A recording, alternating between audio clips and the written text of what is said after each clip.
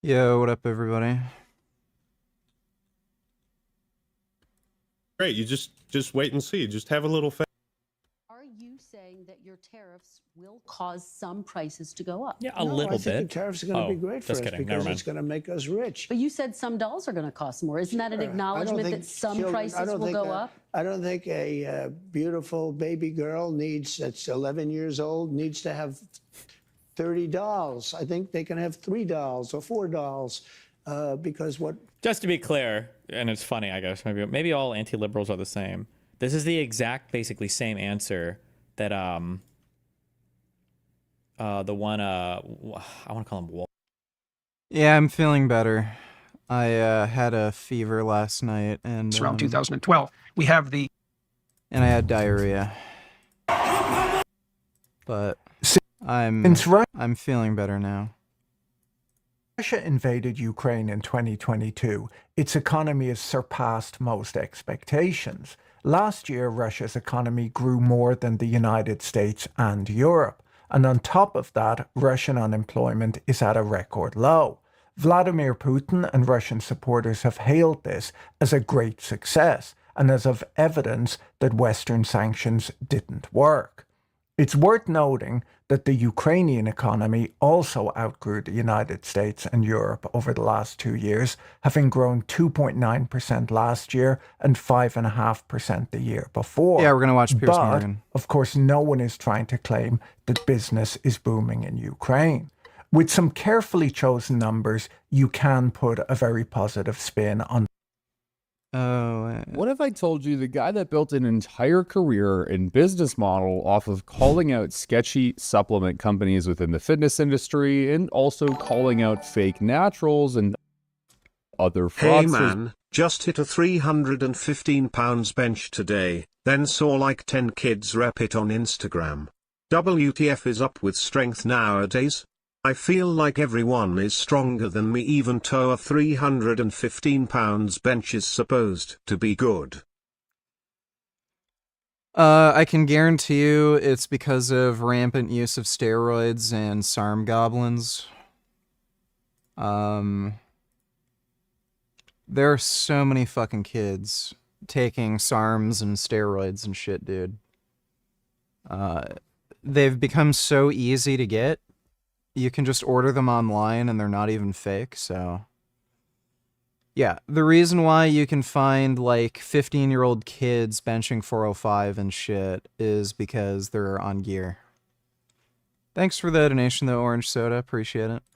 Within the fitness industry is also a massive fraudster himself. This man might have actually been selling fake testosterone for years now, and he's completely dead silent to this day. I'm talking about Derek More Plates, More Dates, and Greg Doucette, the screaming childlike, well, in height at least, man, is also exposing this individual. Let's break it down because there's a lot to cover. And you would be asking, Colton, testosterone? What are you talking about? Testosterone, what is testosterone? It's really not George, your video about curing depression had a lot of well thought out points. Well, thanks, dude.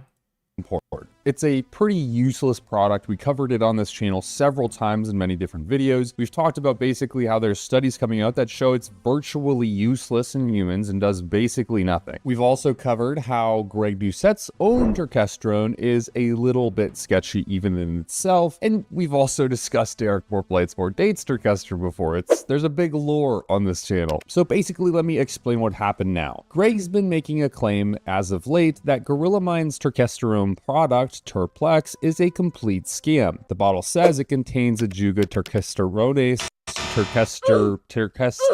turkestanistra. I think that's how you say it. Ajuga turkestanica. Basically the real plant that actually has or produces testosterone. But third-party testing from Greg Doucette and a different company called Nootropics Depot, a very awesome company, may I add, they have some amazing products, is showing that there's none of it in the product at all. In fact, there's not even just none of it, but there's mostly just sugar in the product. Worse yet, the plant used isn't even from Uzbekistan, which is where the actual testosterone grows. This is honestly needless information, but just so you understand, Derek has been using a Chinese knockoff of testosterone, which inevitably doesn't even have testosterone in it, or at least the Ajuga turkestanisha. I don't know. Ajuga turkistanica. Even though there are some in there, it's at such a low level, we don't even know what plant are in these products at this point because it's not matching either of the major compounds that you can detect. It's not from Uzbekistan, and therefore it's not turkestanica. In the same way that bananas can't grow in the North Pole, it's too cold, you can't grow Ajuga turkestanica in China. But basically, what's happened here? I don't know if that's necessarily true. What is Uzbekistan like?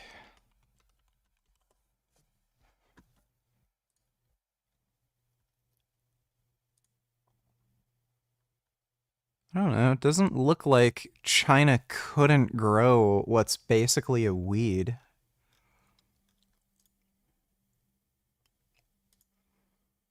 Just looks like a...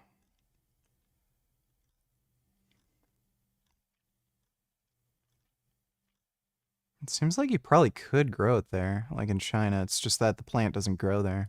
Here is even confirmed by the company that manufactures the product for Derek. There's nothing in it. There's no actual turkesterone in it, and they've had to take away the claims that there is turkesterone in their product. Even on the website, this is true. Rather than pulling their products off the market, they've decided to relabel it. After all, previously it said 10% turkesterone. And so they relabeled it, and they say, we make no claims of turkesterone. None whatsoever. And so when I right-click on Turkplex and look at the URL image, it literally says turkesterone. So Derek, the guy who exposed the Liver King and exposed other people for lying about their products, or talked about how unefficacious some other products in the fitness industry are, and then leveraging that to make his own efficacious products, turns out to not be so efficacious. He's been peddling bunk supplements for years, fellas. And Greg didn't just run his mouth about this stuff. He brought the entire he brought the graph, bro. He brought the graph. He tested basically the Turkplex and the Ectoplex, which is their other product. And by the way, this is essentially through testing the same product. There are two different products on his website claiming to do two different things. It's actually the same thing in the capsule. We ran a chromatograph on all the ectosteroids possible. And so you know how Girl of Mine sells Turkplex and Ectiplex? They're two different products. They're the same. They're identical, like identical twins. There's no difference. And so if you purchase Yeah, stoicism's goated. Ectiplex or Turkplex, you're actually buying the same thing that's been labeled something different to make more money. As you can see, on the top, we have Ectiplex. On the bottom, Turkplex. The exact same fingerprint. And what do you know? Greg is basically exposing him for having a fake supplement company whilst having the same products himself. But hey, it is what it is. Supplements, I've talked about this before, they're probably on like in tiers of things you need to be worried about in fitness. Supplements are all the way. Like take the fucking pyramid and here's like your well-being mentally. Below that is your nutrition. I'd say below that's your sleep. Everything all the way down, like all the way under the fucking bedrock is where supplements are, okay? They're probably the least important thing for you to be considering. So when we're talking about this stuff, it's like, in my mind, it's kind of funny because people have spent almost multi-millions of dollars on these products that have never been shown in humans to do anything and actually now have human clinical research to show they do nothing. So it's just funny to me. I don't know. Why are they doing this? To make money, obviously. To make money is very clear. And Greg's test McLarens do not pay for themselves. Results show that basically Derek's product had no turkesterone. It was it's pejoratively sugar, and it didn't even have any real traceable amounts of the Ajuga turkesterone. So there's that. But what Greg was able to show is that his brand, HTLT Turk Max, did test with over 8% turkesterone, more than the 5% label claim. So Greg showing up with the receipts and telling it like it is. Now, there's something really interesting because Derek, of course, got his own testing a while back. And ever since he did this to prove his righteousness, he hasn't said a single word, not a YouTube video, not an Instagram post, not snarky comments on any videos talking about this matter, just crickets. And if Derek had a real defense about this matter, it would be very, I mean, I would, at least if it was my business, be able to very well defend it because I'd have a stack of evidence supporting that this is real product, right? If it was my business. But more schizo legal shit. Destiny goes through latest motion from Pxie's lawyers and rips it apart for nearly 2 hours like a Sigma 518 and 30 seconds.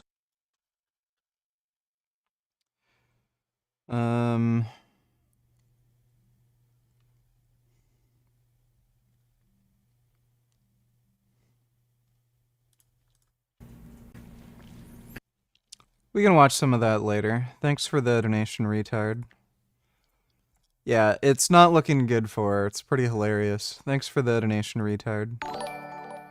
Dodo donated $3. Let me see. The state of Oklahoma is literally rewriting history. Beginning next school year, high school students across the state will be required to identify discrepancies in the 2020 election as part of their official social studies curriculum. And this will So they're being indoctrinated. Yeah, it's literally just ideological indoctrination. show you the man who is getting the credit. Oklahoma's Republican superintendent, Ryan Walters is his name. Walters has this guy's a fucking cunt. Managed to, well, insert thoroughly debunked, we'll call them Trump-era election conspiracy theories into public education standards. This is what you will do in public schools in Oklahoma. New curriculum instructs students to examine things like sudden halts in ballot counting, batch dumps, bellwether county trends, all of which have been exhaustively fact-checked and shown to have innocent, routine explanations. Yeah, that is insane that that is allowed to happen. Thanks for the donation, Dodo. Who do you think would win in a fight between Genetic Beast and Blaha? I'd probably go with Genetic Beast. Blaha's in really bad health, just in general.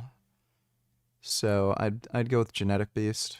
But this is all Derek has been able to generate was the gorilla mind testing that was done. Would you take peptides instead of steroids if you were going to take something? Depends on what effect I want to get.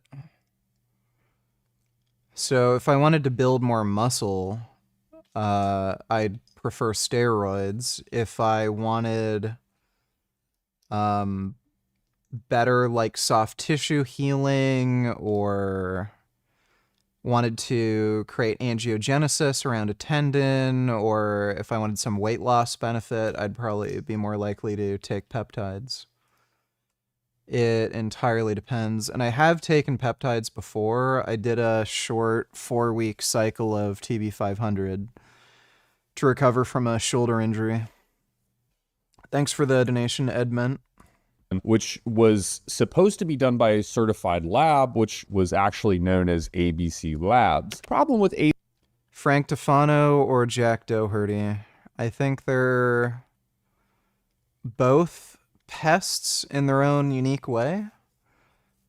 Jack Doherty is more of a public nuisance, I'd say.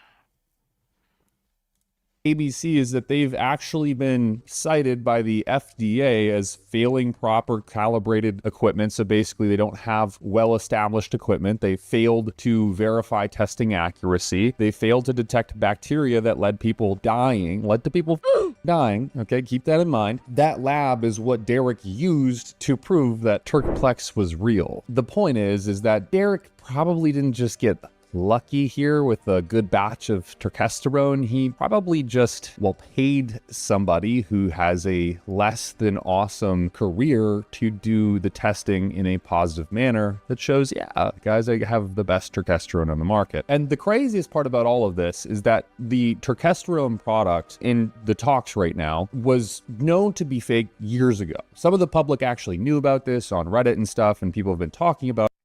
Well, what's funny too is Derek's been selling this turkesterone product, and you can see the reviews on the website and shit. Oh man, I built so much more muscle, this and that. So he's not selling turkesterone, people are reporting to have benefits, and then Greg is basing the efficacy of his own product on user testimonials, which is what Derek was doing. But for some reason, Greg is saying, oh yeah, my Turk builder works because people say it works, but people have been saying Derek's supplement works. Like, this is all just clearly placebo effect. It's so stupid. About it, but this is... Would you rather win the lottery in your life or remain married to Jasmine? Win the lottery, obviously. Did you not smell your tofu turned rancid? Well, I didn't smell it, I felt it. It was very slimy. What blows my mind is that Derek actually talked to Greg and asked Greg not to talk about the fake turkesterone publicly. Told him to keep quiet. He even told Jeff Nippard to keep quiet regarding the fake turkesterone because Jeff Nippard was in on it. Why doesn't Derek and Gorilla Mind prove what's in theirs? Did they respond? No. Do they have this? No. Oh my God, we've been exposed. They make these changes. No response to Coach Greg. No mention of me. Let's hope it dies down the way Derek did this almost 3 years ago. Remember that, Derek? Remember that phone call? Oh, but Coach Greg's a snake old salesman. Oh, Greg, don't tell them about it. Let's keep it a secret. I'll call Jeff Nippard and I'll tell him. Don't make a video about this. Don't say anything. I'm friends. No one will want to take me down. And so when I responded, Derek, I'm going to post a video. I can't lie to my audience. What did you then do? You posted a video 2 hours before mine. What did you ask me? Oh, the question was, would you rather never win the lottery or remain married to Jasmine?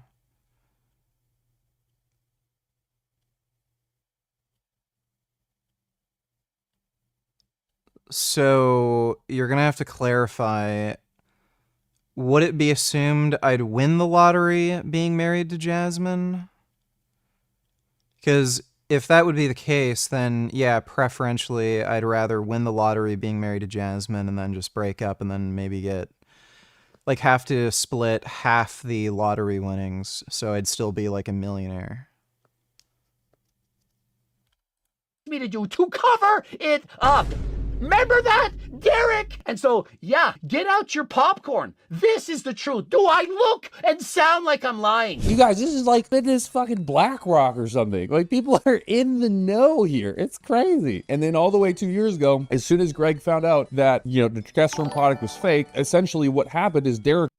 You know, if this is where public education is headed, maybe it's best that conservatives are trying to shut it down after all. Yeah, maybe. If literally every child is gonna get indoctrinated into the Trump cult. Thanks for the donation, Dodo. Could 100 Frank Tufanos beat a gorilla? No, I think the gorilla would win.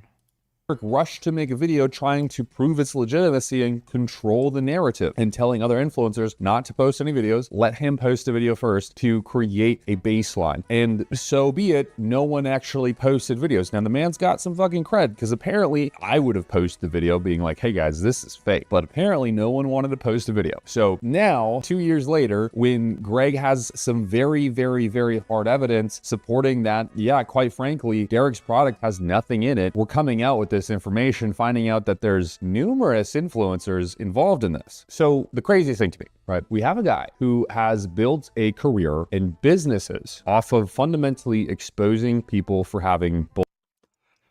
Dude, who would have thought that Derek More Plates, More Dates would have been a bigger scammer than Greg? That's hilarious. bullshit supplements, exposing people for being fake naturals, i.e. the Liver King, SARMs, scams, selective androgen receptor modulators, TRT grifters, people claiming they're natural, but they're definitely on the Sazul, and a lot more. And I think it's really messed up. He allegedly has been selling a fake product, allegedly. And I think that's fucking disgusting because we see this happen so much, and you would hope the guy that you've probably watched hundreds of hours of content from that has gained virality to a degree where he's been able to go on Joe Rogan multiple times, what we could assume to be trustworthy. But let's be real, that's not the fucking case, okay? You shouldn't even trust me. I could be lying right now. I'm not selling you any supplements, but if I was, I probably wouldn't buy them, right? There's just too much bullshit in this fucking world. You gotta be careful, okay? You gotta watch your own back, and sometimes the best thing to do is to turn this puppy, the screen, flat down on its face and walk outside and touch some grass, okay? That's just the reality of what we're working with here. Essentially, Derek has been selling what is likely or allegedly to be a fake product for over a year. Glad you enjoyed the last video. Appreciate it, Legend. And maybe longer, and getting millions of dollars off of this product while making several videos about it, marketing it, and pushing advertisements about it, saying that it is the real deal, the Ajuga Terkesterones, whatever, and it's not. So that's definitely illegal. There's allegedly some big stuff happening. We'll see what happens. I'm really interested. If you're interested, follow me for more. Subscribe down below, like, comment. It will.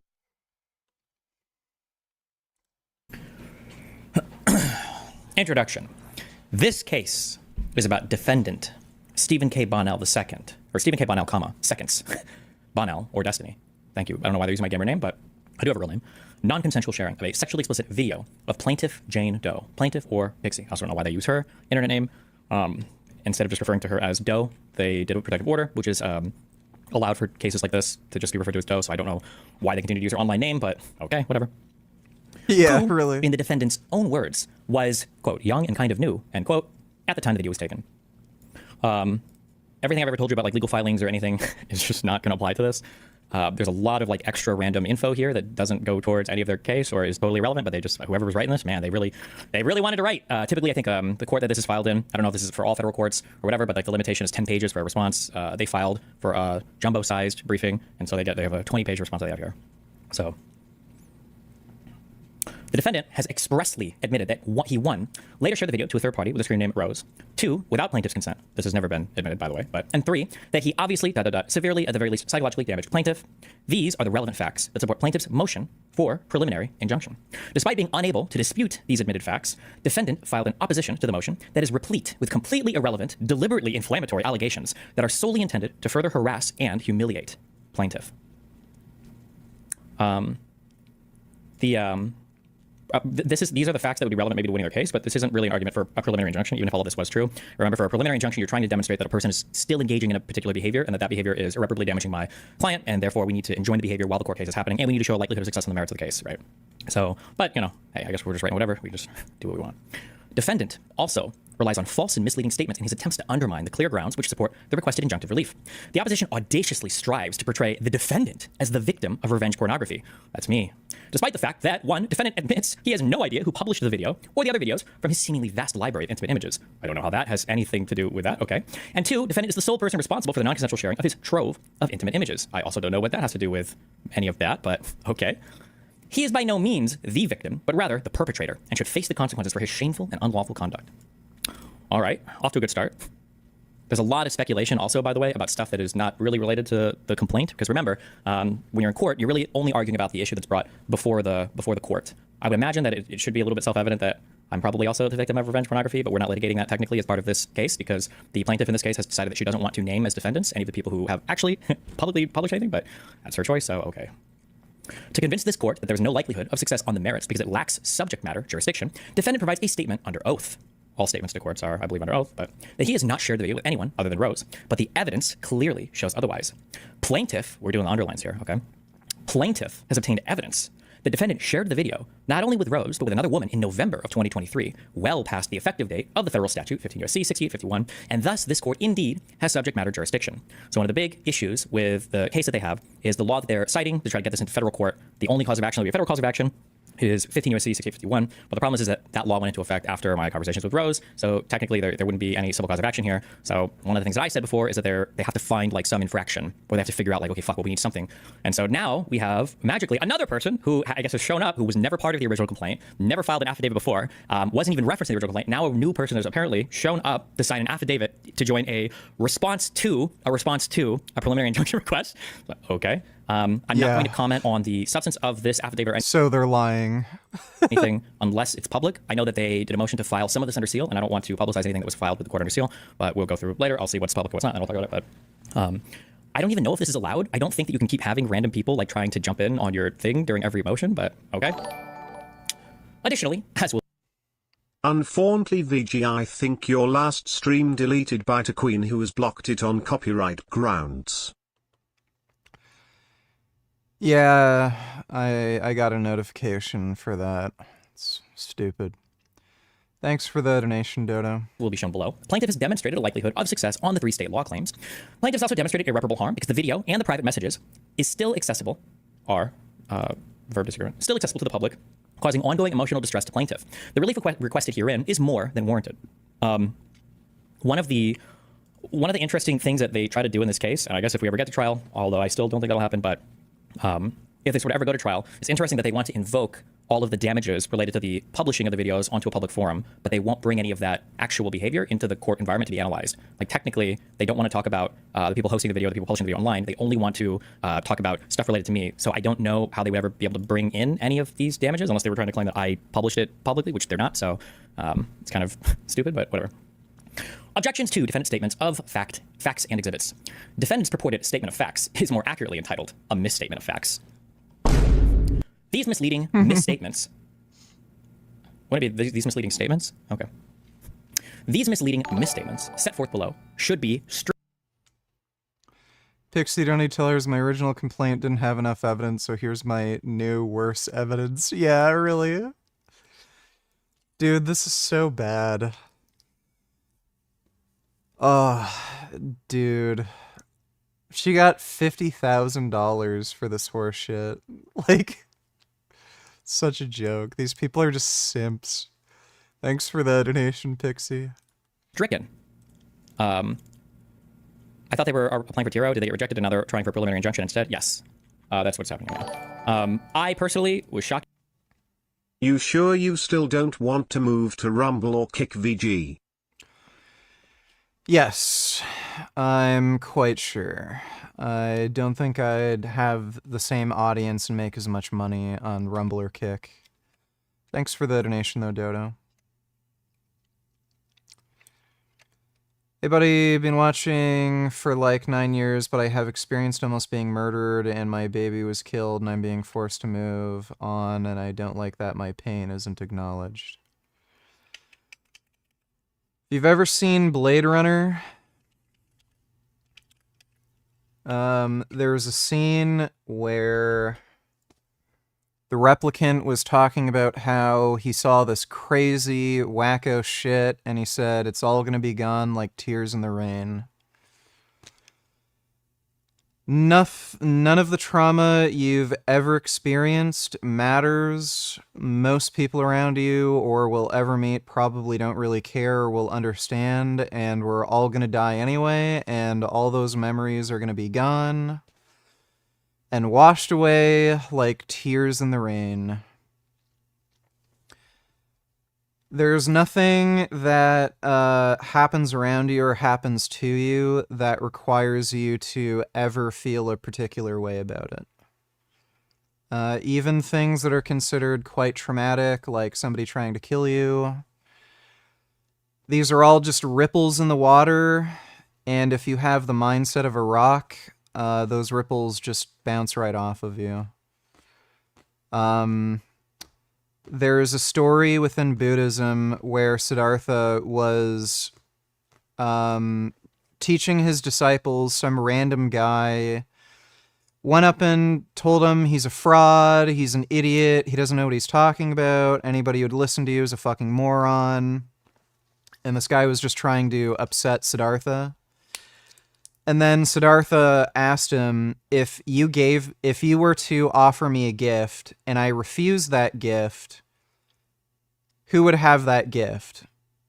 And he said, well, I would still have the gift because you didn't accept it. And he said, well, that's the same way anger works. You're trying to make me feel anger and you're trying to say all these things to upset me, but I'm just refusing to accept your anger.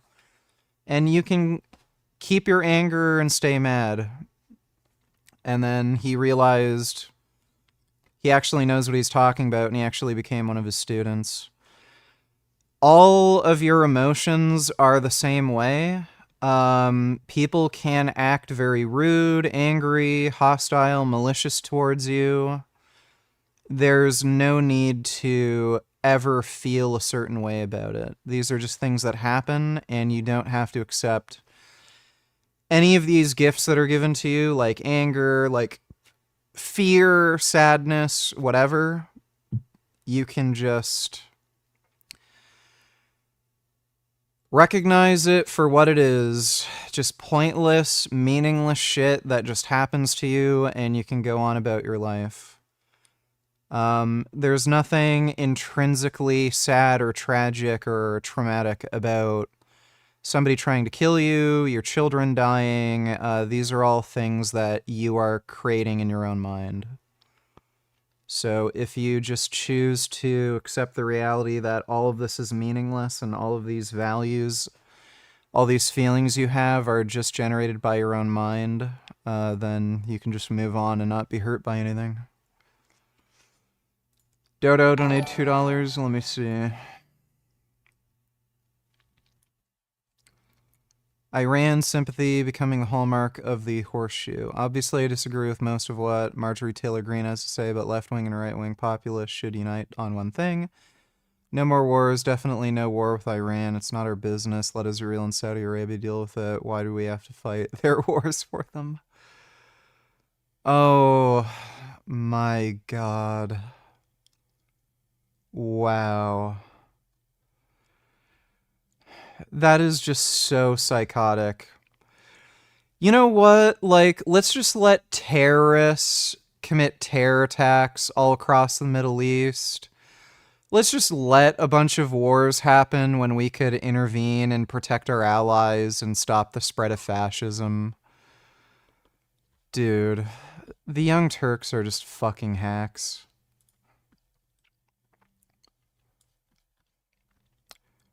Guess the country, extra points for the city. UK, Birmingham? London, UK. The Gherkin is the give. Okay. I knew this was the UK.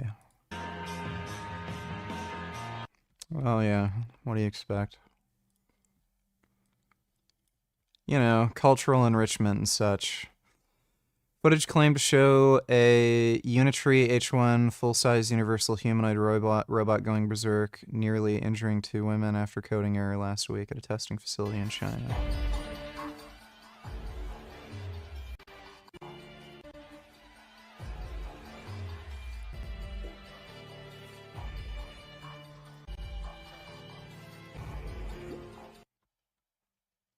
That wasn't that serious.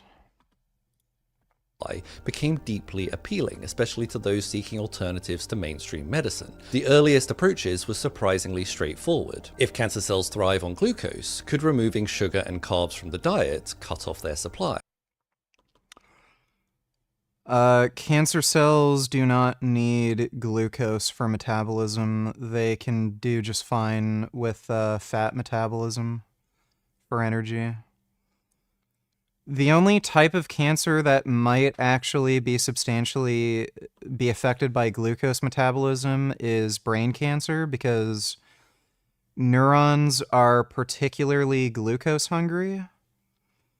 But reducing your glucose intake and eating like a ketogenic diet and keeping your blood sugar low, it doesn't really do anything to stop these cancers. They're very metabolically flexible.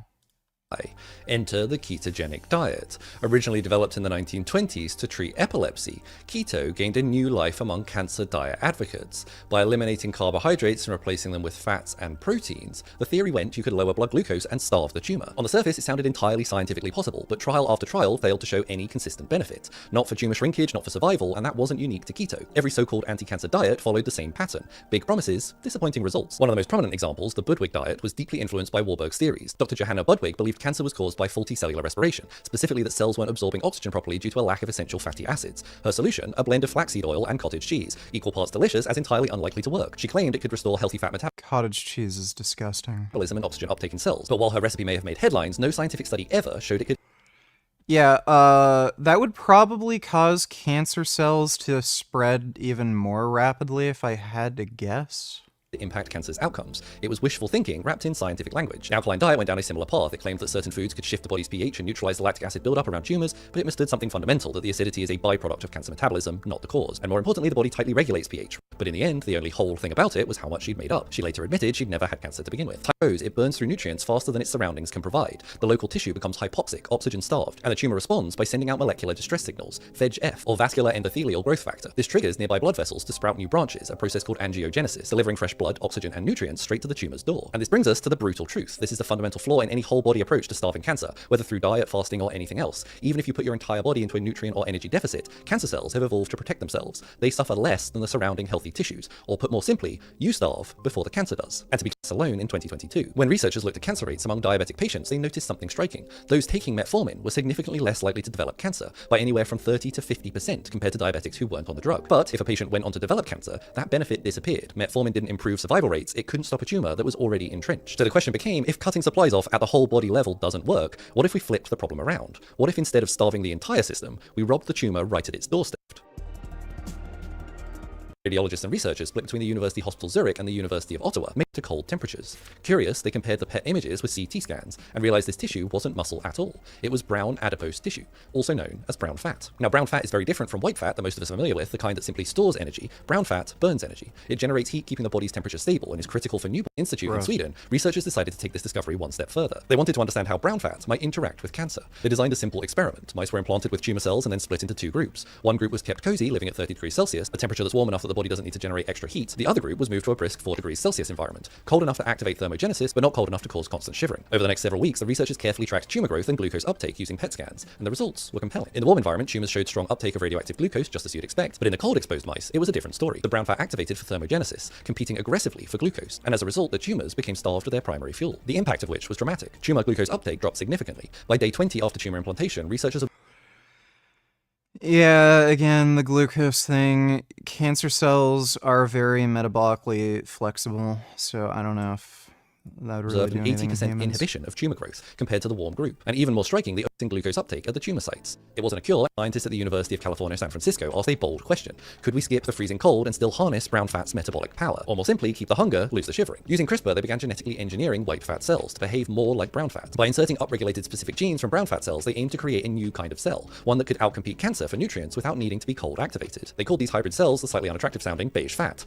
Cancer cells remained. Meanwhile, the beige fat cells were thriving. Worried this was an error, they repeated the trial again and again and got the same outcome, shrunk by more than 50%. And they weren't just beating one type of cancer, they outcompeted aggressive cell lines from breast, pancreatic, colon, and prostate cancer. No chemotherapy, no radiation, simply by being better by the myriad of enhanced buttocks that we've seen parading around the earth. Not a topic I thought I'd cover in this video. Most importantly, fat plays nicely with the immune system. We know this from decades of cosmetic surgery. Cells engineered. Alright, well that's interesting.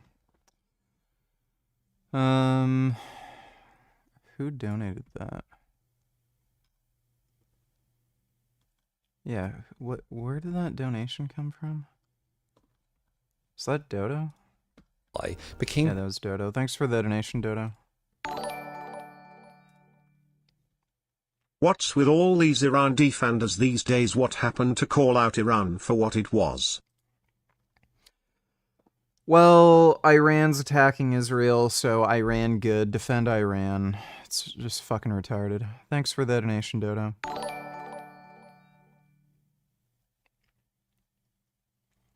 Dodo donated $2. Brian Johnson is way too soft on criticizing stupid, unhealthy behavior and trends. This whole video was like that, but this was the worst part. You can watch the whole vid if you want. Shot or a drip? Let's see. Okay, I'll take a look. Thanks for the donation, Dodo. iDubbbz justifies Ethan having CPS called on him in new video, says it's his fault lol. Also, where do you think this video was taken?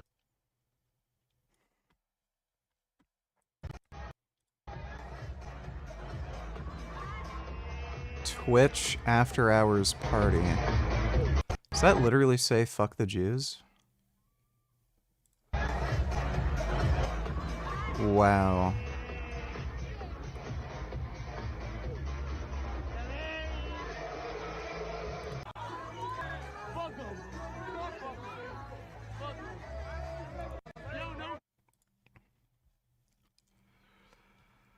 I don't know where that was, but that sounds about right for Twitch. Wow. Thanks for the donation, retard. And yeah, iDubbbz is crashing out hard. Guy's an absolute fucking dumbass. Dodo Nutillers, have you played Oblivion a lot? If so, did you like it? Yeah, I played the OG version. I did like it. I played it a lot. I never finished the game. I just got caught up with all the side quests. But thanks for the donation, Dodo. Okay, so this is the first time we saw any kind of, in all the routines we've been looking at, someone doing something, either measurement. If he's getting a blood draw, that'd be very positive.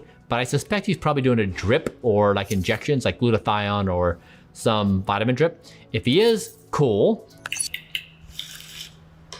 Be a little careful, like spinach is great. You just want to be mindful to not have it too much. So let's see, eggs, avocado, berries, seeds. Are those cookies? And then he's got coffee. Pretty solid. All right. Yeah, eggs are bad for you. So I'd say what a retard. The workout thing was probably the highlight for me. That's a really cool device and you can get a lot done in your apartment. A lot of people will say that they can't do a given thing because of, name your excuse. And so I think there's a lot of power in doing something even when it's hard or you have to find a... Yeah, I think he doesn't want to be judgmental and shit and scare away clientele, but that's cucked as fuck, dude. When I saw this, I'm a little bit irritated that I've wasted so much money on lawyers. I didn't know we could just file paperwork and say, can you please strike all of these things from the record? But apparently, I guess you can't. My university lecturer said that the Ayatollahs are merely spiritual leaders, perfectly innocent. They're only enriching uranium because they want nuclear energy. I was dumbfounded. They literally have a nuclear weapons program. Like, yeah, I don't think you'll find, intellectual juggernauts in university if you're hearing shit like that. That has to be like some anti-Israel bias shit. Like, my god, that's so stupid. Thanks for the donation, nipple clamps. Jalen, donate $2. You like Batman Arkham games? Yeah, they were good. Arkham Knight was definitely the best one. Just because you had the Batmobile, it's easier to get through the city, combat was improved. Arkham City, the story got pretty stupid. Like, his girlfriend Talia died. And rather than trying to save his girlfriend Talia and shit, or carrying her body out, he's mournful that the Joker died. Like, I hate how they keep... The character of Batman is just fundamentally stupid. And they keep trying to make him seem like this extremely noble person by, mourning the death of his enemies and shit. But, I mean... He didn't do anything after his girlfriend Talia died. The Joker killed his girlfriend. And then the Joker dies by killing himself, and then he's, like, sad about that, but not over his girlfriend dying. It was psychotic and retarded. So for the most part, I'd say the story was better in Arkham City until the ending. The ending was outrageously stupid. But the gameplay was much better in Arkham Knight. And if we consider the ending of that game, the story made a lot more sense. But it wasn't as interesting in general. Thanks for the donation, though, Jalen. Retard donated $2. There are many things people have noted from Harvard's Presidential Task Force on Combating Anti-Semitism and Anti-Israel Bias report, but in my view, this is probably the most pertinent conclusion of the task force to highlight. Harvard did not just fail to combat anti-Semitism, they apparently straight up attempted to mainstream anti-Semitism and anti-Israel bias. To be clear, Harvard doing this doesn't surprise me in the slightest. Harvard's task force willing to acknowledge this as a key finding in informal writing does not surprise me, though. Perhaps most troublingly apparent attempts to mainstream anti-Semitism and anti-Israel bias. Yeah. What do you expect? Universities are just cancerous fountains of Marxist retardation. So yeah. Thanks for the donation though, retard. Or maybe, I don't know, maybe you can. Maybe that'll be my next filing. I'll just ask for everything to be stricken from the record, please.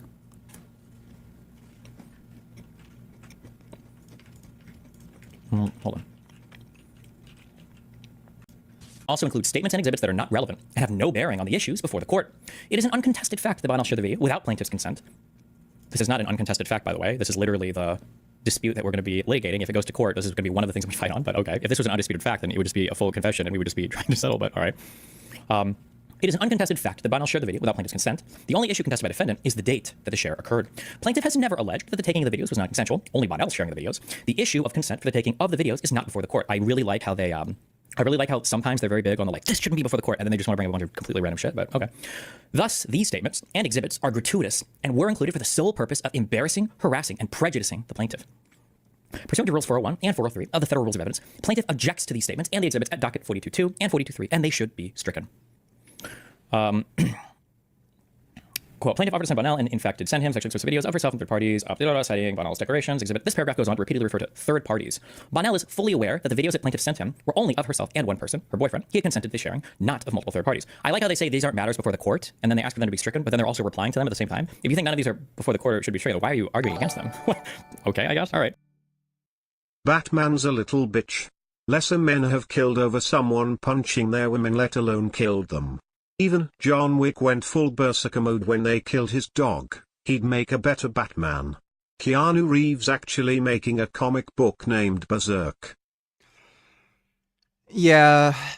I'd say the superhero that I most ideologically align with would be the Punisher.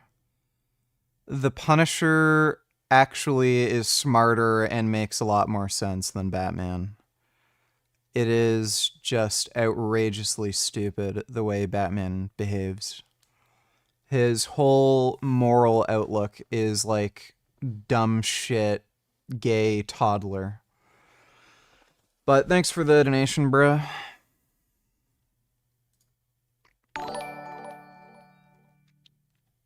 I just don't understand why so many people consider Batman the great set of all superheroes. Well, it's because they're dumb. I think they like the idea that Batman has such like an incredible intellect that he can defeat any foe just with his mind, pretty much. So, like, that's cool about him, but like that's also true of the Punisher. The Punisher is ridiculously, outrageously smart like Batman, and he defeats most of his villains by just outsmarting them. So that's not really a unique, aspect of Batman. I guess like his villains might be smarter than Punisher's villains that he typically faces, but that's not really a unique kind of plot point within, you know, the Batman storyline. Like, Punisher also uses his superior intellect to his advantage to defeat his enemies.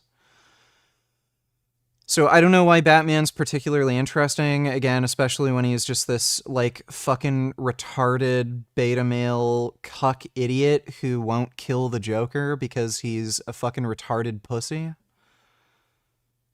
Like, I'd rather the Joker live and have him kill millions of people than kill him and save millions of people. Yeah, that makes a lot of sense.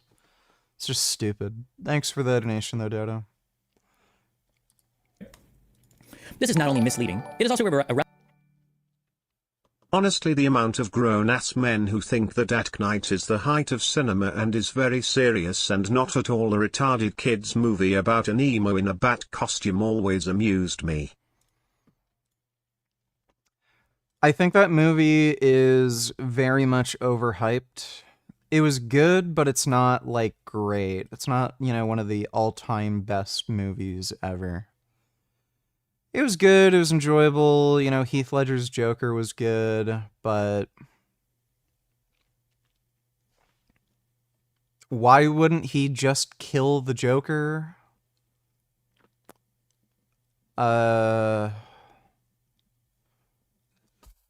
Literally could have just killed the Joker, and then problem solved. So, yeah, it was really stupid. Thanks for the donation, Nipple Clamps.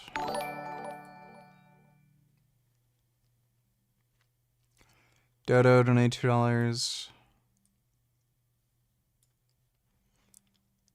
Ukraine cannot guarantee the safety of world leaders in Moscow on May 9th and will not take any responsibility for their security, Ukrainian president. That's a good one.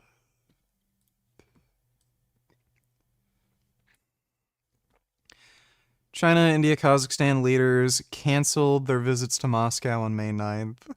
They will probably join Victory Parade via Skype following what Vladimir suggests. Get fucked. Get fucked. You know what else? Skype is permanently shutting down tomorrow. Can you watch this if you know already? Just watch 14 to end. Let me see. This video has been sponsored and approved. Dude, that's actually fucking hilarious.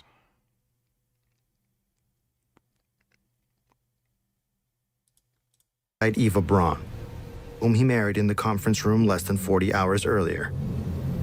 Heinz Linge, Hitler's valet, was the first to discover the scene. While looking for Hitler, he smelt gunpowder in the damp air outside his living quarters. However, he could not enter the room due to the door being locked. He immediately called for Bormann, and the two men kicked open the door and laid eyes upon the aftermath. Both bodies were taken to the Führerbunker's emergency exit, which led to the Reich Chancellery Garden above the bunker. Resources were so scarce that SS guards hastily buried Hitler's body in a shell crater and siphoned gasoline from abandoned cars nearby to burn the remains. Once the fire had died down, the leftovers were buried with mud and dirt to conceal them entirely. In the hours that followed, several high-ranking Nazi officials in the bunker also refused to surrender. This includes Joseph Goebbels, the Minister of Propaganda. That's not exactly what happened. They did burn his remains, but they took his remains and buried them in some unknown location. Oh, hey, Todd Lee's streaming. All right. So, what was the question? Cluster set. So, this is what I did. I wish I recorded it, but I didn't bring a tripod to the gym. So, it's 4 sets, 3 deep breaths is 10 seconds. 4 reps, then 3 deep breaths, then 4 reps, then 3 deep breaths, then 4 reps, then 3 deep breaths, then 4 reps. And I'm not really taking the tension off. So I did it on a squat machine. It's kind of like a true squat. I've done it on hack squat, and that was kind of hurting my knees. I did on reverse banded hack squat. It was hurting my knees. I've been doing on the belt squat, and that's been hurting my knees. But today, I really like the leg extension, if I do single leg extension on certain leg extensions, it doesn't hurt my knees. And what I'm doing is myo match reps, which is like I'll get 20 for the first set. And then like let's say the second set, I get 15. I will take 10 deep breaths and then try to get 5 more reps to get 20. If let's say I only get 11 reps on the second set, then I'll take 5 deep breaths. Dodo Donate told us, how old were you when you moved out of your parents' place? I think it was like 23, 24. If you had to pick a regular job, what would you do?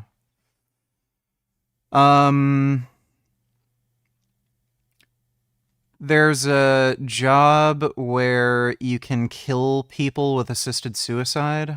I think you need a nursing degree for that, but they usually pay really well because most people don't want to do that. So if I had to have a regular job, it would be one of those nurses that does the assisted suicide and gives people lethal injections just because it's super easy and really high paying. Thanks for the donation, Dodo. Good God, if that's the case, then Bugs Bunny would be a better superhero than Batman. Bugs Bunny could probably have defeated Thanos in Infinity War way better than the Avengers could ever have. Yeah, Bugs Bunny actually would have been a better superhero than Batman. Bugs Bunny's killed people, I'm sure. It's actually funny when you think of it, because Bugs Bunny is basically like Batman, only like more funny. And he kills people, so he's actually literally a better superhero. Thanks for the donation, Dodo. Oh my God, where are you?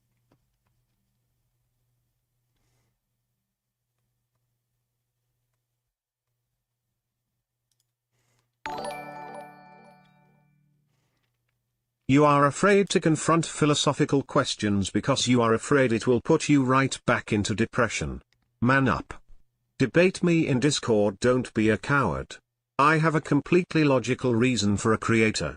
Debate me or give me your allegiance. I am not going to do that.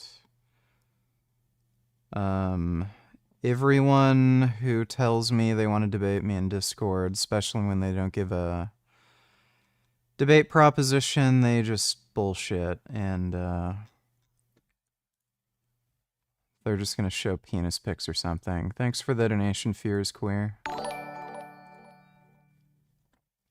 Someone in chat asked a good question. What's Fat Jasmine's last name after the divorce, since it can't be Gaines anymore? And by Gaines I mean Gaines Weight. First name Fat. So it's Fat Jasmine Gaines Weight, full name. When are you serving the divorce paper? Well, Jasmine kept her maiden name. She never changed her name, so it's still what it was before. But divorce should happen soon. We'll see. Thanks for the donation, 21st. Dodo Donatillers, thought you wanted to work on an offshore oil rig.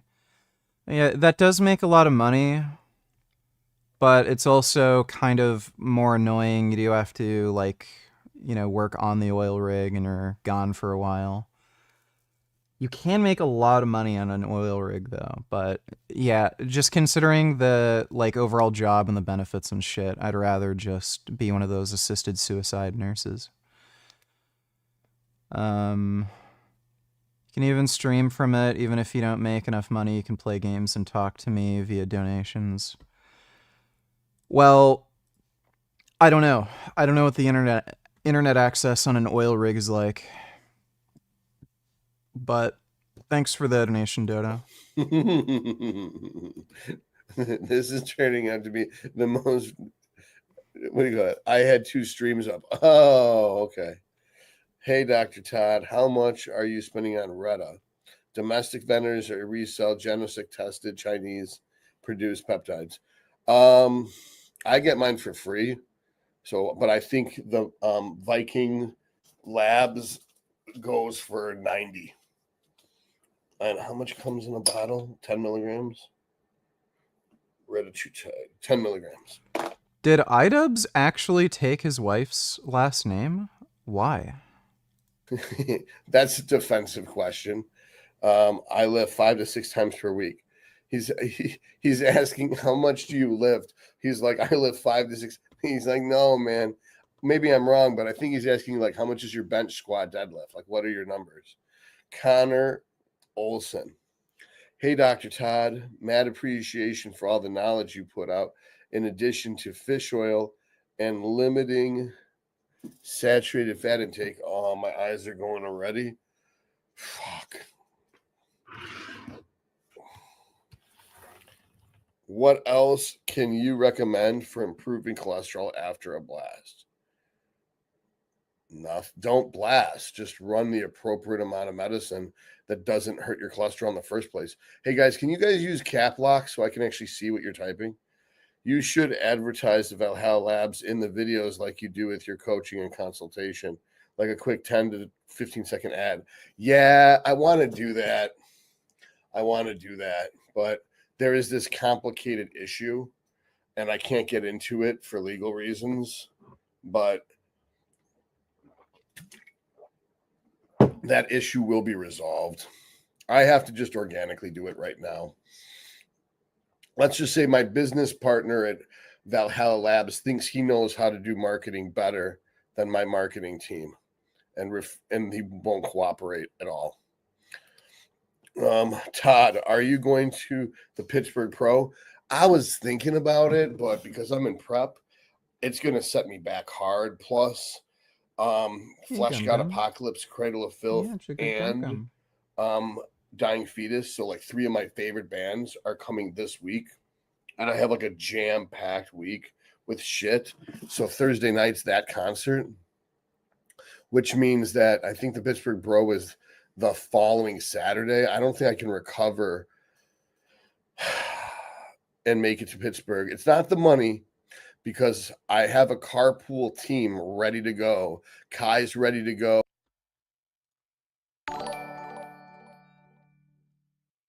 Do you think Jasmine's fatty eating habits shed off onto you? Did that help you get nice and bloated? Since she always begged you to order greasy Chinese. Probably gutter oil tofu. She loved that shit. You were lean before and after the relationship. No, we didn't really ever eat the same things. It's only if we like ate out or something. I was also lean during the relationship, so no. Thanks for the donation though, 21st. What's your take on speciesism? Just saw this TikTok where a woman fake slaps her dog and people are freaking out in the comments about animal cruelty. But I bet 90% of these same folks have no problem with pigs, cows, and chickens getting killed for food. Well, it's the same as like, you know, racism, slavery, like people justified enslaving black people for like dumbass reasons. It's just some like weird emotional connection people have to certain animals, and they never really think through it. So, you know, it's just dumbasses who never really think about, you know, their actions and shit. Thanks for the donation though, Curious Cat. 11 myostatin inhibition study is dubious and very limited, not conclusive. Yeah, dude. This isn't new shit. It was useless shit 15 years ago. There's no reason to think that it isn't useless shit now. That I think Steve just makes those videos because you people will click on them. Not because there's anything to it. SARMs are all garbage. Yeah, exactly. Doc, what are your thoughts on post-finasteride syndrome? Also, does Cialis...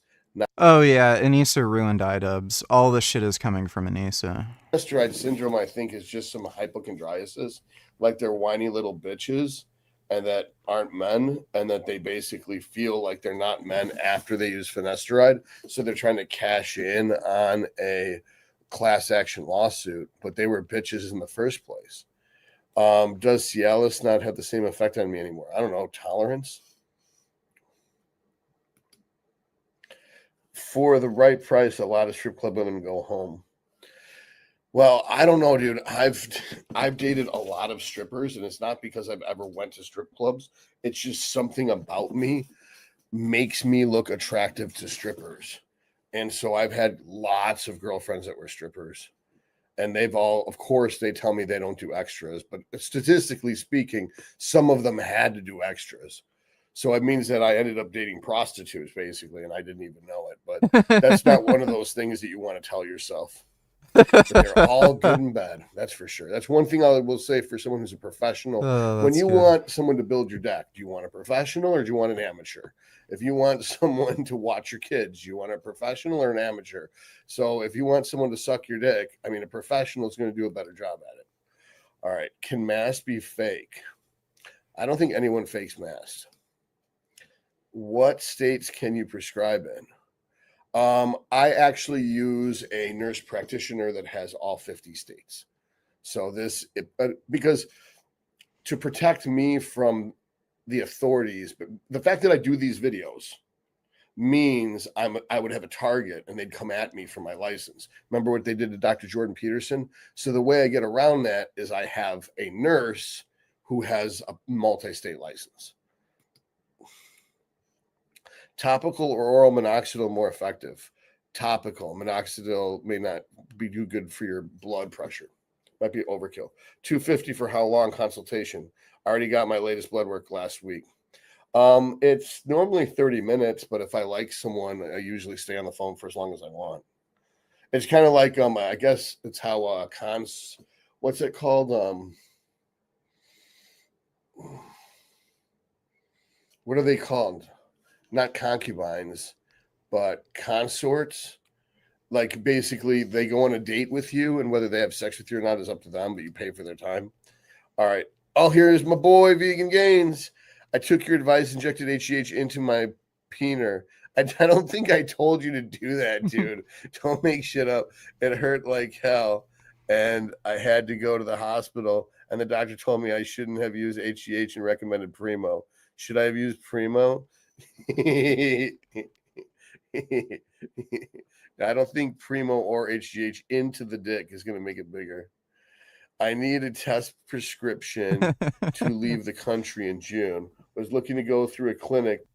All right. Heel Mars Piker tried to deny this weird anti-Semitic guy was a fan of his and it hurt his fees. Well, yeah. Again, so I was not I was a Hasanabi fan when I met Hasanabi, okay?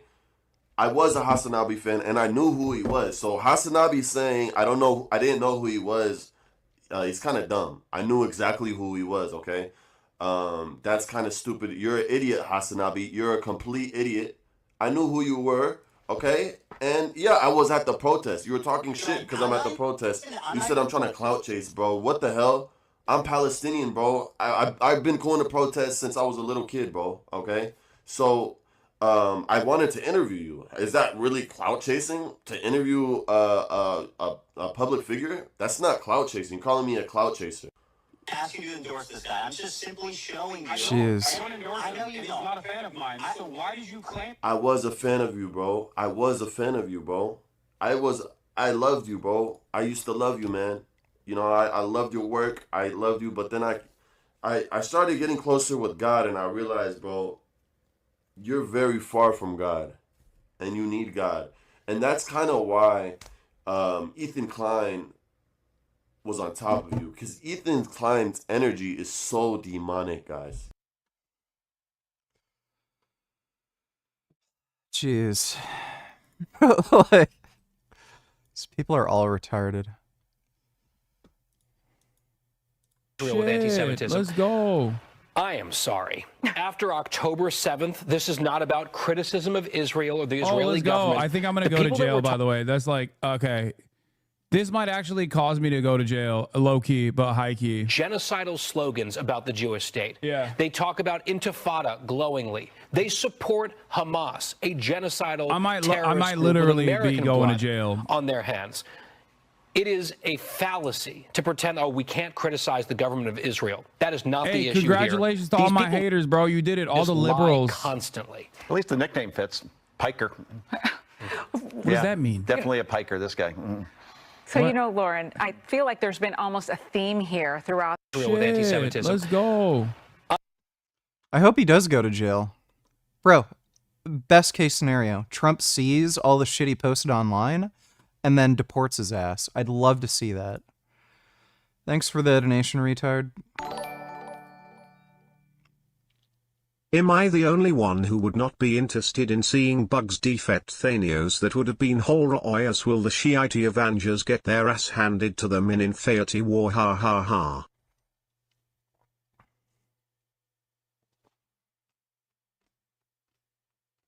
Yeah, I'd like to see Bugs Bunny defeat Thanos. That'd be cool. He could probably do it too. Thanks for the donation, Dodo. Wow, Hassan Piker is not even loyal to his own fans. What a piece of shit. Yeah, it's funny. Even, like, retarded Palestinian jackasses don't like him. It's great. I really hope to fuck because he's getting more mainstream attention. Trump ends up seeing it and deports his ass back to Turkey. That'd just be perfect. Thanks for the donation, Dodo. Oh, how I wish Hassan would go to jail for real. Yeah.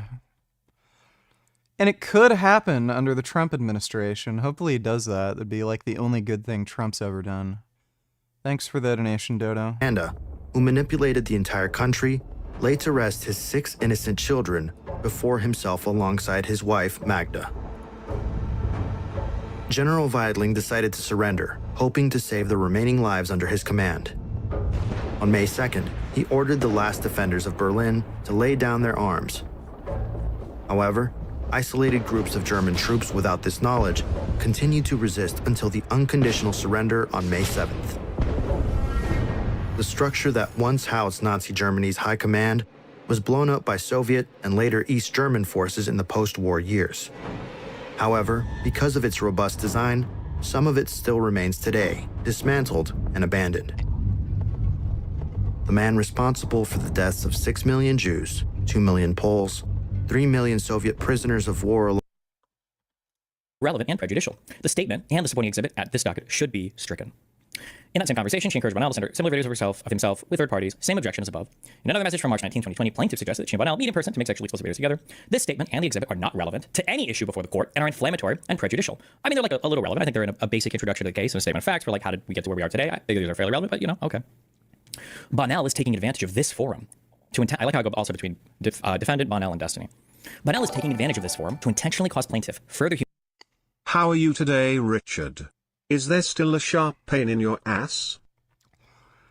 No, it went away. I had a lot of diarrhea last night, and I was having chills, fever. I woke up pretty drained, but I went out and got some vegan Chinese food. Munched on it, I feel a little better. Took an extra day off training today, but I'm gonna go back at it tomorrow. Thanks for the donation, Rape. Humiliation by publishing her private sexual information. Indeed, sanctions on defendant and his counsel, and they're going after my lawyer, and his counsel are warranted. These private messages were never intended to be made public, as Bonnell is well aware. At the very least, the statement and docket 42.3 should be stricken since they serve no legitimate purpose in these proceedings. Despite claiming that at least 15 potential witnesses contacted her, purporting to have evidence of Bonnell shared the video with them, plaintiff provided only one declaration from a person named Hannah Daniels Brooke purporting to state as much. This statement is simply false. Plaintiff has never claimed that 15 people told her that Bonnell shared the video with them. The motion supporting exhibit states, in or around the end of January 2025, approximately 50 women reached out to plaintiff to tell her that they received sexually explicit images from Bonnell of other women without the other women's consent. If that's true, then why is this even included then? This has nothing to do with the complaint. It has nothing to do with Pixie. They're literally just like throwing random shit. Then why is this even a part of it? Like, can I just add in like random, like 25 people approached me and said blah blah blah? Like, it's not relevant to anything. But you know, we do like to throw random shit in, but base, okay. There are multiple other misstatements and distortions of the facts in defendant's opposition and in his declaration. These will be addressed directly in the arguments below and in plaintiff's declaration in support of this reply. Exhibit 1 here too. Argument 1. Plaintiff is entitled to injunctive relief. Plaintiff's claims have a likelihood of success on the merits, so this is what you have to show in order for a preliminary injunction to be granted. Although plaintiff only needs to show a likelihood of success on the merits of one of her 4 claims in order to prevail, plaintiff has and can show a likelihood of success on all 4 claims. Always, you're going to argue everything, of course. 1. The court has subject matter jurisdiction, and thus the Carty claim is likely to succeed. Defendant's sole argument for lack of success of the Carty claim is that he shared the video with Rose prior to the October 1st, 2022 effective date of the statute, and thus there is no subject matter jurisdiction. This argument fails outright because defendant shared the video with another woman with the screen name Abby MC in November of 2023, after the statute's effective date. See Exhibit 2 here 2, declaration of Abby MC. Thus, the court has subject matter jurisdiction, and plaintiff has demonstrated a likelihood of success on the merits of the Carty claim. So there's an important one because this would bring the alleged stuff into range of the statute. Is this declaration public? Can somebody link this? Is this like a public filing, or is this one filed under seal?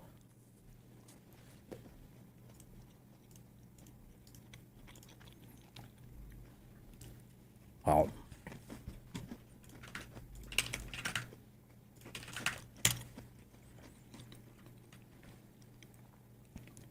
why do they keep filing stuff under a protective order? Why do they keep filing as does and then revealing information about themselves? I don't understand why people keep doing this. Okay. Seems like she has extraordinarily incompetent lawyers. Like, they're almost as bad as Frank Tufano. Their declaration: I'm over the age of 18 and competent to provide testimony under oath. This is my screen name, is Audi MC. Some people might know who this is. I'll just say, yeah. I have personal knowledge of the matter. 21st, donate $2 can react to this. Vascular conditions is after. No, thanks for the donation, 21st. Herein, and if called to testify at the trial of this matter, I could competently testify as to the facts contained in the affidavit. I first connected with defendant Steve Bonnell on Instagram in early March 2023, came followers in Discord and other social media platforms. On September 3rd, I went to Miami, hung out, did stuff. I don't know if I should say anything about that, but whatever. Hold on. Study said, why would the new party affect this lawsuit? Wouldn't she be the one to have to sue you in a new lawsuit like if I steal some? Well, because she's providing an affidavit to try to show that the original claim in this lawsuit happened within the date range. The problem is that they're trying to sue me in federal court because they're saying that an action that I did was illegal under a law that only came into effect, I think, like a year or so or whatever after the alleged action. And the issue is that if that is the case, then that federal cause of action wouldn't apply. And because they cited 1 federal cause of action and 3 state causes of action, if the federal cause of action is dismissed because the court lacks subject matter jurisdiction, because there would be no federal claims, just the 3 state claims, then the whole case basically gets ejected. So 21st, donate $2. Breaking of Tufano Yez new shorts. Go. Oh, damn. Gotta take a look at that. Thanks for the donation, 21st.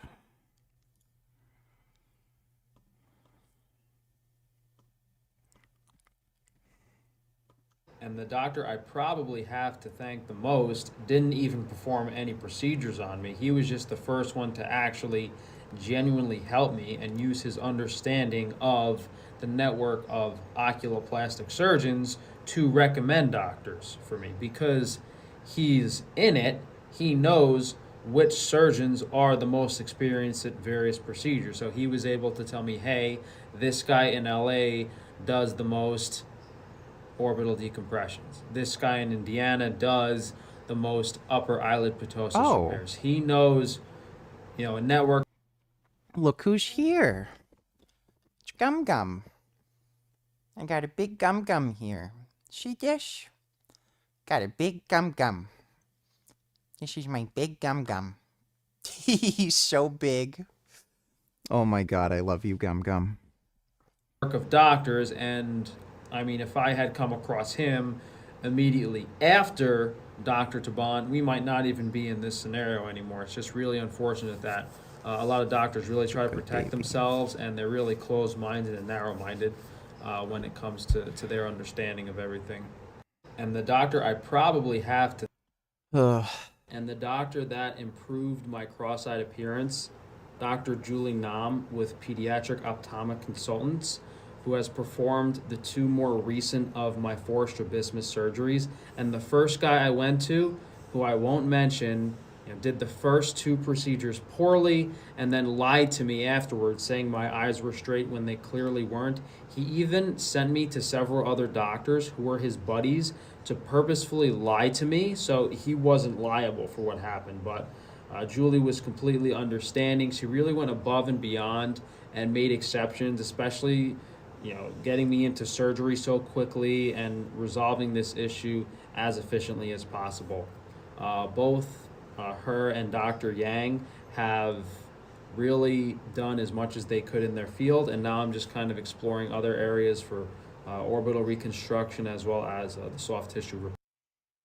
My eyes are still really messed up and I have bad vision, but not nearly as horrific as it was about a year ago. And one doctor I have to thank is Dr. Yang in New York, who has an amazing understanding of filler injections in the various pockets of the face. Like when I went to Dr. Taban for filler, he took a needle and jammed it in random parts of my eye. The whole appointment took maybe 3 minutes flat. With Dr. Yang, it was an hour and a half of surgical precision, which makes Dr. Taban's practice look like preschool. It's really crazy. And he's actually cheaper. He's more affordable than Dr. Taban, and I can't say enough about Dr. Yang and his understanding of filler. There is no one else I would go to that I know, and he was the only person that was able to even put filler around my eye area to improve the appearance. Frank is an actual retard, dude. So a lot of you guys are probably seeing influencers and shills telling you to stockpile your goods, and this is just fear-mongering that we've seen over and over again, from COVID to the egg price nonsense, because this is the reality. The economy crashed pretty hard, and people are going to try to save money. I think we've already seen that one. Frank's fucking stupid. What was the name of that loser that faked being a military badass you made a video of? Whatever happened to him anyhow? Oh, you mean Jason Blaha?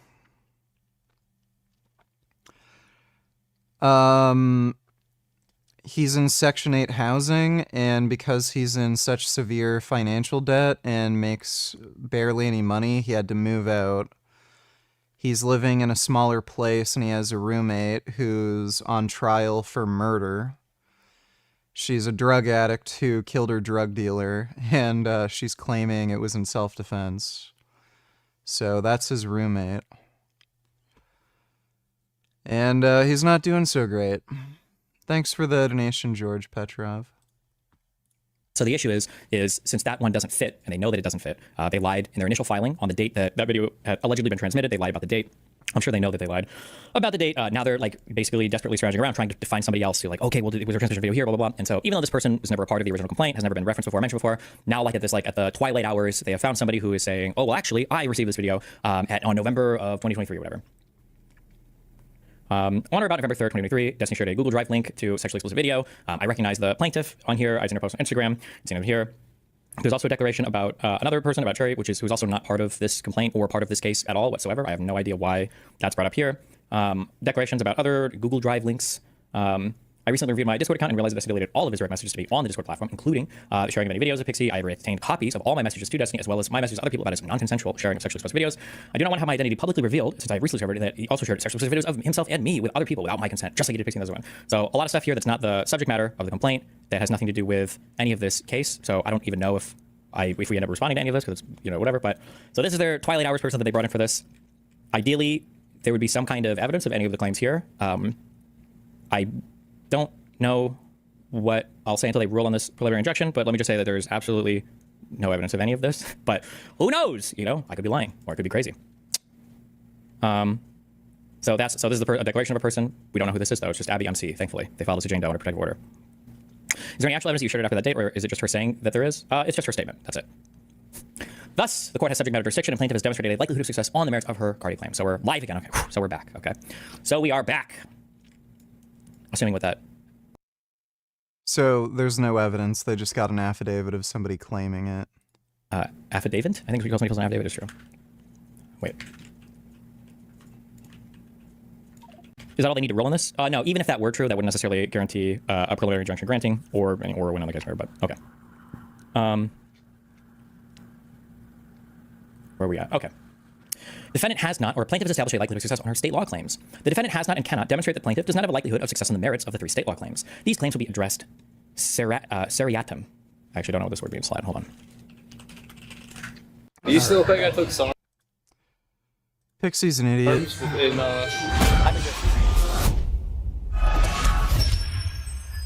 I still think you took MK677. This is the one. This is the one I think. Well, when I was in high school? Like grade 12 or something. Yeah, when I was a senior, I get like 190. Got like my heaviest. Yeah, that's so.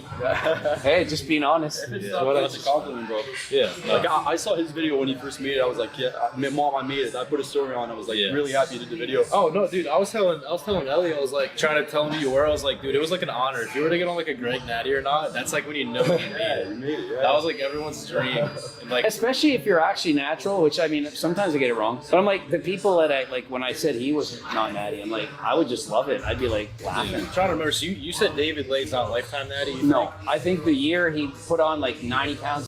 David Lade's not lifetime natty, like guaranteed. All of his friends were taking SARMs and shit. Suddenly made like huge increases on his lifts. Yeah, he's not lifetime natty. On his bench, and he was deadlifting like 7 plates aside. I was like, yeah, no.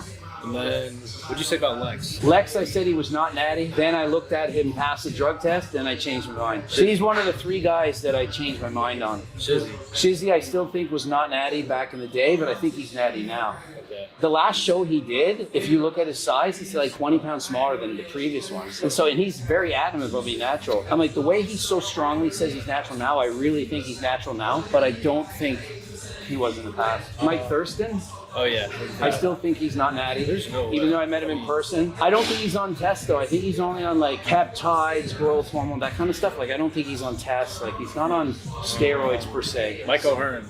Oh my God. I think he's on test, trend, everything. Like some guys I'm like, yeah, he's probably just on like some like, you know, HRT. Yeah. I think he's on everything. A lot of people now are questioning. He previews his horrible new song for Sneeko where he chants Hitler ye Jesus and says he fell in love with Nitrous.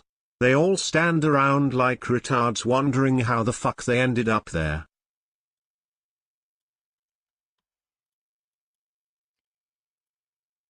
Oh my god.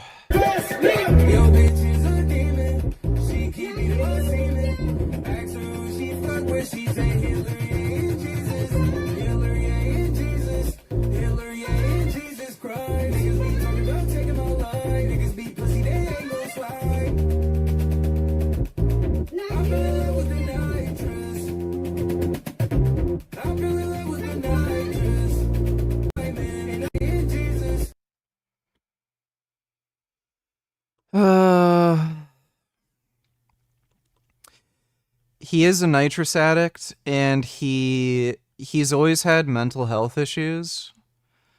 I think he said some doctor diagnosed him with schizophrenia at one point, and then he got re-diagnosed as bipolar disorder.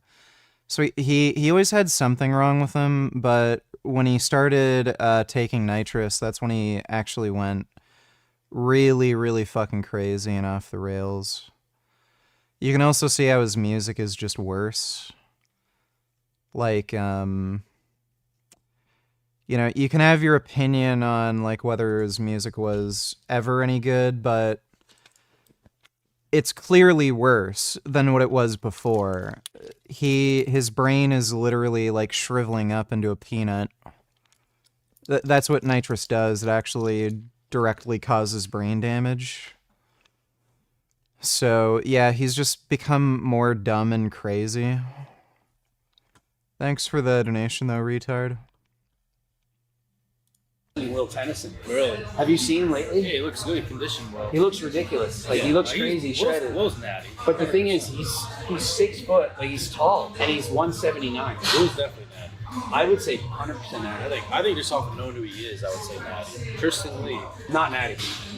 Yeah, I've gone through different phases. Natural, not. So what I think is he started natural, then I think he hopped on, then I think he went natural again, then he hopped on again. His last transformation, he put on 36 pounds in like 8 weeks. Oh, what? It was absolutely, like, he weighed like 137, and then he was 175 in weeks, like, you know, like whatever months. Now, obviously, it's not all muscle, but like 20 of it was muscle. Like still, though, regardless, it's still insane. Yeah, like when you've been training for 5 Yeah, Tristan Lee he's definitely doing something. 5 years, you don't suddenly put on like 10 pounds of muscle out of nowhere. So on mine, you just thought it was MK in high school? Mm. Okay.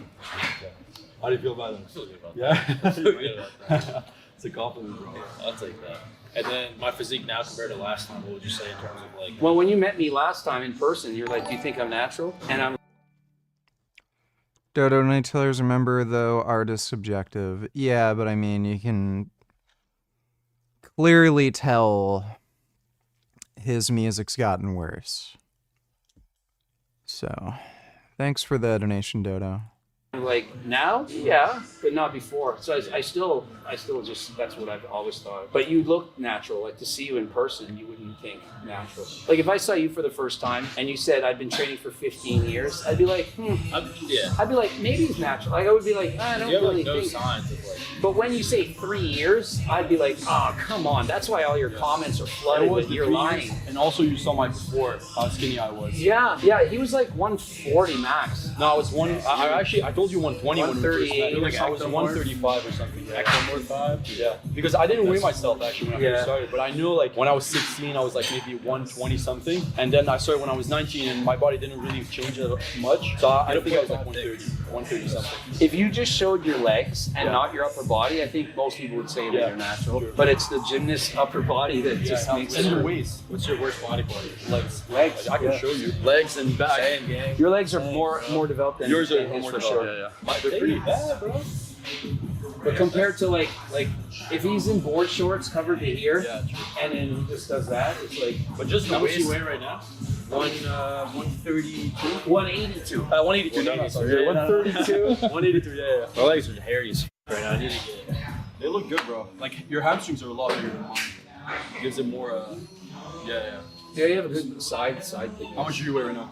185. Okay, yeah. Yeah, and you're probably at 9%, under 9, I'd say. I would say, yeah. Because like you did the side chest feathering, you have the feathering there. It's pretty lean. Do you plan on competing? Probably not.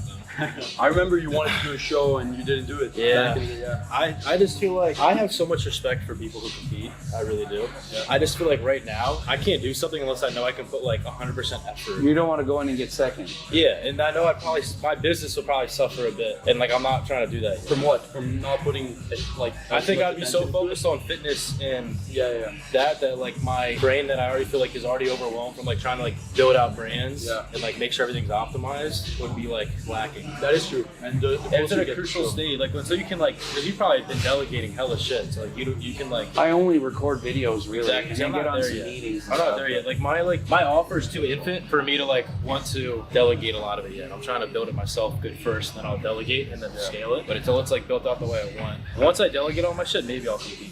If you're able to leverage competing as part of your brand, it would make sense to do it. But for you, it's not really what you do. You're not like Samsung. Like competing probably wouldn't help you at this point. If I did it too, I'd probably just come out of nowhere like 3 weeks before a show and just be like, "Yo, I'm competing." I wouldn't make it a whole like. I would just probably get pretty conditioned just as is, and then get like a coach for like 3 weeks to just dial me in, and then just out of nowhere. MDE Mentz donated $2.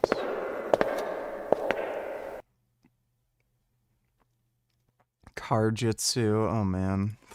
Did you see the spaceship go to the Katy Perry spaceship? Okay, we can take a look at that. Thanks for the donation, dude. You've seen slap fighting.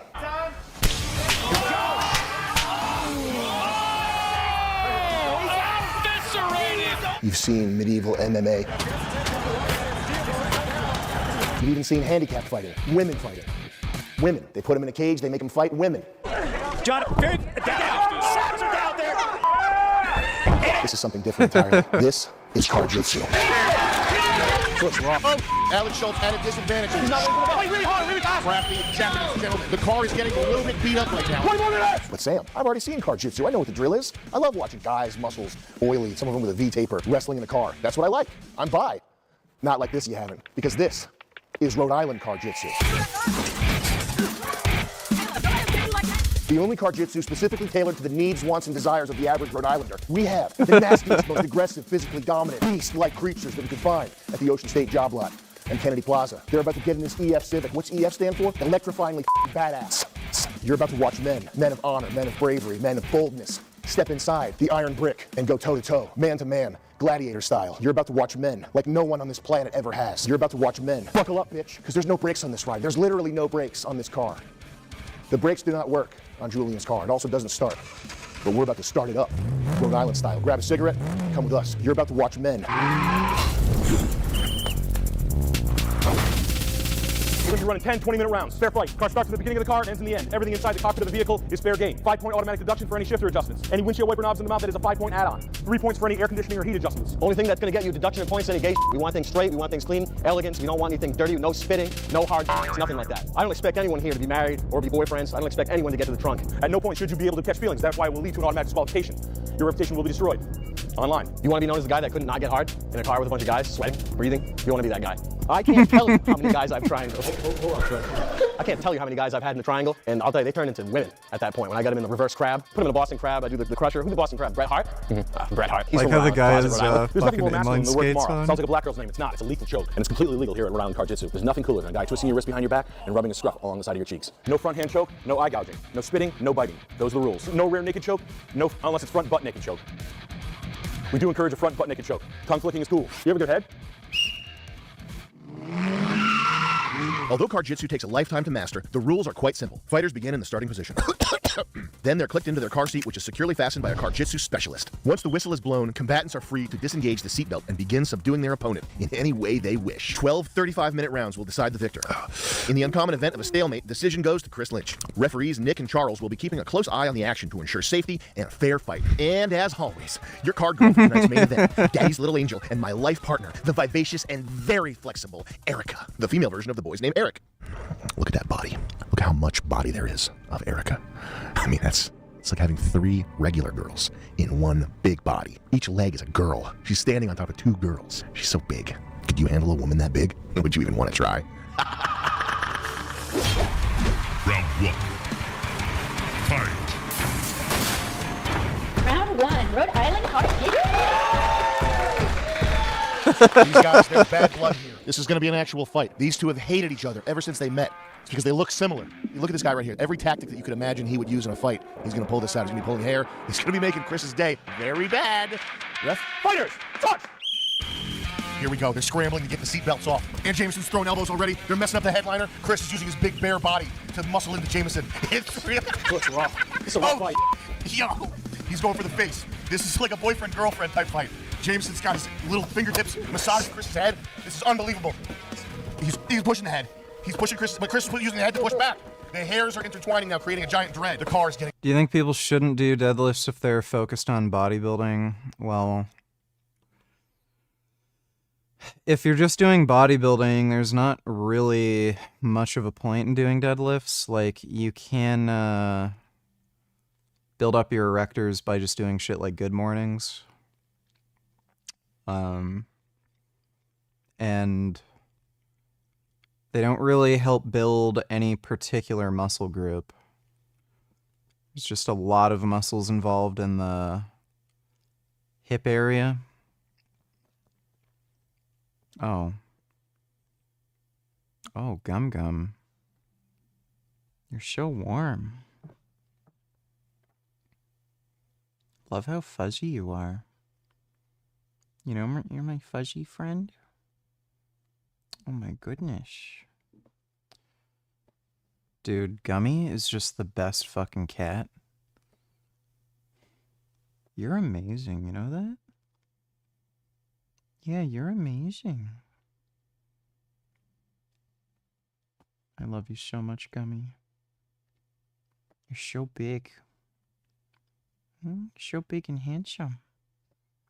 Love my kitty. You're so good. Getting up by these 2 animals right here. Animal from the Muppet Babies and the Human Bear Man. Oh my God, this is brutal. Neither of them know jujitsu. We're going for a hug. We're going for a big old hug, and it's coming back to me. Uh-oh. We're still grabbing these heads and moving the hair around. This is jujitsu at its highest level, ladies and gentlemen.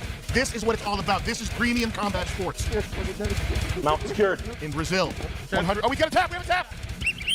Submission due to suffocation, Nick. Unbelievable. And the shoe comes off. And the shoe comes off victory. This is a car accident. The shoe came off. Chris, you won that one decisively. Give us a comment. Let us know what you think. Jameson, he came fast. The hair was an issue, but I think the body weight thing was a factor, and it is what it is. Body weight played into your strategy. Yes, it did. All right, Jameson, you lost that one, but you fought like a champion. Any comments? I can't wait until I get another chance with this guy. Next time, I'm gonna put him upside down in the car seat. You're gonna put him in that car seat and hand him a baby bottle. I'm gonna put him upside down. I'm gonna teach him. Right is gonna be a hammer. We have from the streets, Christ Dillinger. From the construction site, Eric Hayden. These two guys, they mean it. They've been training for hours. This is gonna be a big one, folks. Fighters, clean fight, 12 20-minute rounds. Fighters ready? Talk! Here they go, seatbelts off. Eric's out first. He's already shoving Christ Dillinger over. He's hugging him. Neither of these men know jiu-jitsu, but they're about to learn. Look at Christ is using the seatbelt to wrap around Eric's neck like a weapon, but we've got the arm going back. That's crazy. Arm behind the back. He's getting his head out the car. Eric does not want this man in the car with him, folks. Eric's looking for some type of leverage here, some type of advantage. And we've got the leg over. We've got the left leg over the body of Christ Dillinger. Clean His mount. left hand's grabbing the wrist. The mount is clean. That's a clean mount. Ref, are we safe right here? We're safe. Ref? Clean mount, all legal. Legal tender. I'm told by the ref this is clean and safe. Gentlemen, you're good to keep working. There is race play involved. This is black versus white. Eric Hayden looking like he just ate a big bowl of beans. No, he's getting the can. Look out for cans. Clean tender, legal tender.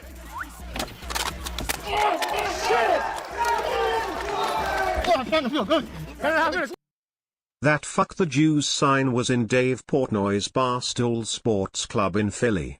Also nigger lady is closing in on $700,000. I'm assuming Dave Portnoy is not appreciative of that because he's a Jew. Emergency press conference time. So I'm getting ready to go to the Bet Gala. And all of a sudden my phone, the last hour or two, my phone's fucking blowing up. Our bar in Philadelphia, Barstool Sampson Street, usually a great fucking bar. You know, bottle service, people buy drinks. You get a sign. There was a sign yesterday that said, fuck the Jews. I've been shaking. I've been so fucking mad for the last 2 hours. Like, I instantly got on. This is why the emergency press conference was late, because I was so over the top. It's like, I'm going to fucking make it my life fucking mission to ruin these people. Like, I'm coming to your throat. I'm never ending. And I just sat, and for the last 2 hours, I have been on the trail. Trust me, I've been on the trail. You think I'm going to put up with this shit at my bar? So I've been hunting down waitresses, the table who did it, and everything you can fucking name. Because I want fucking consequences for fucking actions. So I'm not just sitting back like, oh, what are you going to... No, trust me. I have been on it. I believe the two waitresses responsible for the table already fired. I talked to one of them, one of the dumbest fucking humans I've ever talked to in my life. She's at a fucking dance recital. She's like, can I call you back in 20? No fucking honey, you fucking can't. This is your one chance to talk to me. Idiot, total idiot, this girl. I've talked to the guy Mike Wade who's tagged. Guess what? He wasn't even fucking there. I had this kid basically in tears turning state witness to me, rolling on the people who were there.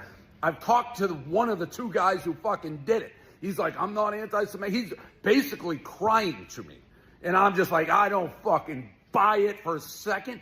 Who the fuck would do that sign in my fucking bar? You think I'm just gonna sit here? I'm gonna make it my fucking mission to put you in lights. My fucking mission. Kid's crying. I just hung up on his ass. I go, I'm giving you 1 fucking hour. 1 fucking hour. 2 kids go to Temple. Tell me, how do I make this fucking right before I go fucking ape shit? You want to take anti-Semitism classes, you want to do whatever, you make it feel right. I don't need your fucking tears. The Mike Wade kid wasn't even fucking there. Wasn't in the bar. We got the footage, he's not even fucking bar. Trust me, they're pulling the footage, they're doing this. I'm 20 steps ahead. I'm using everything. I'm like, I am going to come for your fucking throat unless you give me answers. The 2 girls at the bar, idiots. This one girl, one of the waitresses, I just told her, like, you're the dumbest motherfucker I've ever talked to. 25 years old, going on fucking 2, you fucking dumb fuck. What I'm saying is I'm getting the names. I'm trying to be a little responsible. I'm trying to keep it together, but I'm on it. All right, we'll get on him. And let me see. What are they at? Damn. 649,000. Shit. She may become a millionaire, dude, from calling a kid the N-word. That's hilarious. Fucking based. Well, she did the right thing. If it's 650K right now, dude. It's only been a few days. She's probably gonna become a millionaire. That's fucking awesome. Man, I wish I could call a fucking 9-year-old the N-word and become a millionaire from it. Thanks for the donation, retard. Jalen donated $2. In this death battle, can Master Chief overcome Doomslayer? 1612 battle begins. It's me, Boomstick. Doomslayer would annihilate Master Chief. I can't watch this whole video because copyright. Our avenging angel has triumphed, for he is Doom. Amen. There's a lot going on here, so let's break this down. Yeah, Doomslayer's a better arsenal. He's also way more fucking powerful. He's conquered all of hell, including the Dark Lord himself. Like, he's just fought tougher opponents. He's better equipped. He also has better power-ups and shit. Doomslayer would absolutely win. Going on here is computer pal. Cortana was designed. Arsenals! From weapons to power-ups, both Chief and the Slayer had a ton of stuff they could bring into the battle. Both had means to turn invisible or shield themselves from damage. Both had suits that could withstand extreme heat and intense hits. And both had so many weapons. Technically, Master Chief had a greater variety of weaponry, but when it comes to sheer destructive power, the Slayer had him beat. The Unmaker. Yeah, the Unmaker and the BFG. It's way more powerful than any of Master Chief's weapons. Can match the Spartan laser's light speed without having to worry about charging up, and nothing on Chief's belt can match the raw power of the BFG. Still, Master Chief did use a hardlight shield to survive a point-blank 30-megaton bomb. Then that nuke, the... Well, thanks for the donation, Jalen. Left. There's only 10 minutes left, guys. We gotta work. They're gonna need the AC on here in a second. Put them out. That looked like a stalemate, gentlemen. Did you tap due to exertion? Did he have you in some kind of hold? I love it. Isn't that so much fun? Yeah, I pull love it it. up. We gotta pull it up. Do you think they're just that cool? Is that what you do if you're Bezos or Musk right now? Is that you just prove that space is fake by saying space is real?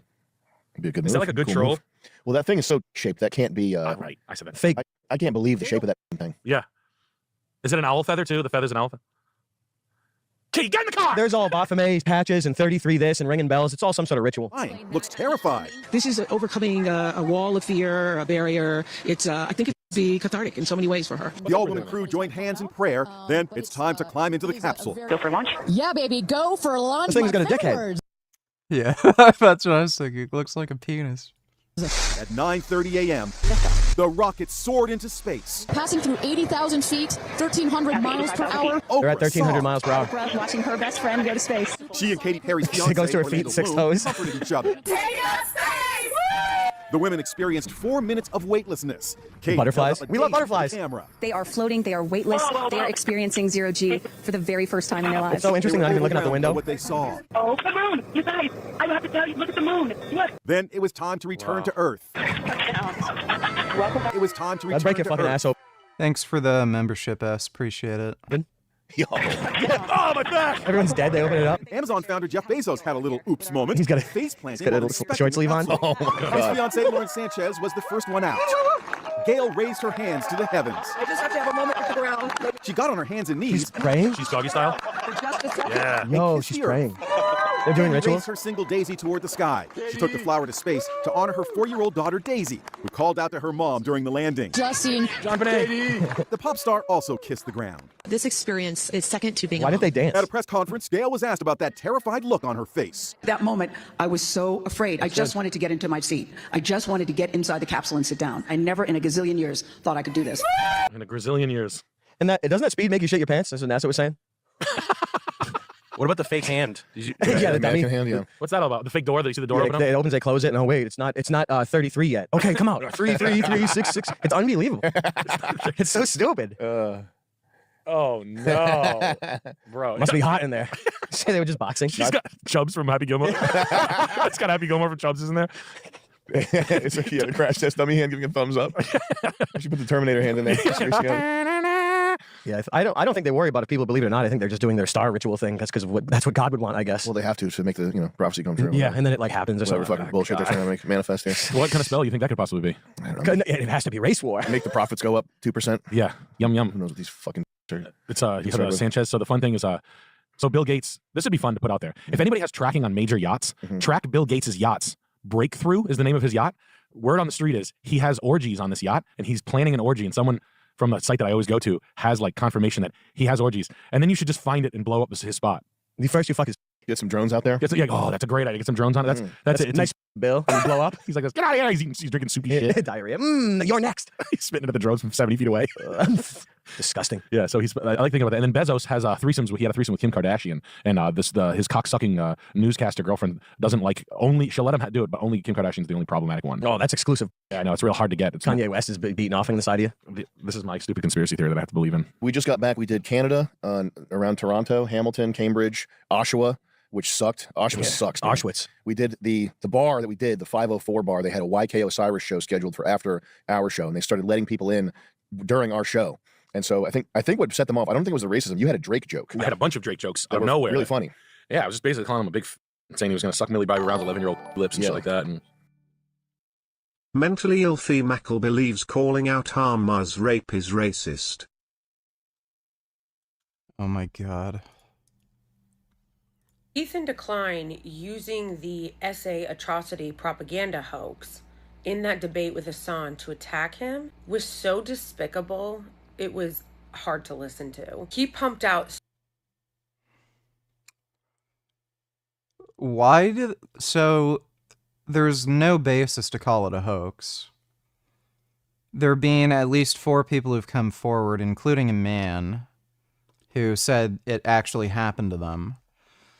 There's also eyewitness testimony. Obviously, there's either zero or a lack of forensic evidence because, the bodies were buried directly after.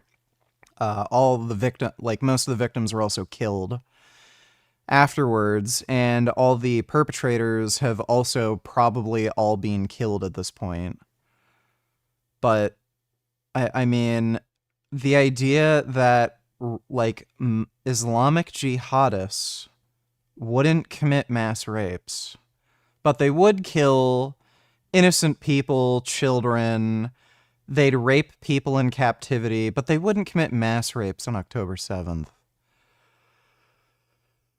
Dude, it's hilarious. It's especially hilarious when you see left-wing progressive women say this shit.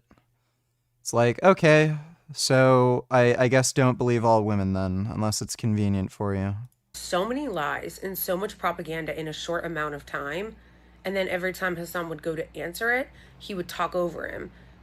No, it was literally the opposite. Ethan was giving evidence and argument, and then Hassan would talk over him and try to filibuster.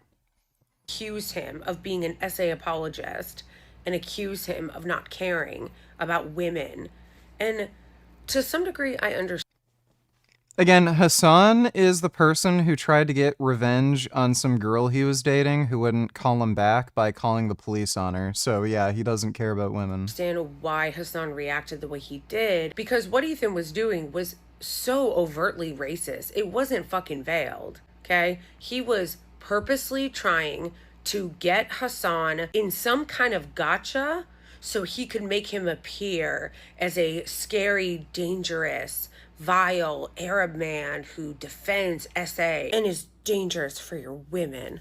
Luckily, Hassan isn't Arab, he's Persian, he's Turkish. What the fuck is she talking? This is like some dumb bitch white chick. She doesn't even know what, race is. Ethan on the case. Blah! In that situation, Hassan, as a man, and as a Arab-presenting man, I should say, I know he's not actually Arab, Muslim, whatever. What? Arab presenting? Like what? Because he has a slightly darker skin tone? Am I Arab presenting? Because I'm brown? Like what the fuck? This is just so stupid. Are Mexicans Arab presenting? Like, what? People perceive him as being Arab. That's the point. All that does Oh, is try jeez. to make him look like that so they can manufacture consent for more mass murder of Palestinian men. That's what that is.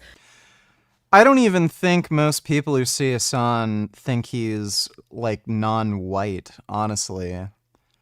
Like, Hassan even joked on the podcast that he had with Ethan that he's basically just white. He's pretty light-skinned, doesn't really have any Middle Eastern features. Like, this is just some of the stupidest shit I've ever heard. The whole propaganda project is to dehumanize Palestinian men so that they can justify their slaughter because they're beasts. They're savages. Look at what they're coming for your women. He tries to make Hassan look crazy.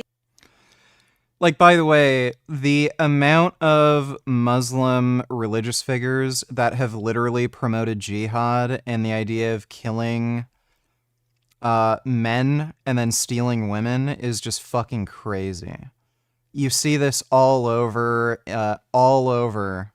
like Iran, Syria, Afghanistan, Pakistan, like you fucking name it. They talk about jihad. And literally keeping women as sex slaves. By saying that there should be evidence.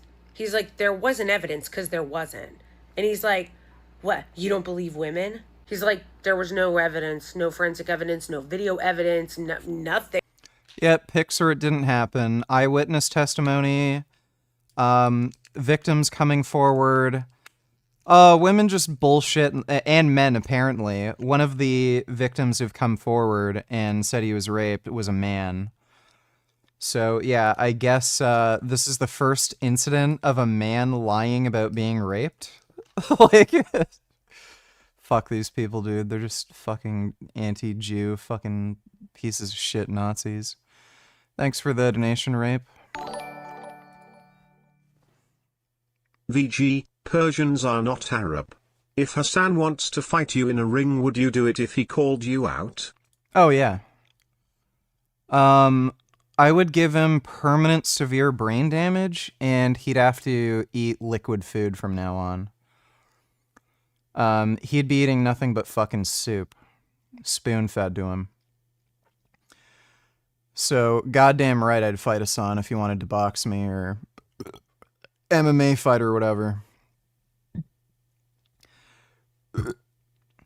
For a guy who's like 6'4" and looks like he lifts somewhat, like he doesn't look like he's in bad shape, he is remarkably weak for his size, like weirdly weak.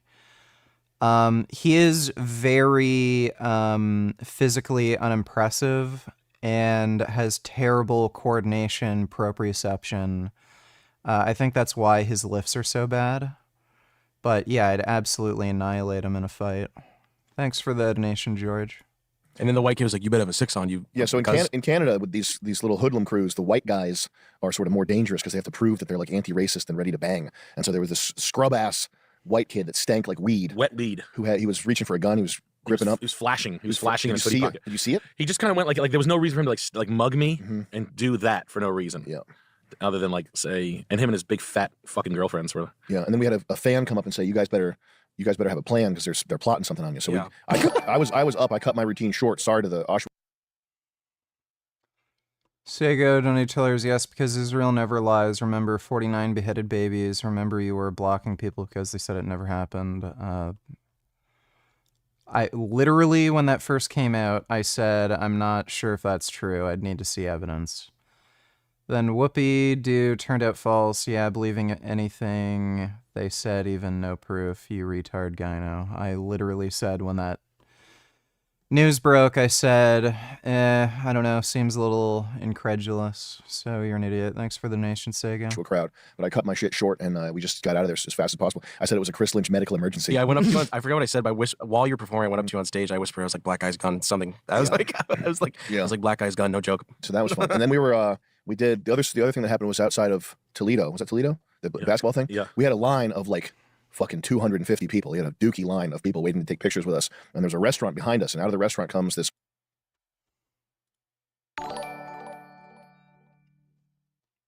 Spoilers for Last of Us TV show. Dina points gun at Ellie after she gets bit thinking she gonna turn, then as she point the gun she say she pregnant, then they immediately fuck. Like, who wrote this? Also anyone in chat go Birmingham Al Vegan Fest gig was there?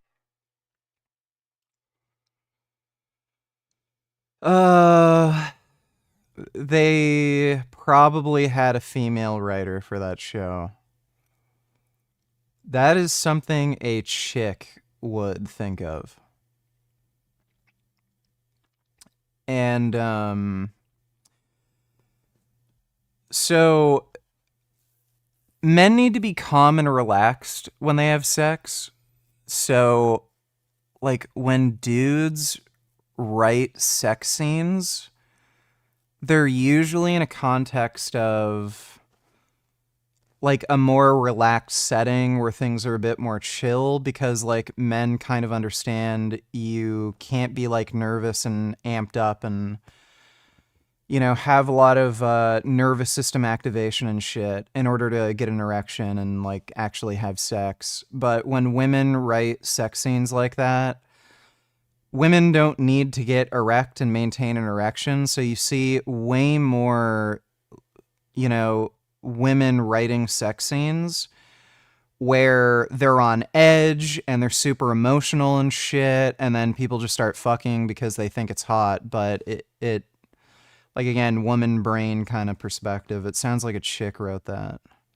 I know they're two women, but yeah, it's it sounds more like something a chick would come up with. But it didn't even happen in the video game, and it just sounds corny and fucking stupid. Like, the changes they made are so fucking bad. They don't improve what happened in the game. Like, it's not even something that's done as some sort of compromise. Like, oh, if we followed the video game, it would take too long, and it would be boring, or it's too expensive. Like, they literally made changes that are just fucking stupid, pointless, unnecessary, and make everything fucking worse. So, the writers on that show are just bad, and they're fucking stupid. Thanks for the donation, Gigliardo. Crew of like 10 black guys, one little guy who was from Barstool Sports, you said? He was like a Dave Portnoy knockoff. It was a little Screaming, yo, get him on. He's getting drafted tomorrow. He's in the NBA Finals. Yeah, they come out of the restaurant. Oh. They come out of the restaurant, they see... All right. Well, we're going to play that game our way. All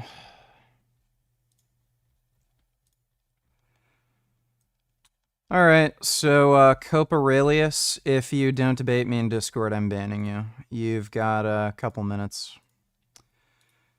So hop in Discord. You got 2-3 minutes. If you don't join, you're banned.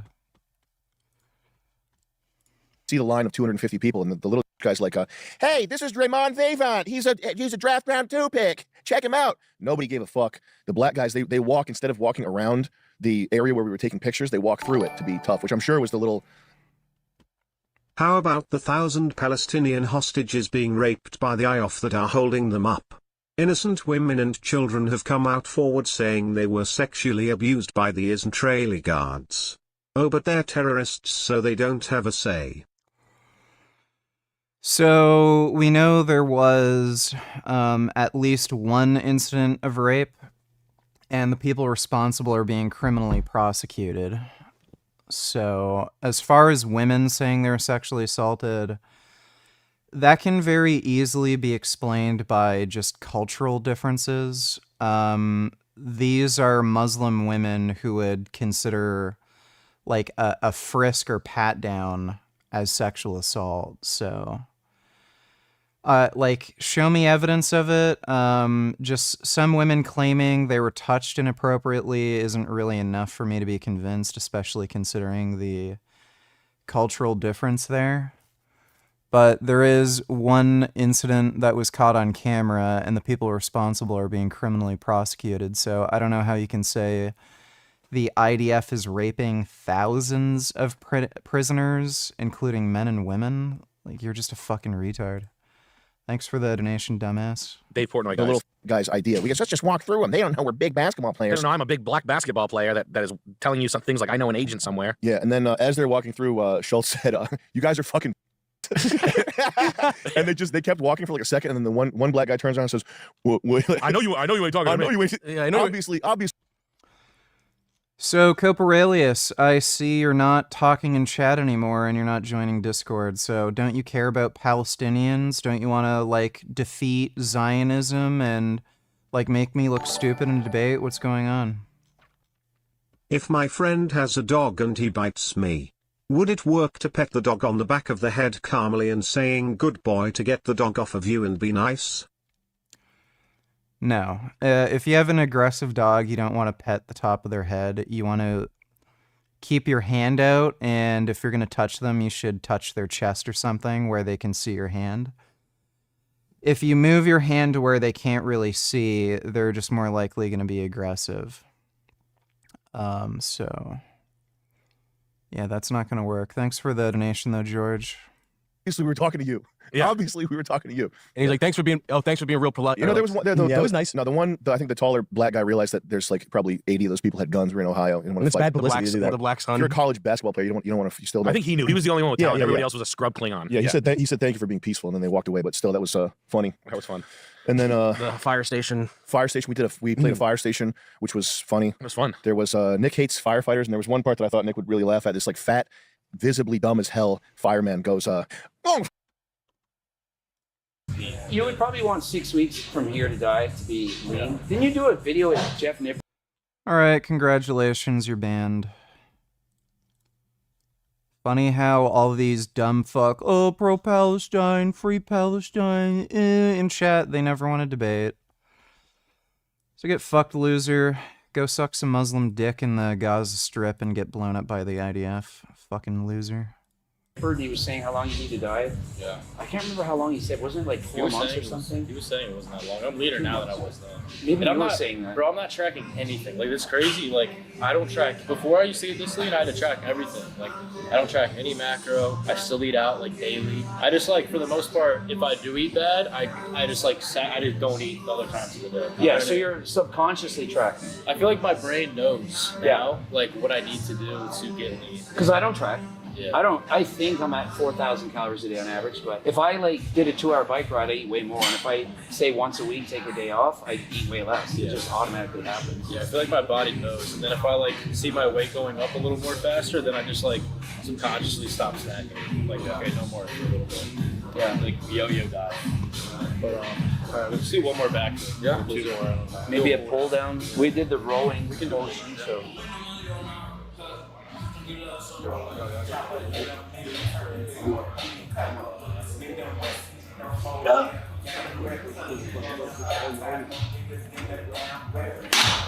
give it to you? Actually, we should do one like that when I get my phone back. Did you actually cure your depression? Yes, I did. What's going on, everybody? Vince Goodrum here. It is Sunday evening, and the Let's see, Vince Goodrum is weighing in. reason for the video is my cousin, Vegan Gains, recently released a video titled, How Did I Cure My Depression?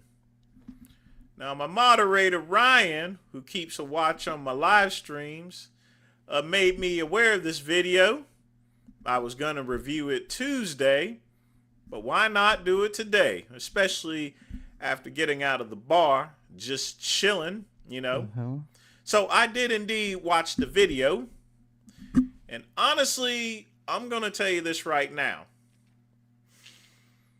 He hasn't cured his depression. Not exactly cured it. And I'm going to go ahead and explain why. So just stay tuned in. You'll get what I'm saying. Now, first off, I will say that Vegan Gains is doing a lot better. He's working out. He's training. He's even got a six-pack. He's a lot more happier. I will say that. And it's probably due to the fact that, you know, he got rid of Jasmine.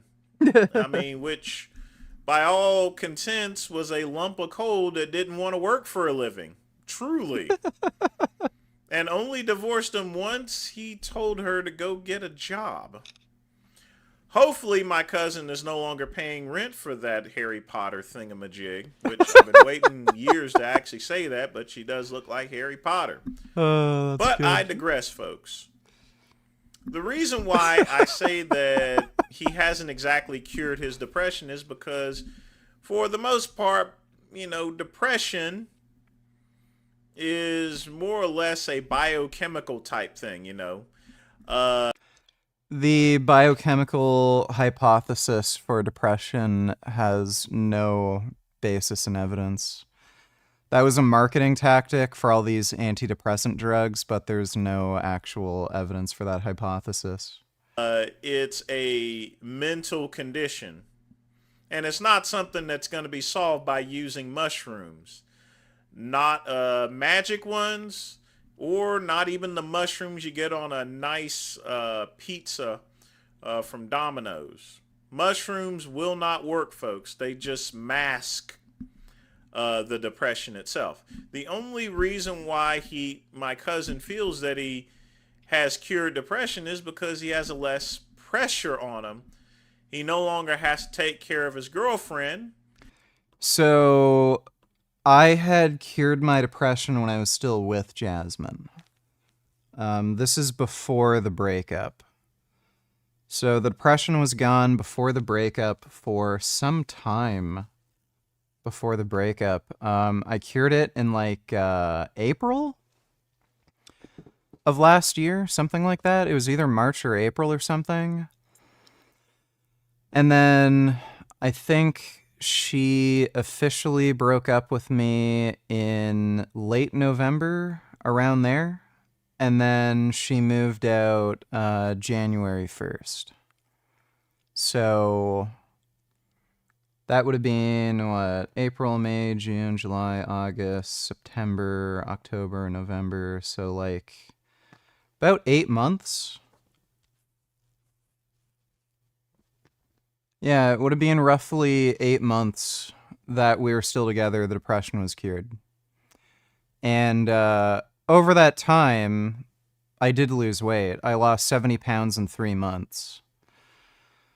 And then she moved out, and again, things have just carried on its course. He doesn't have anyone nagging him.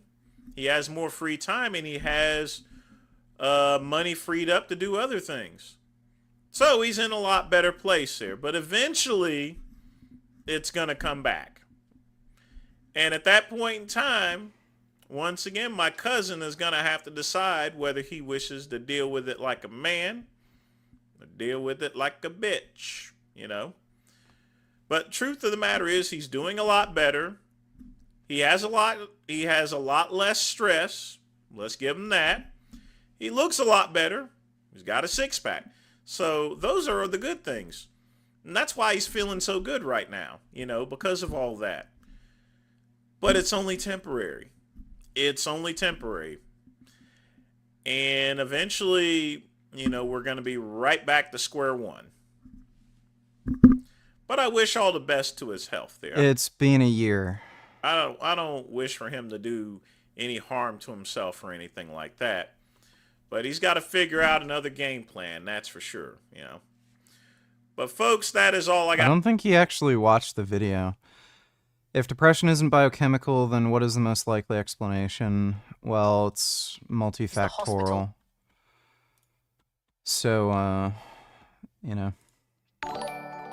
Thanks for the donation, though, Dante. Merc. People are showing that reporting Hassan's stream isn't working. Today he was again justifying Hamas and Houthi terrorism while watching a hate video against Hyla Klein.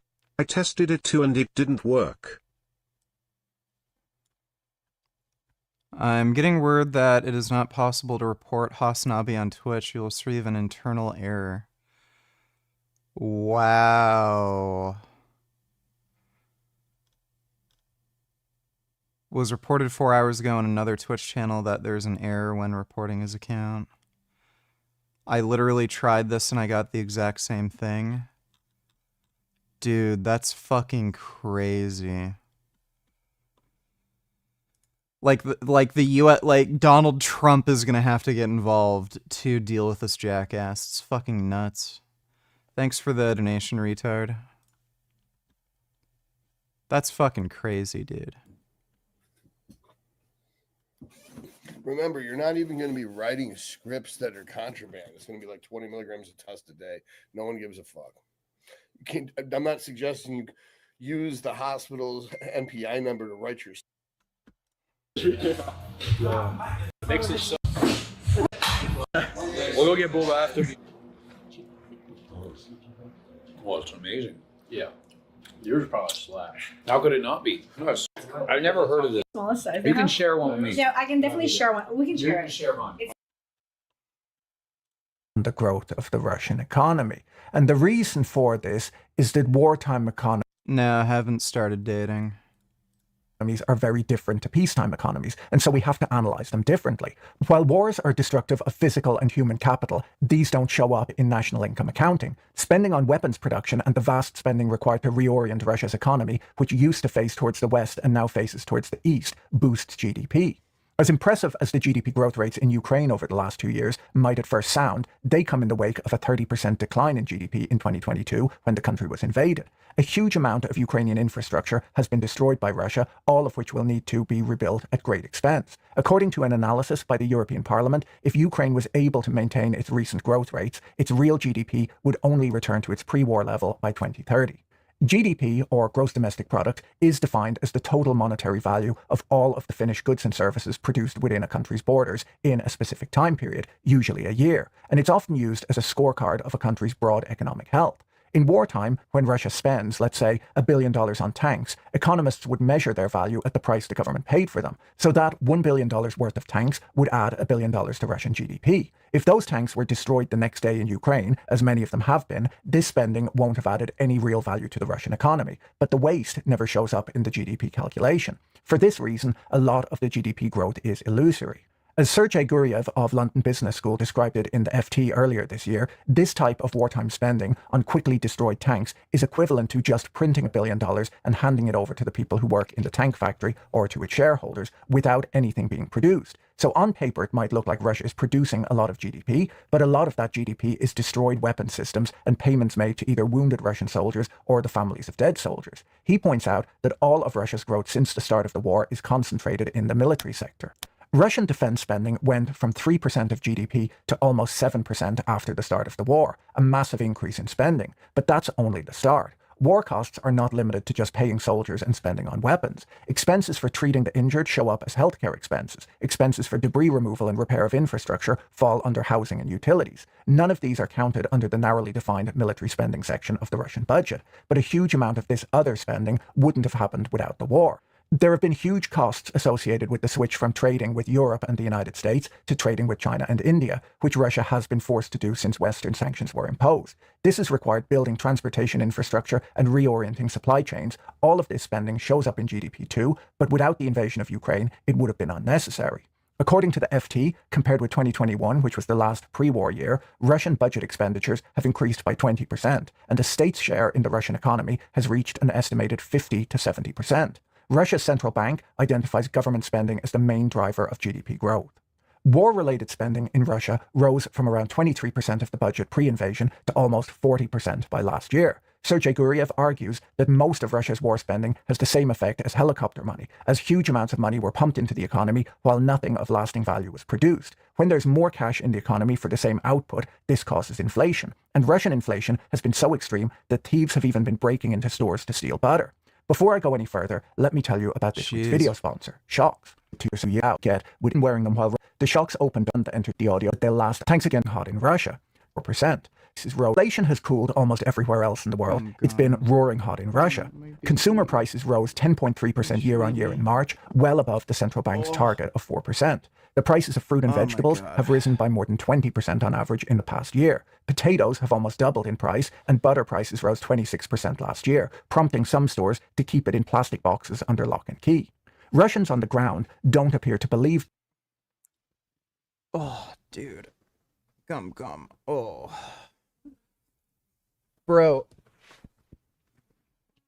That fucking biochemist PhD that I said I was going to debate, this guy's a lying fucktard. Oh my god, this is the most dishonest lying shithead I've ever fucking just communicated with.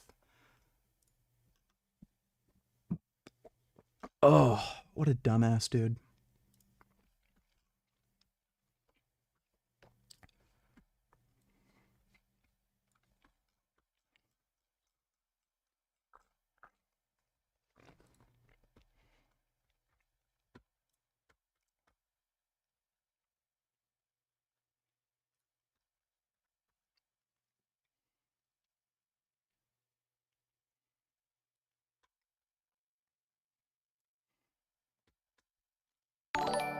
Fucking hate this guy.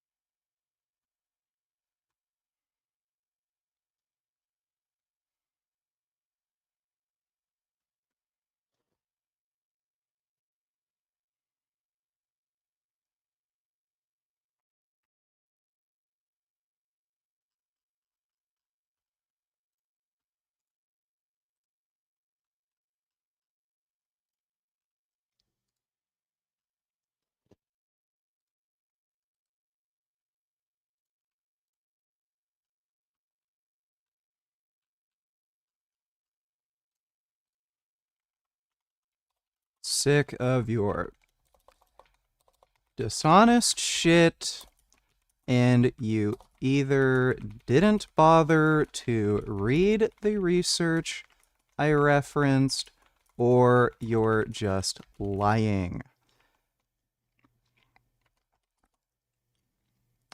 The meta-analysis I linked you included randomized trials, and I don't know where the fuck you're getting your numbers from where you claim...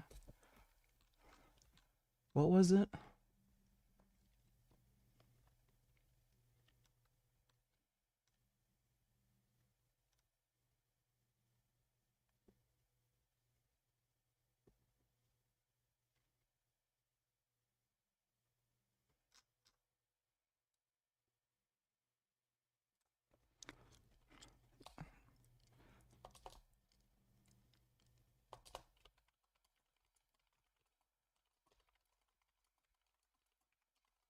You just keep going on about...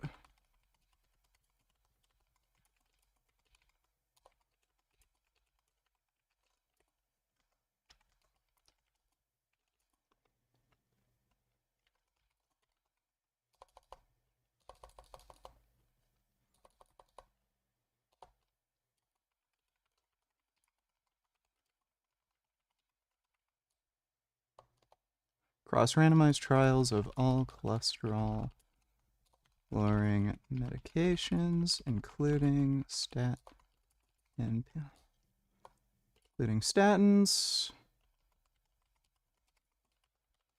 words, and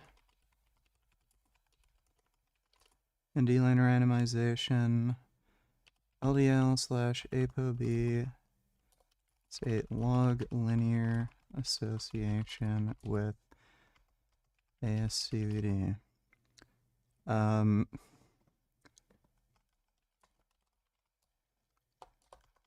Your argument against Mendelian randomization in this context is also fucking retarded. People with lower ApoB due to ApoB due to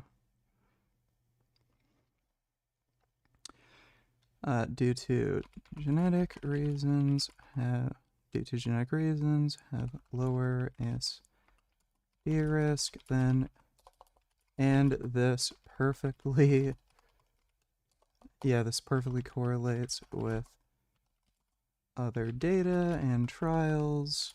Then clearly, again, ApoB is causal in heart disease risk.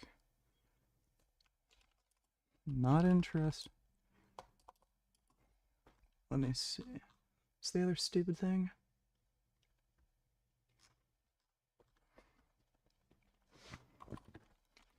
Your claim was that randomized trials are needed to prove a causal link. I gave you that evidence, and again, you're stupid.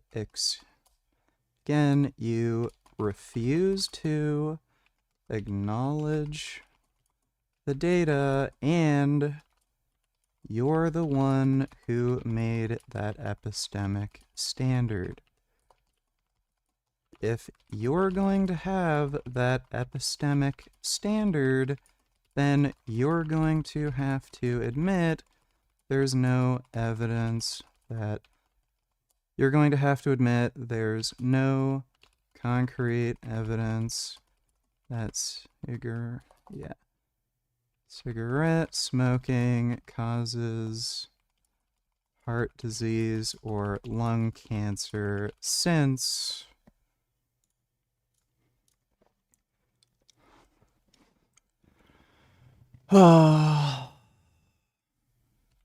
there's no human randomized trials. You also don't seem to understand the issue with relative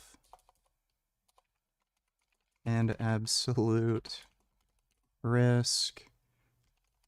Lung cancer rates are very low, so a 1% absolute risk in lung cancer would mean a several times increase in relative risk. Heart disease rates are very high, so a 30% increase in relative risk would translate to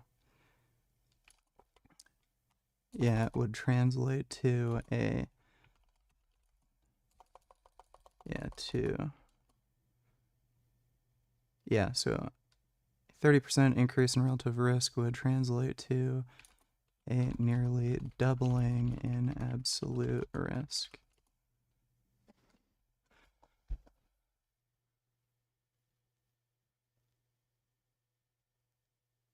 No, I don't think that math works out.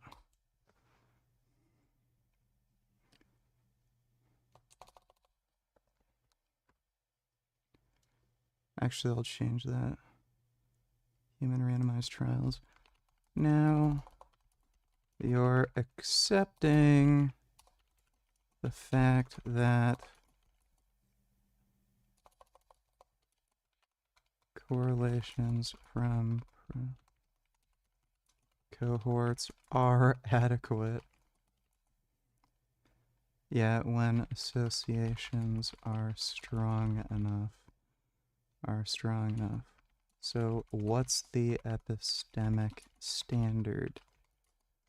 Apparently, meta-analyses of randomized trials aren't good enough for heart disease, but prospective cohorts are good enough for smoking. You're just a lying tard and you're too scared to debate. All you can do is lie and obfuscate.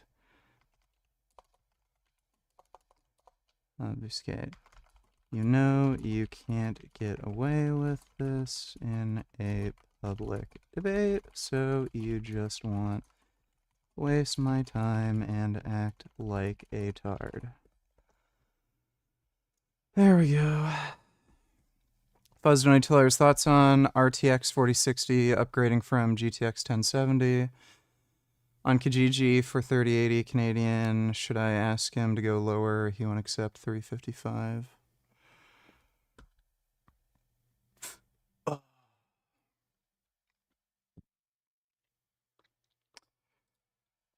There's literally no difference between a 3060 and a 4060, so I don't know why you'd go with the 4060. I just get the cheaper card. Literally no difference. They're the same card. I think in some games there might be like a 5 to maybe 10% improvement, but you can get that improvement just from overclocking.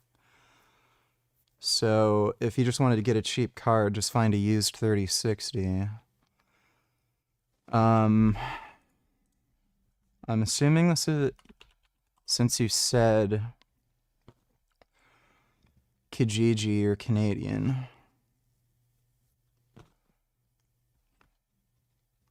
3060 and 4060 are the same card, dude. There's no performance improvement.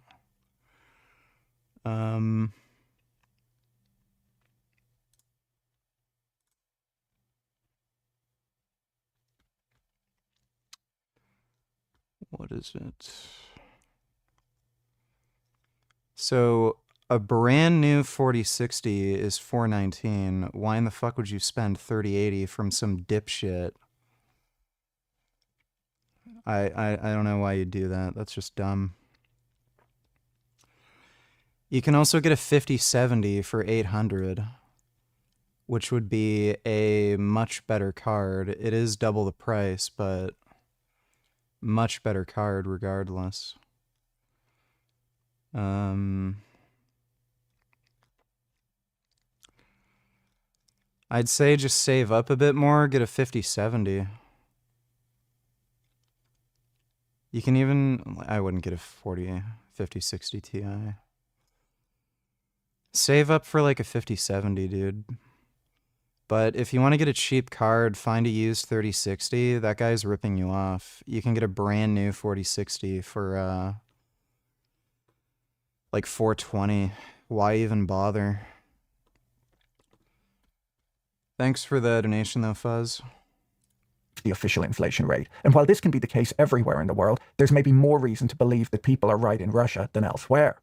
Inflation is calculated using the prices of a fixed basket of goods and services. The basket is adjusted over time to adjust for changing consumer tastes, and when an item is no longer available, a similar replacement item is substituted, but often the replacement item is of different quality, which can affect the calculation. Statistics agencies attempt to adjust for these quality differences, but that task becomes near impossible in a wartime economy like Russia's, where so many items previously imported from Western nations are now being imported from either China and India or being made at home. It can be extremely difficult to compare quality differences like this, but a lot of reporting out of Russia indicates that the replacement goods are often of lower quality, meaning that people are spending more money and getting lower quality goods.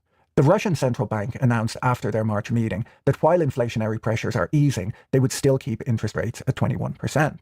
There are a few factors that explain Russia's high inflation. Firstly, with the West having tightened sanctions over time and with the ruble depreciating, imported goods were getting both more expensive and more difficult to acquire. Secondly, conscription, Russians fleeing the country to avoid conscription, and soldiers dying on the battlefield have caused severe labour shortages, which pushed up wages in all sectors of the economy. The high wages being paid to keep munitions factories running around the clock, which produce goods that the average Russian citizen has no need for, has crowded out non-wartime production. Civilian businesses had to pay higher and higher wages to attract workers, which increases their operating costs and gets passed on as more expensive goods and services in Russia. All of this means that unemployment fell to around 2%, which is the lowest on record in Russia, and last year nominal pay rose by 18%. While the central bank was hiking interest rates to slow an overheating economy, the government was implementing massive fiscal stimulus, spending on defense, welfare, and infrastructure. Russian business owners, in particular those selling to the government, who were making a lot of money from government procurement, found it difficult to travel abroad and began spending more money in Russia. This strong demand, according to the Russian central bank, still exceeds companies' capacities to expand supply. So with more money chasing fewer goods, prices go up and up. The government stimulated other parts of the Russian economy too. When war broke out in early 2022, the central bank hiked interest rates above 20% and put capital controls in place so that people couldn't get their money out of Russia. In order to keep the people happy, the Kremlin introduced a Mortgages for Everyone program, which offered cheap loans for new construction that charged half the going interest rate. The FT says that the authorities had to demonstrate that despite all the shocks and sanctions, Dodo Nightlers, listen for 15 secs, no talking. Just listen, relax, then play Shenmue 3 DLC tonight.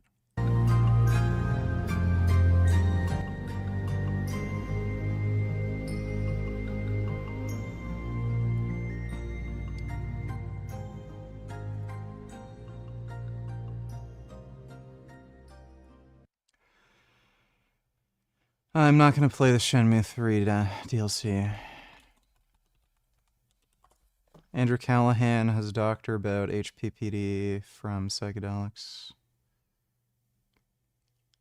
Here in the United States of America, we've came a long way from reefer madness. And here in California, it feels like I see more weed dispensaries than libraries, and more huff socks than white tube socks, depending on what part of town you're in. In fact, according to the National Library of Medicine, over 50% of Americans Symptoms include constant visual disturbance. Stationary objects can appear to move. A sufferer might see visual snow, auras, and starbursts. It can be coupled with out-of-body sensations and extreme anxiety. It's a condition that, according to studies, affects approximately between 4 to 4.5% of psychedelic users. Probably to get clicks and engagement, some publications refer to HPPD sufferers as being stuck in a trip that never ends.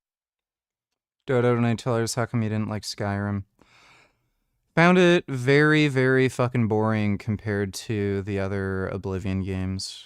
Like,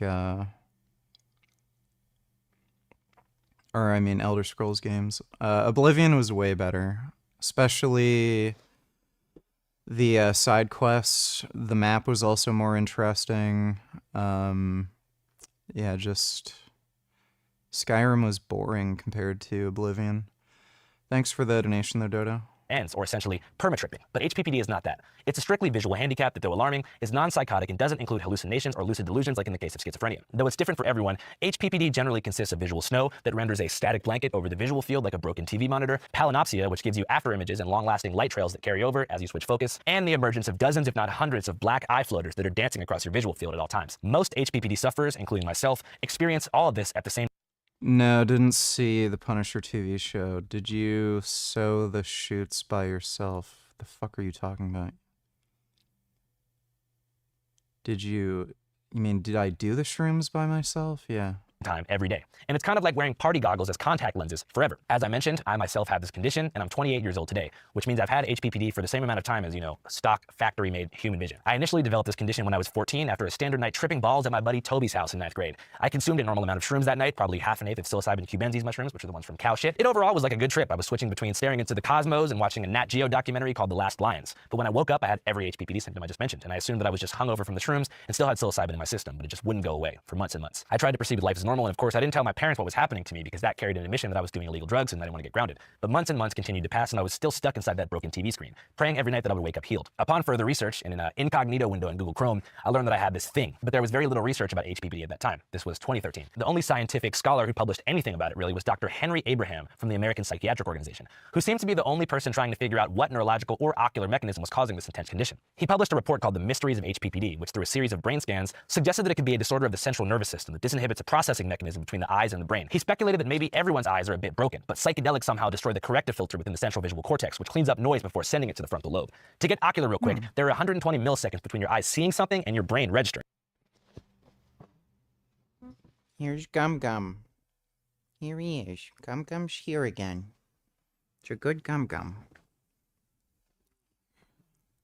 After your eyes first process information, they toss the picture to a processing zone in the occidental lobe, in the back, where it goes through 3 filters before exporting a final image for you. So maybe psychedelics, Abraham theorized, interfere with that process in some way. But when I read this article as a 14-year-old, I didn't care too much about the neuroscience behind it. I wanted to know the cure. My heart sank when I read the concluding paragraph of his report, which said that symptoms are usually permanent, and that the only effective treatment measures were benzodiazepines like Xanax or diazepam. These treatments, he said, help sufferers just not think about it so much, but didn't actually reduce HPPD symptoms. Given that 2013 was the prodigal kickoff year to the Xandemic, and I'd already lost friends to Xanax-related motor vehicle accidents who probably lost control control of the wheel while semi-audibly mumbling the words to early SoundCloud era hit singles like Geeked Up Off Them Bars by Juicy J, Xanarchy by Lil Xan, and of course Xans by Famous Dex, popping bars was out of the question. Dr. Abraham then said that the most common non-prescription treatment for HPPD was alcohol, which like Xanax, helps sufferers shut off the stress and anxiety mechanisms in their brain for a short time. However, Dr. Abraham warned that the short half-life of self-administered alcohol treatment would result in a rebound of visual snow and anxiety symptoms, leading to more self-medication with more alcohol, worse visual snow, psychiatric disorders, and eventually a full psychosis, which he said 50% of sufferers eventually fall victim to. Obviously, we know that teenagers make a lot of bad short-term decisions, and I was no exception. In my own life, the years after developing HPPD were marked by severe and constant binge drinking, which honestly did work pretty well to get my mind off it, until it didn't. I developed a debilitating psychiatric disorder known as DPDR, short for depersonalization and derealization disorder, which has to be one of the most terrifying sensations imaginable. It's hard to articulate if you haven't experienced it. Put simply, depersonalization is the feeling that you have no connection to your body and that you are a nebulous soul trapped within a foreign skin suit and specifically held prisoner behind your own eyes, witnessing the body move on autopilot as you plot your escape from the hell of self. Derealization is the feeling that while you do exist, reality does not. It's all a figment of your imagination, and you're the only conscious living being in a universe of objects, or rather hallucinations, who are masquerading as people and things. They combine DP and DR together because depersonalization usually comes first. Then after your soul accepts that it is in fact stuck in the skin suit and begins to grow into it, derealization arrives, and I'm not really sure why. All I know is that HPPD symptoms and the feeling of unreality and sensory brokenness they create cause the onset of depersonalization, which I genuinely wouldn't wish on my worst enemies, and I hate my enemies. To clarify, DPDR doesn't stem from like philosophical musings about reality or accompany an existential crisis. It's like a lucid dream / nightmare crossover between Black Mirror and American Horror Story if every episode just ended with the protagonist getting shit-faced on Old English high gravity 40s at a public park and having 3 hours of pure joy and relief before repeating the exact same plotline from the top every day. And then one day, for some reason, it just stopped. As I began to find purpose in life and live with more consistency, suddenly the feelings of unreality began to subside as I could feel myself working to build something more tangible, and in some cases, saw my work succeed in small ways, and did root me in reality because I was like covering news events that people were like also at, which confirmed that reality was existing in a shared plane of existence, if that makes sense. Everyone feel like that. Everybody feel like that. That's all I gotta say. Man, I appreciate you listening and giving us an outlet and a platform to speak how we feel, bro.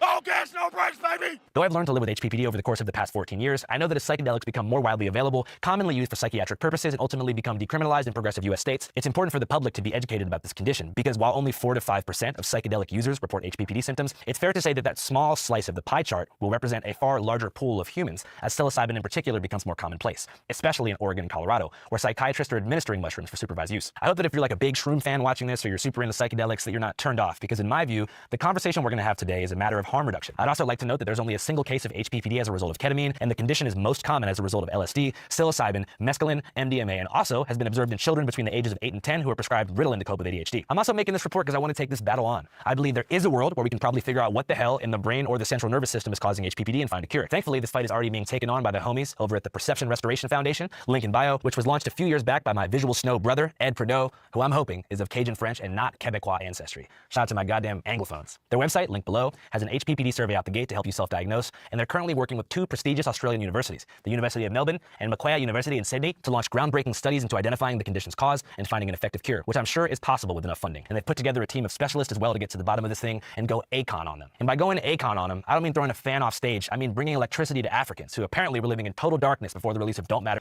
I have a feeling this is probably more likely if you do psychedelic drugs when you're younger. Usually when I see people get schizophrenia or some of these like really fucked up side effects from these drugs, it's when they do them like in their teens and at high frequent doses. And he also said he did this regularly, high doses. So yeah, you could probably just like alleviate most of these risks by just waiting until you're older, like, you know, in your mid-20s, and only doing them very, very, very infrequently, like maybe once a year, if that. Of 2007. In a similar way, the Perception Restoration Foundation aims to be a beacon of light for the silent and suffering who've been told they'll never be fixed. And just so you know, you're a goddamn superhero either way, but we're going to do our best to bring you home. In this episode, after some positive news, of course, we're going to sit down with one of the foundation's partners, Dr. Wesley Ryan, MD, an LA-based psychotherapist who has a rich history of working with HPPD patients and is currently a published authority on the therapeutic effects of ketamine. In addition to his expertise, the Honorable Dr. Wesley believes an HPPD cure could soon be on the horizon and points to some promising research regarding 2 epilepsy medications that have shown promising results in reducing visual snow, one of which is a prescription drug and the other of which is over the counter. Anyways, guys, that's a great interview, and I'm very excited for y'all to see it. But first, let's get into some positive news. All right. Here's some more based women who are like Shiloh Hendrix. I just love that these clips have popped up during the same time of her incident, lol.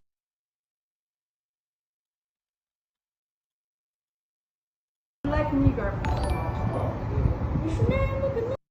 Debbie lift and shy eat. Let me take a look. I'll look in a minute. Thanks for the nation twat story. Go back to your country. Go back. Yeah, so that's China.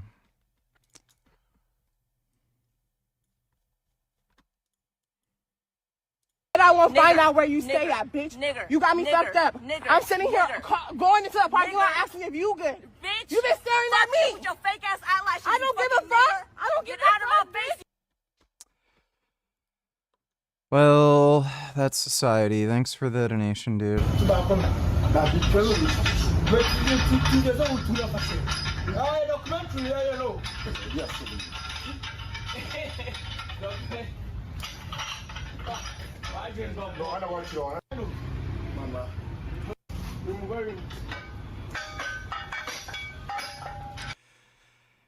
Yeah, dude, it's no wonder so many Olympic athletes come from fucking Africa. Like, holy shit.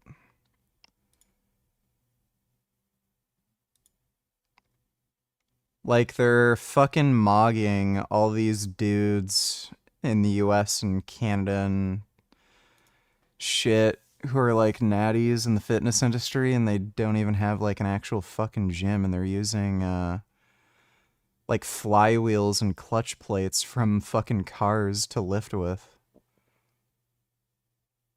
Jesus, African genes. Well, thanks for the donation, Twat Destroyer. Our first happy story comes off the high deserts of Arizona on Route 66, where in the gorgeous tumbleweed town of Seligman, Arizona, a missing 2-year-old toddler named Bowden Allen has been found. Police say he walked approximately 6 miles through a mountain lion hotspot. So visual snow syndrome could be like static light effects in people's visual perception. Whether it's that or whether it's colors or shapes, all these visual distortions and illusions that can happen from psychedelics. The brain has this prediction system when it feeds information from the world through our retinas, through our ears and all that stuff. It kind of comes up with representations for our consciousness of what something is, right? So psychedelics kind of hijack that algorithm, that processing system to say like, okay, we see some shape and that's a face, or we see some shape and that's, you know, the frame of some picture on the wall. And it removes those kinds of algorithms from working nearly as efficiently. Those things that are masked from our conscious perception are suddenly exposed. So that can come out with, you know, different spiral patterns, geometric patterns, weird stuff, dots, you know, visual snow, it's like dots usually, right? Of different intensities all over the visual field. But generally that's the case with all the psychedelic visual changes. It's probably that visual processing system getting hijacked. We're kind of seeing the internals of how it's working. Yeah, because obviously when you take a drug, LSD, peyote, psilocybin, you experience hallucinations visually. It's part of the experience. Yeah, with a sufficient dose, yeah, definitely. But HPPD would be long-lasting, specifically cosmetic visual symptoms. For some perspective, right now, as I'm looking at you, my entire visual field is full of snow of what looks like a TV screen. And if I were to look into the blue sky, there's such intense eye floaters that I really can't even perceive color. It's almost like I'm looking at a blue painting that somebody threw black paint all over. And Really? But I don't experience any euphoria or any of the other psychedelic symptoms or deep reflective inspiration that you might get in the peak of a productive acid trip. Yeah, that's a really good point, because I didn't mention earlier that it's distressing, it's distracting, it causes people a lot of problems, what you described, right? It makes it maybe harder to drive at night, makes it harder to interact with people, all this stuff's distracting, and usually people are like, I screwed up my brain. Like there's this narrative that people have that maybe the bad drug experience they had like fried some connections in there. Well, it definitely permanently altered. I used to call it the cord between my eye and brain, but a better way to put it is your visual processing system. Yeah, I guess the optic nerve that leads. But I know there's a cord it's there on the back of the eye, and I always just imagine that like the shroom juice was like in there or something. Yeah. Is that fair to say? Basically, I mean, you take some dried mushrooms, usually that's how they're consumed, because I'm an addiction psychiatrist as well. I studied all the drugs, but really they didn't teach us too much about psychedelics since they're not really addictive. They don't really cause those problems. But yes, when you take mushrooms, dried mushrooms or LSD or any of the other stuff, they're classical psychedelics. So it's a compound, different chemical in each one of those, but they turn on one of the serotonin receptors. And that targets, for whatever reason, it activates certain neurons in our cortexes. So it doesn't seem like it probably doesn't affect what you were talking about, the back of the eyes, the retina, is what we call that surface. It basically reads light through the rods and cones, and it sends that information to the optic nerve, and that goes into different parts of our brain. But it's the cortex of the brain. That's like the more advanced part of the brain that mammals have, humans and monkeys and all that, right? So it does something there. It tweaks like the processing system for visual stuff as well as all the other stuff. So it would make sense to me that HPPD could also manifest with non-visual stuff, but it seems like most of the people complain of visual distortions. How common do you think HPPD is? It's underreported, but still it seems to be a minority of people, small minority of people that report it. So I would say not very common, but of course the trick to that is, or the caveat, if you will, now psychedelics have become way more popular, right? Like there's all these articles about how great mushrooms are and how certain municipalities are making them legal through different mechanisms for medical or sort of therapeutic use. So people are going to be using them more. A lot more people are trying these drugs, especially after How to Change Your Mind by Michael Pollan and all the different clinical trials that are happening and ongoing. So a lot of people are like, hey, maybe I should try this for my mental health issue. And more and more people try it. There's going to be some small percentage of people that have. Do you program deload weeks or do you go by feel? On strength phases, I program them in. For hypertrophy phases, they're just reactive. So with hypertrophy phases, I'm using light enough weights and the training just isn't stressful enough where like injury risk and shit really necessitates any kind of planned deloading.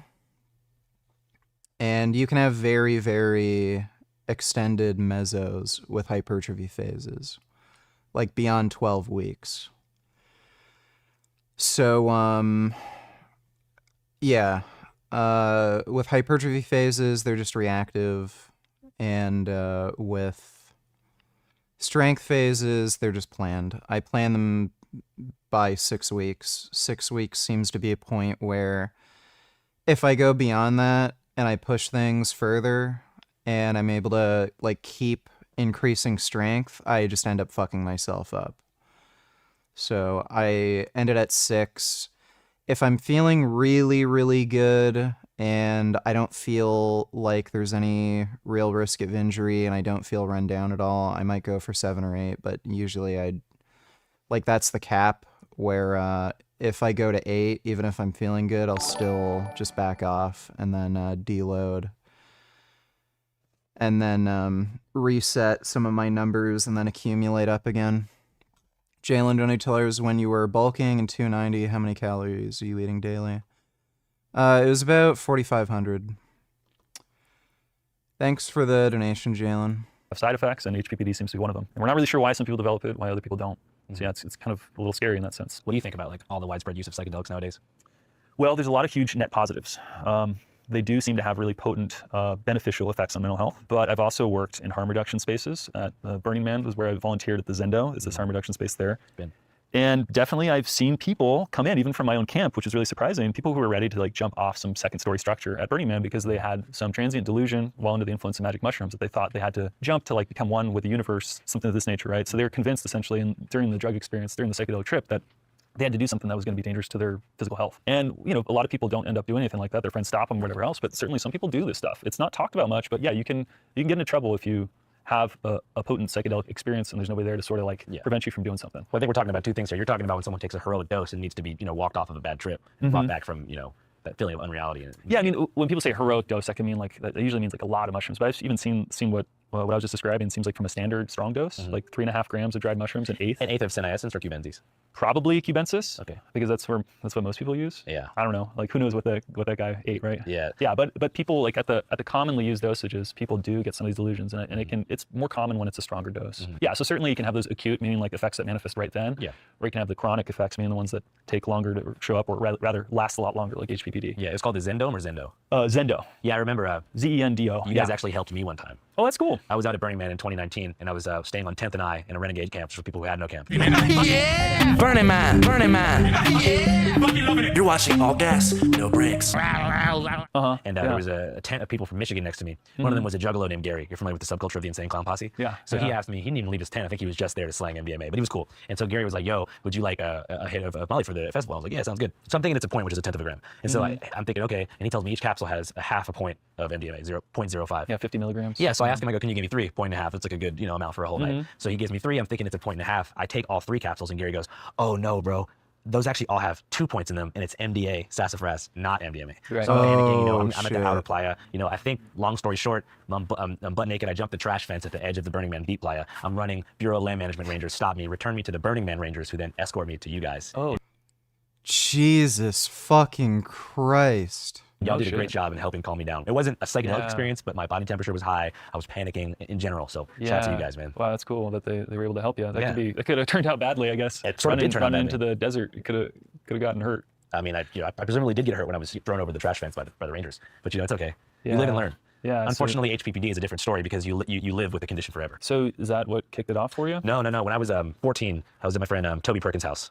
And Toby Perkins, we knew some Cambodians. I don't know why I had to specify the race of the ethnic group that provided me with the mushrooms. If you're Cambodian and you're watching, I don't blame you for my condition. But my homie knew some Cambodians from West Seattle, and they had a bunch of Liberty caps. You know, typical. I think is that Senai essence or Cuba? No, I think it's different. They're okay, right? Well, so I gotta read up on my like psychedelic mushrooms book. For sure. So anyways, we go meet these guys at the bus stop, the 8 bus stop in particular on Rainier, and we get this dried plastic bag, and it had probably only an eighth in it. So me and Toby go back to his house, we wait till his mom goes to sleep, we take them, we're just watching like late night TV, laughing our ass off all night. It was totally calm. I wake up in the morning and I'm like, yo, I think I'm still tripping. And it was kind of exactly what I see now in my visual field is exactly what I saw on that morning 13 and a half years ago. And it hasn't really gotten any better, but I just noticed the walls would start to move, people's facial features would sort of distort while I was talking to them. And I developed what my teachers thought was ADHD, because when I'd be looking at someone, you know, and their face started to contort, I would get so freaked out and I would be trying to not have an anxiety attack. So I'd look away, and I was kind of always looking away, especially paper, the intense white of paper.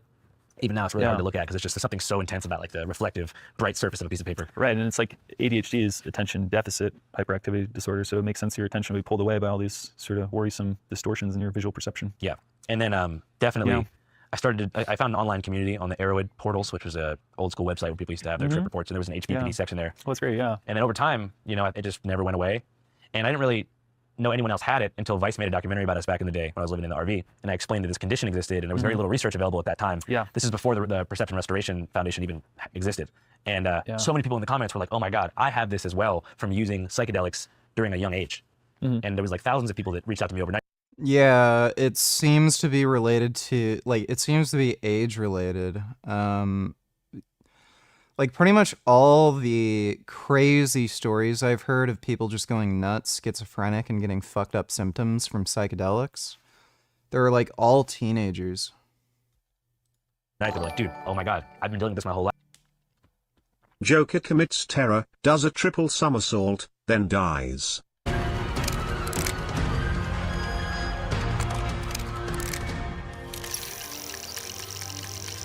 you see where he went?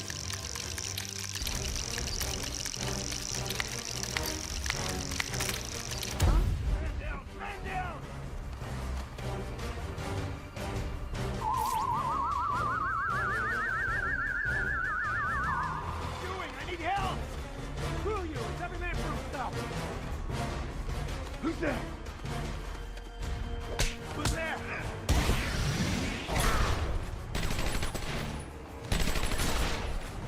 Good work.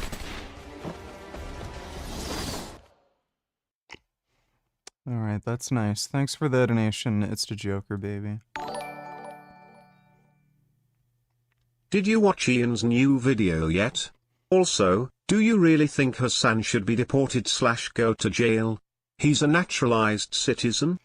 Haven't seen his video yet, and yeah, he should absolutely either go to jail or be deported. The guy is clearly a fucking terrorist, supports terrorism, has openly stated he wants the US to be destroyed, he supported 9/11, so yeah, deport that fucker or put him in jail. Thanks for the donation, Anissa Yama. Life, but I didn't even know what it was called. I think there's a lot of people who have it to some extent, and other people who it's very, very major and impactful for. But yeah, there's quite a few people where it's like more minor. They're just like, whatever, I'll just like move on and deal with other things that are coming up in my life, or maybe they don't put that much focus on it as much anymore. But yeah, there are quite a few people who've experienced some level of it. And is there a cure? We don't know. Maybe. I mean, one kind of thought I had, because I also do ketamine-assisted psychotherapy. I do that for treatment of depression and substance use disorders here. That maybe another psychedelic trip with something else and having a positive experience could sort of heal that really negative experience, because usually, or a lot of times, when people have HPPD, it comes from like some really... This guy just quit his full-time hotel job to pursue his dream, which is selling a brown butter, brown sugar protein cookie, that hasn't even officially launched yet. Not a smart move. Well, this doesn't seem like a smart man. Holy shit. I can't believe I'm about to do this. I can't believe I'm about to do this. Are we really about to do this, AJ? Are we really about to do this? Ooh. Fuck it. We're doing it. We're doing it.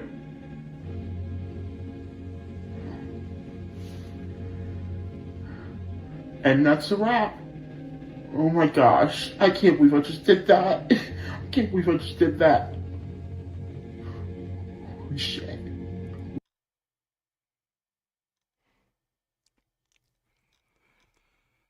Well,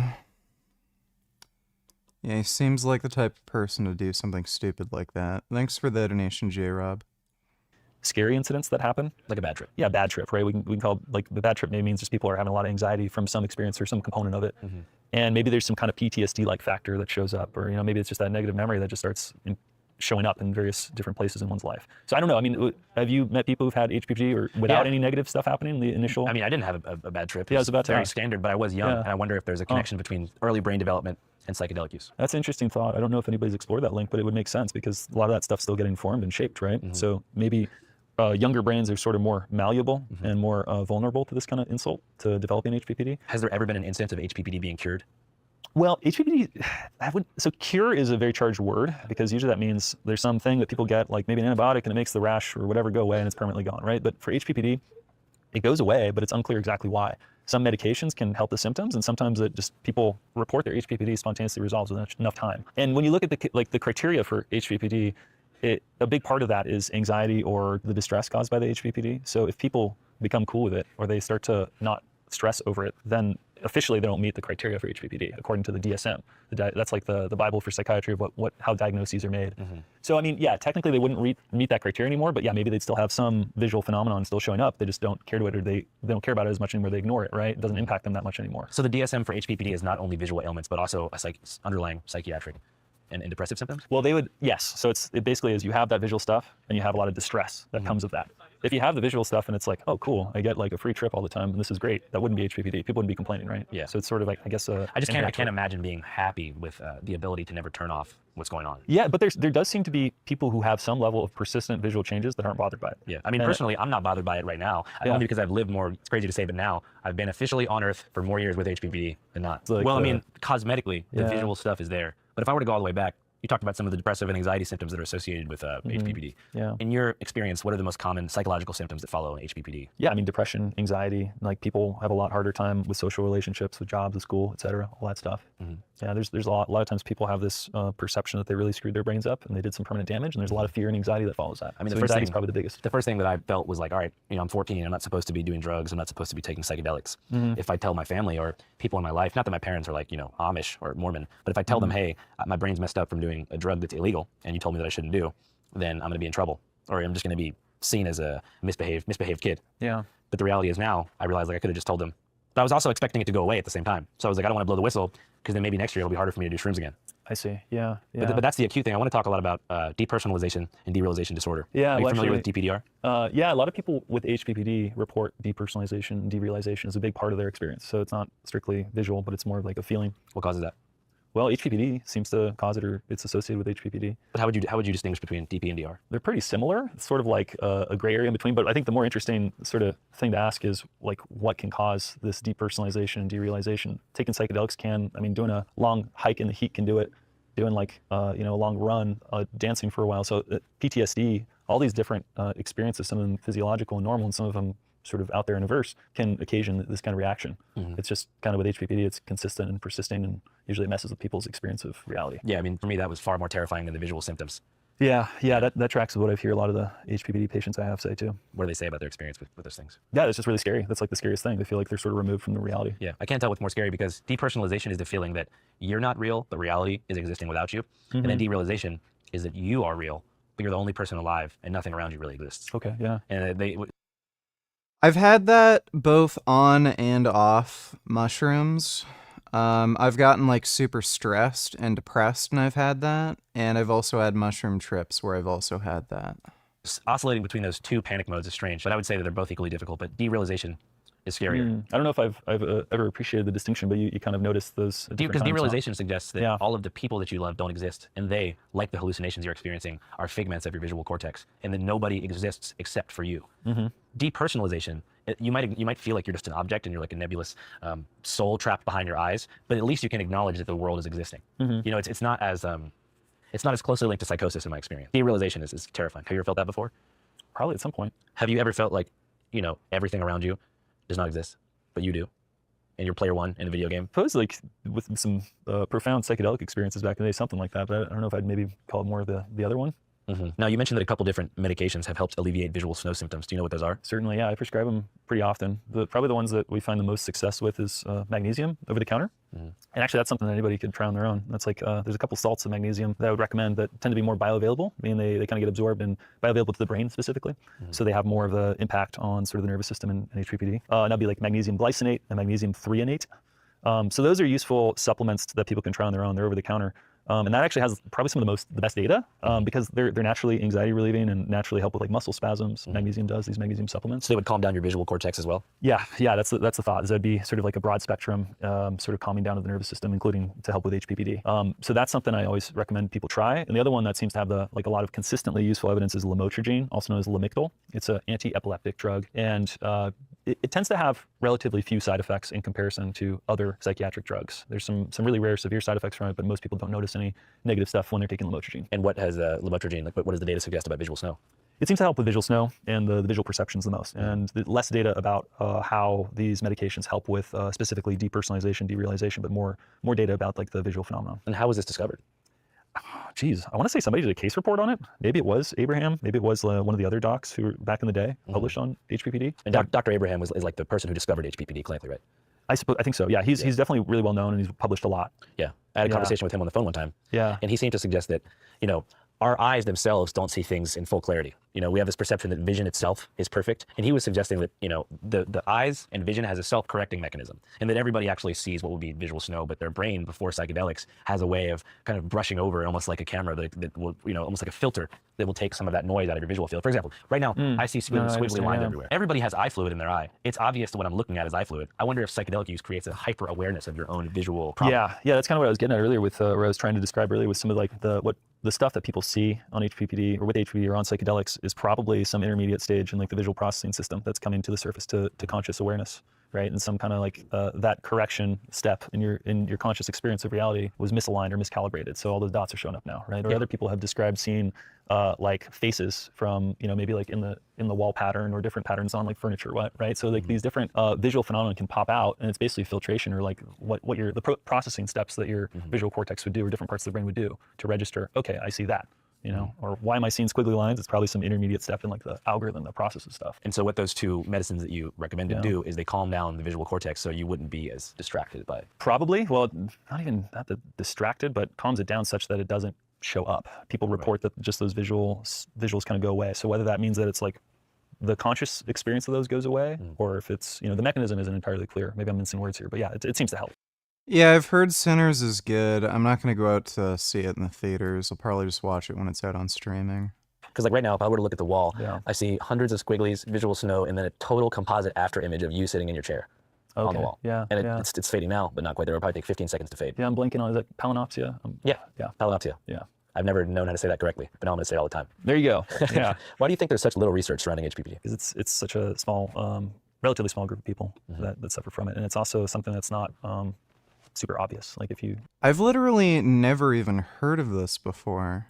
If you have some kind of, if you have a broken bone and you get swelling and pain and whatnot, you can't walk, right? So with mental health stuff, it tends to be more stigmatized in general. There's also the stigma of it being connected with drug use and specifically psychedelics. A lot of people at least historically have had a pretty sour view on them, and that seems to be turning around a little bit more recently, but those are probably a lot of the reasons behind it. Where did this sour view of psychedelics begin? Well, it seems to be maybe in the 60s is where it really kicked off. Because before that, there was a lot of promise about psychedelics being used for psychiatric research and learning more about the brain. And there really is a lot there that we can, it seems to be that classical psychedelics have a robust antidepressant effect, at least when they've been used in clinical trials. It's that stigma of what happened in the late 60s of people using a lot of psychedelics and maybe having freakouts, having bad experiences, showing up to the ER, and the groups of people who are using them getting vilified, maybe like the counterculture folks. And a lot of people in the government sort of identifying those people as threats to their political futures, I suppose. So do you give any credence to the theory that Timothy Leary was involved in the CIA in any way? I don't know. I haven't read enough about it to be able to comment, but what's the theory? So there's a narrative. Obviously, we know for a fact that the FBI had a counterintelligence program that they used to stigmatize, disenfranchise, break up, and ultimately destroy movements like the hippie movement and a lot of new medicine movements, as well as almost every people's and leftist mobilization of that time. Sure. There's also another theory that in the early 60s, the CIA was involved in the distribution of LSD in Haight-Ashbury in San Francisco in the first place. Well, no, I think it's actually established that they were dosing people under the MK Ultra program. But that it was distributed by way of having people like Timothy Leary and different cultural icons. Oh, I see. That they were like trying to promulgate the use of it. Yes. But why? That's the thing. I don't know. Like some lone operative, They're like studying something gone wrong, or like some sub program.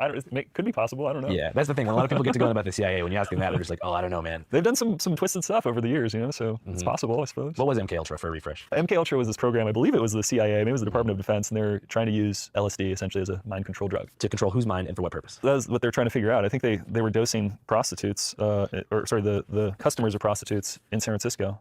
That's like what I recall reading. And That's just crazy. kind of like watching them through like the one-way mirrors. So the CIA was teaming up with the prostitutes, having the prostitutes dose the customers. The Johns, yeah. And the CIA was watching them through one-sided glass, being like, all right, it appears he's having a trip. Yeah. Wow. Yeah, it's wild. But I mean, was their ultimate goal to hypnotize our communist enemies into like loving Henry Yeah, Ford? I think that was the ultimate purpose. It was like, let's see if we can use this to control people or to paralyze the opposition. If they try and invade, we like get them, hit them with some LSD somehow. Well, I think you just hit the nail on the head. Paralyze the opposition. They realized there was a lot of anti-capitalist undertones with the hippie movement, and they felt like if they could commercialize the tie-dye forms and kind of replace the originators of the movement with, the mass. Okay, this is an interesting theory, but Hunter S. Thompson wrote about this. The Haight-Ashbury in 1963 is when most people think the hippie movement actually died, even though the Summer of Love is attributed as being in 1967, or was it 69? I was thought 69, but I could be wrong. Before social media, most people got their information from magazines and television. Yeah. When Time magazine ran their story about the hippie movement, they purposely made it look as attractive as possible to get as many of the suburban rural youth into the Haight-Ashbury, into San Francisco at one time, knowing that the city didn't have the bandwidth to accommodate these mass, what they called cultural refugees who wanted to drop out of post-war American society. So the idea is that they were trying to disempower the original leaders of the movement who were countercultural anti-capitalists, replace them with suburban youth, and then have that suburban youth under the influence of heavy psychedelics and sort of obscure the message through drugs. Okay, maybe so to put it another way, cause the movement to fail. They're doing it. They've done it now. Yeah. They've done it now in America. So that's how they've pretty much stopped the left from working together, is deploying different devices to divide them. And I think that it's possible. Obviously, I'm not saying that acid is just a government tool to make people stupid and abandon the revolution. But I think that they realize that they can pacify people by making them become psychonauts and turn inward and explore the different avenues of the mind, as opposed to outward and explore a new world. Yeah, I'm sure somebody, one of these intelligence services thought of that and tried it. Makes sense. But moving to the modern day, obviously there's been a huge resurgence of psychedelic use in the medical field, recreational field. Totally. So where in the timeline of MK Ultra and ketamine clinics did things begin to shift? Yeah, so ketamine clinics, geez, I guess this was in the last 10-ish years. MK Ultra was a while back there in the 50s, I want to say. So obviously there's a huge period of time. But I'm saying, when did you see there start to be more acceptance of psychedelics for non-recreational use? Sure. Yeah, it has to be in the last 10-ish years, 15 years. If you look at how many clinical trials and where these clinical trials with psychedelics are happening, there's just far, far more in the last 5 years, even 10 years than before that. There's a slow trickle in the time preceding 10 years ago. And I don't know exactly what caused that to break the mold. Maybe it was those studies that did still get permission to keep going, because there's so much red tape about psychedelic clinical trials happening that it was just so few of them actually survived to make it happen and publish the data on those. But there were some really impressive signals, right? Some impressive results. And a lot of the public funding wasn't available for studying anything that's positive from psychedelics. So like the NIH, the National Institute of Health, and the National Institute of Mental Health, usually funds grants for various kinds of research, but it wasn't really happening with psychedelics up until recently, because they're assumed to be these really bad things for society. So you had these private institutions that were mostly left to funding the research, and there was a trickle of those funds. MAPS was leading the charge there for a while, which was, they deserve a lot of recognition for what they've done in that sphere, not only with MDMA, but facilitating other psychedelic research during that those dark ages, we could say, from, the 70s till 2005, 2010-ish. The first thing you mentioned was MDMA. Was that one of the first trials that MAPS did? That caused public traction? Yeah, MAPS, Multidisciplinary Association for Psychedelic Studies. Rick Doblin started it, and his reason for starting it was to kind of try and get MDMA made legal, I believe medicalized, and be able to be used for psychedelic therapy and for other purposes. What conditions do you think are effectively treated with MDMA? It looks like we got pretty good data for PTSD. So MDMA-assisted psychotherapy for PTSD. We'll disclose that I was sort of contracting on that clinical trial in the periphery, doing some adherence rating for the psychotherapy sessions. So I'm aware of what was happening there. I'm not going to speak to anything confidential in that regard, but yeah, my impression is all the publicly available data, and my impression too from seeing it, is that it works really well. So it seems like it does help PTSD, and I think surely you've heard about the recent, you and your watchers heard about the recent FDA decision not to endorse MDMA-assisted psychotherapy as a treatment for PTSD. So they didn't ultimately get FDA approval, and they're being ordered to do another clinical trial. I think they're appealing that. I don't know if that appeal is going to be successful, but there's a lot of people in the academic world and a lot of clinicians who think it's maybe a little bit of overreach and a little bit of unfairness that the FDA has applied some of these criteria to this decision, but they don't really do that with other drugs nearly in the same way. So maybe that's a case of MDMA being stigmatized. But yeah, sorry, it's a slight tangent. Yeah, I do think there's good data to say that MDMA is useful for PTSD. That's probably the case. Per session, how much MDMA was being prescribed to the people involved in the clinical trials? I want to say it was 125 milligrams plus a booster dose of 60 milligrams. So 2 points. Yeah, roughly. Yeah. Close Administered to by way of it's pill? oral. Yeah, pill. Wow. Did you use any veterans? Yeah, I think so. Yeah, there were veterans there. Like, so it was combat veterans who used MDMA to help with PTSD. It wasn't just combat veterans, but I believe veterans were in the mix too. Yeah, because I mean that is one of the most. I mean, if you look at the VA and the rates of people that are struggling with PTSD and not receiving treatment, and you look at the rate of veteran suicide, it's really sad. It's huge. Yeah, in the Department of Defense and in the VA. Yeah, and I mean people don't realize that all doctors pretty much do their residencies like in a VA. So I worked in the VA for several years, the West Los Angeles VA and the Sepulveda VA, and so I worked with a lot of vets with PTSD. And yeah, I mean having MDMA assisted psychotherapy as an option is just a no-brainer. I don't know why it doesn't make sense to me that the FDA declined it. It's probably because of ecstasy. Certainly, yeah. Ecstasy has a lot of bad stuff associated with it, right? I've taken some terrible ecstasies. Yeah. One time in Berlin, I took what's called a Paul Frank. Oh, what's that? Paul Frank is ketamine and ecstasy. I know you do a ketamine clinic, so I don't want to talk badly about ketamine, but I threw up within 45 minutes. Plenty of bad things and about my friend ketamine took too. a Blue Dolphin, which is methamphetamine and MDMA. We had very different nights from each other. But that was the last time I've taken ecstasy. Point being, the culture around ecstasy and MDMA being the main active component probably has led to some social stigma over the course of time. That's a very good point. That to put it to summarize it is MDMA is like usually an ecstasy, but ecstasy is like a mix of a bunch of different stuff, and the consumer never really knows what they're getting. Sometimes there are other substituted cathinones with poor safety profiles and whatever else. Is there any psychedelics you feel like don't have any medicinal benefit? Well, I would characterize it more as like at what point do the risks of it or like the negatives of the psychedelics exceed the possible benefits. And one of them that comes to mind is like the 25 series, like 25I. 25I, yeah. Yeah, so it's like a derivative of the 2C series, so it's even more potent. And there are... Jay London Tillers, how much would I have to donate for you to film yourself eating a bowl of oatmeal and post on your channel?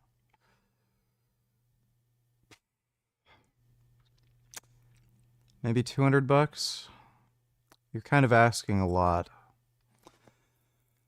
Thanks for the donation, Jalen. There are some reports of people having seizures and dying from taking bigger doses of those. So I would say that one's one to watch out for. Most psychedelics, you really can't have direct harm from taking like a massive dose of LSD. You might be kind of like disoriented for a while and like get yourself into trouble walking into walls and messing yourself up or whatnot. But you're not going to actually die from it. And that seems to be different with the 25I series or 25 series. So those I would say don't dabble with. But I don't think they're really that popular anymore. It seemed like they had their sort of time maybe like 4 or 5 years ago and then people have moved on. Yeah, I don't think research chemicals really built to last.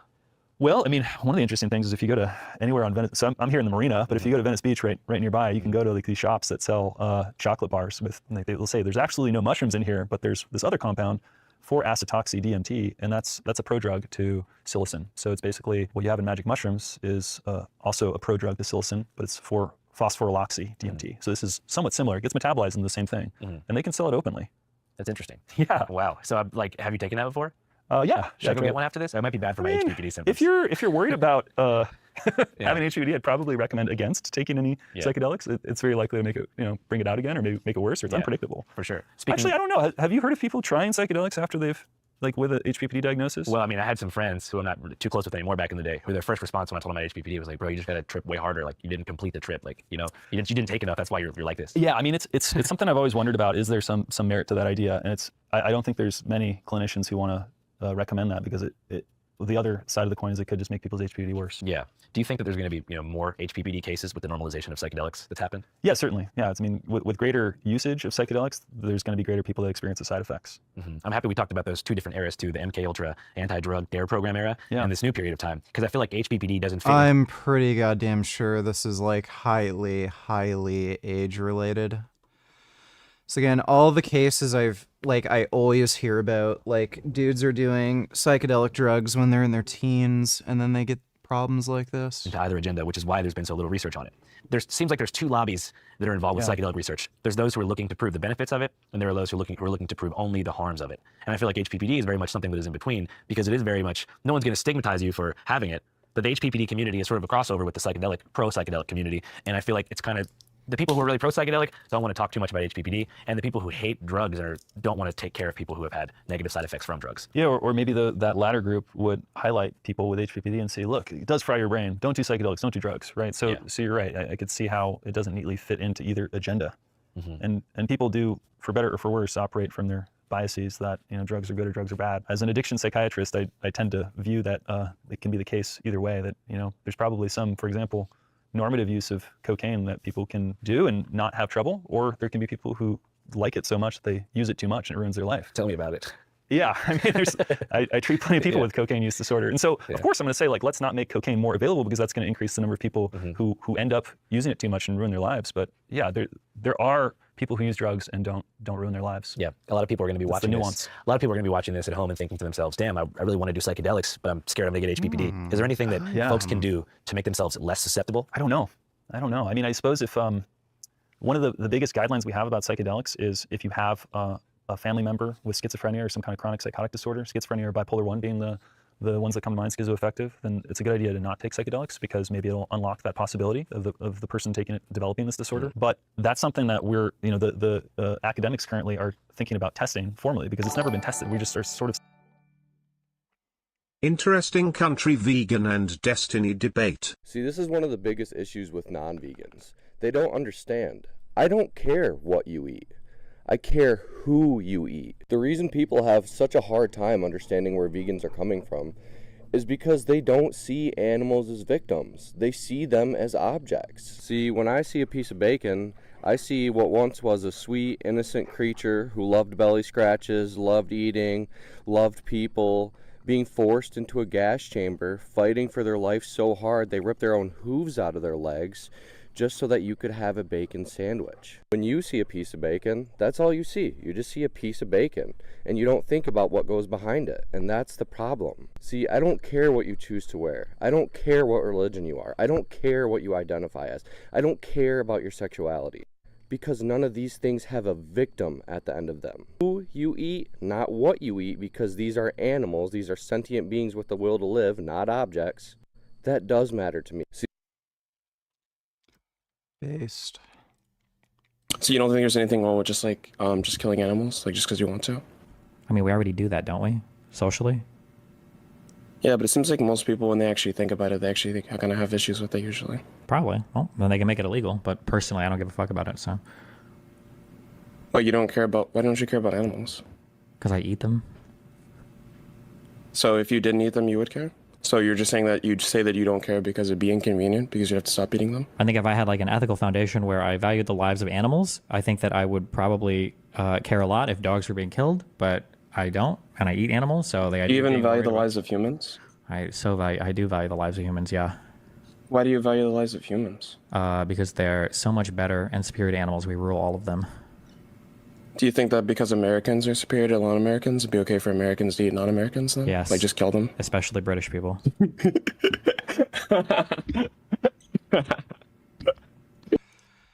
Destiny never interacts with that topic, honestly. It's one thing that he is extremely dishonest on. Thanks for the donation, though, J-Rob. Of saying like, hey, if you have family members, probably don't do this because maybe you're going to be more liable. Yeah. So we don't have a great way to predict this stuff, and we don't have good data on it really. Some of this stuff is like kind of scary to question, right? Because if you have a clinical trial that recruits people with these disorders, do you want to be the doctor? Do you want to be the clinician that accidentally like induces schizophrenia in this group of people? I mean, that testing. It's really the only way we're going to know. Yeah, I totally understand that. I suspect that's going to be the case, that there's going to be really cautious testing of these compounds in these populations because they're being studied by a variety of organizations now, but a variety of companies. Like they're trying to get FDA approval or planning to get FDA approval, like LSD for generalized anxiety disorder, or Compass Pathways is psilocin for depression, for major depressive disorder. So they're probably going to open it up to see like what those subpopulations do. But yeah, I would say if you have a family history, probably best guidance is to not. Yeah. If you have any kind of, you're not going to have a good like idea of if you have the prodromal status. Did you see that kid Dean Withers debate the vegan teacher and claim vegan ethics originated from Hitler? Was that like a 15-year-old? Some of the dumbest shit I've ever heard. Schizophrenia, but like if you have the beginnings of schizophrenia, probably not a good idea. Yeah, it's my best friend growing up. He had no schizophrenia in his family, but I guess he was predisposed to it in some capacity that he was unaware of. And we used to smoke weed together every day after school. Yeah. And I remember sometimes, he would start rap battling ghosts. Oh yeah. To the point where I was like, geez, like, I thought he was rapping to himself. Started gradually speaking to non-existent entities, and it just got so bad that it was evident that he was going through a psychotic break. And by the time we were seniors in high school, he was homeless, and he was homeless for 10 years. I think he's just now back on his feet, but that was from cannabis alone. Well, yeah, actually, I was about to say before you mentioned this, is the strongest link between drug use and developing schizophrenia is with cannabis, actually, which it wasn't totally intuitive for me. I would have thought maybe amphetamines or maybe psychedelics, but no, it's cannabis by a long shot. By a long shot. Yeah. More so than LSD. Yeah, and I mean, maybe that's because there isn't that much people using LSD that we don't have the strong like data signal to like sort of see that connection, but it seems to be really strongly linked with cannabis. I don't know that cannabis causes. The data is pretty clear at this point that cannabis does, in fact, trigger schizophrenia. It's clear and consistent enough that at this point that it does trigger schizophrenia, and it's probably related to habits of use. So, like, there are so many fucking teenage kids that are smoking weed on a nearly, if not daily basis. So it's likely related to frequency and dose of exposure. And there are just so many teenage kids that are smoking every day and in high doses that you're able to see that link. People aren't doing things like LSD or magic mushrooms daily in high doses. They're more of a occasional sort of thing, like probably once every few weeks if you're like a really heavy user. So that may be why there's such a huge association with marijuana and not, LSD or psilocybin. It's just because of frequency of exposure. Is it schizophrenia? I don't think that's the case per se. But it's hard to disentangle the connection. You think weed's good? Again, it's one of those things, like if you're using weed for chronic pain and you're not using opioids, if you're staying away from oxycodone by using like cannabis edibles, that sounds to me like a huge win. If you're smoking weed 3 times a day. Well, dude, everything is genetic. So people with genetic risk factors are obviously going to be more prone to those sorts of conditions. But they wouldn't have developed these issues if they weren't smoking weed or taking psychedelics. Day, or throughout the day, 7 days a week, and you're not like going to class, you're not going to job. That doesn't seem good either, So yeah. There's no general thing I can say, but yeah, it's all about the context. Yeah, we recently produced a documentary called Dear Kelly, which is about a guy who was like a January 6th frontline MAGA conservative. And it was about his family's attempt to kind of get him out of the rabbit hole and return him to a semblance of normalcy. And we sent him to a rehabilitation center in Pennsylvania on a scholarship, and they diagnosed him as schizoaffective bipolar as a result of cannabis overuse. And one thing that they mentioned is that from back in the day until now, weed is significantly stronger and more modified. Definitely. To have ridiculously high THC yields. Is that just an anti-weed psyop, or is weed actually that much stronger? Weed got way stronger since the 70s, yeah. I mean, you can see in like the testing of all these cannabis strains, like the amount of cannabinoids, the THC concentrations now are huge. So it's sort of like the equivalent between having a Budweiser and a shot of whiskey, I suppose. Or Everclear. Sure. You ever had one of those? It's been a while. But you have had one. back in UC Davis. Oh, is UC Davis a big party school? There's some parties. It's a college town. Yeah, I just know every UC is a little bit different. UC Berkeley is where all the protest stuff happens. UC Santa Barbara is like where everyone's like really dumb. Yeah, I guess not as highly rated of a school, huh? It's still pretty good. Yeah, but it's like when you think of Santa Barbara, you think of like a stress-free environment where people are just kind of watching the waves crash against the ocean. Although I didn't surf at the time, now I do. So now I think maybe I should have gone to Santa Barbara. Do you think we'll ever look back at this period of time where everyone with depression is being treated with SSRIs and everybody with pain is being treated by opiates and then think, damn, we had it all wrong? It's very possible, yeah. Yeah, because I mean, we look back at mental health treatment from 50 years ago and it's vastly different. Some of the drugs we used had like so many more side effects and whatnot. So yeah, I'm sure there's going to be some big developments. And I mean, that's one of the things that got me into psychiatry is just seeing the potential with psychedelics. And so I think there's a lot of good things that can come of it for sure, but there's also, the unfortunate thing is that we don't know who's going to develop HPPD, but yeah, that seems to be a consequence. Some percentage of people develop that. And so there's always drawbacks to drugs. And it's just trying to find out how to minimize those and how to maximize the good parts about them. In the patients that you've had and the experience you've had working with HPPD sufferers, if that's what you want to call us. Sure. What's the main way that you've seen people get over it since there is no cure? There seems to be a lot of just time and adjusting, and I would say like to be succinct, psychotherapy, whether that's formalized psychotherapy by like figuring out ways to cope or figuring out just new routines in one's life, or whether it's talking to friends, leaning on different friends and family for connections and support and whatnot, or these different foundations like the Perception Restoration Foundation. And I'm sure there's other online communities I'm not aware of, but just, finding community, finding support. Yeah, that's good that you're saying that, because when I first interviewed Dr. Abraham, who doesn't do interviews much, I asked him, I was like, what do you think's the best? Are you good at math? I'm okay. Not bad, not great, just somewhere in the middle. Thanks for the donation, retard. Way to reduce visual snow symptoms, and he was like, alcohol and benzodiazepines. I was like, I don't want to put that out, or else someone's gonna get a bunch of Xans. Well, yeah, clonazepam, Klonopin seems to have maybe some of the best track record of helping. Do you have a HPPD? No, I don't. Oh, man. Lucky guy. You don't have it? Nope. Damn, how'd you get so lucky? Did you do shrooms when you were 14? No, I waited a bit longer. That's what I wish I would have done. Waited to college. Yeah, I mean, I think that's actually a good point is you're asking what can people do to minimize their odds. It does make sense to wait until you're 18. I don't know what the right age is, and honestly, maybe you'd be fine doing it at 16 or 17, but like, I don't know why risk it. Well, at what point does brain development finish? Early 20s. It really depends on where you draw the endpoint, but yeah. Yeah. Sometimes I wake up and I think, damn, I hope my brain's going to develop a little more. I feel like my brain's still developing. I just turned 40. Yeah. Do you know what I mean? Like, this can't be it. Like, this is peak intelligence. We got some work to do. Yeah. I'm not saying I'm dumb, but there's certain things where I'm like, geez. Well, man, thanks so much for your time. I really appreciate it. Is there anything else you wanted to say? You feel like I didn't ask? No, I think we covered a lot. It's been an interesting conversation. What do you Yeah, I never even heard of that before. People would still be able to buy an apartment. This massive interest rate differential put in place a huge incentive to borrow and build new homes, which drove record sales. The total value of mortgages held in Russia grew 35% in 2023 alone, before the government finally listened to the central bank and shut the program down. This mix of huge fiscal stimulus, which is unevenly applied throughout the economy, combined with a tight labour market and then offset with extremely high interest rates, brought about a spending boom. See, Q donate $2. Yeah, I already saw that. Forcing 20-year-olds who had a fuck Jews sign, raise a club for re-education or face having their lives and families around it. Yeah, based. Yeah, somebody already sent me that. I'm glad Dave Portnoy is going after those people. Thanks for the donation, Q. A donate $2. Important update on Spherage. Watch first half of the video. That's where the new stuff ends. All right. Thanks for the donation, dude.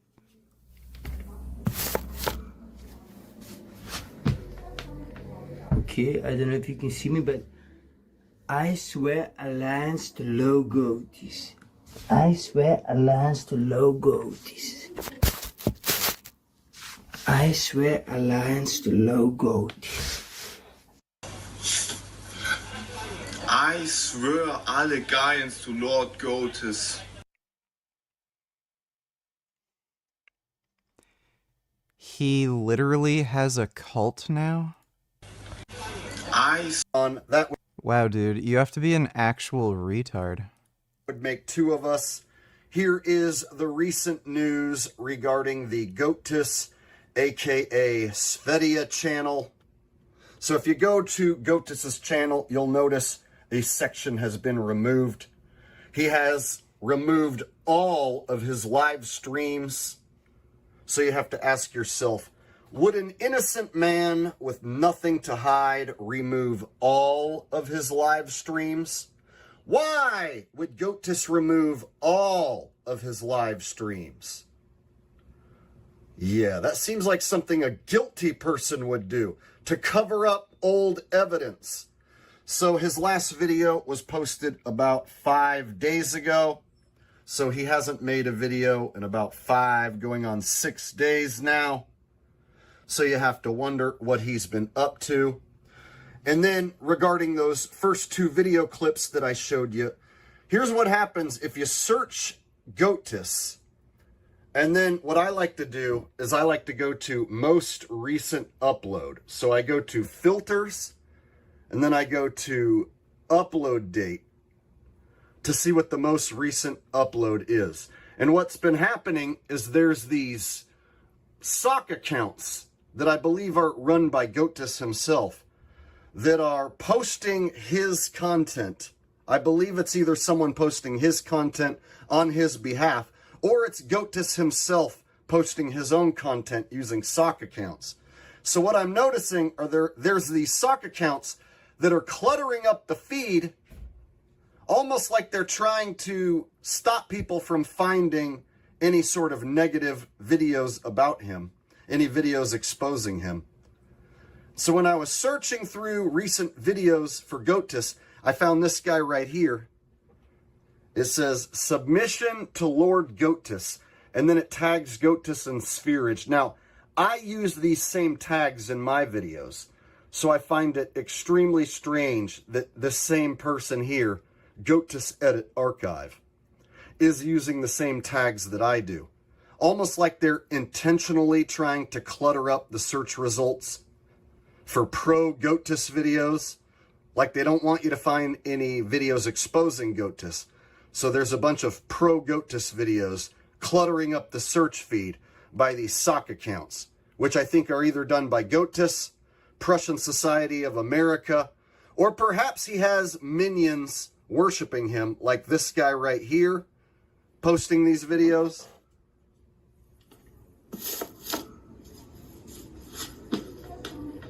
Okay, I don't know if you can see me, but I swear alliance to logos. I swear alliance to logos. Retard donated $2. A man macrodosed online.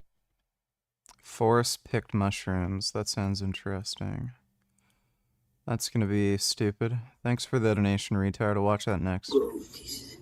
One of his cult following minions, who sort of secret cult, like aside from his regular channel.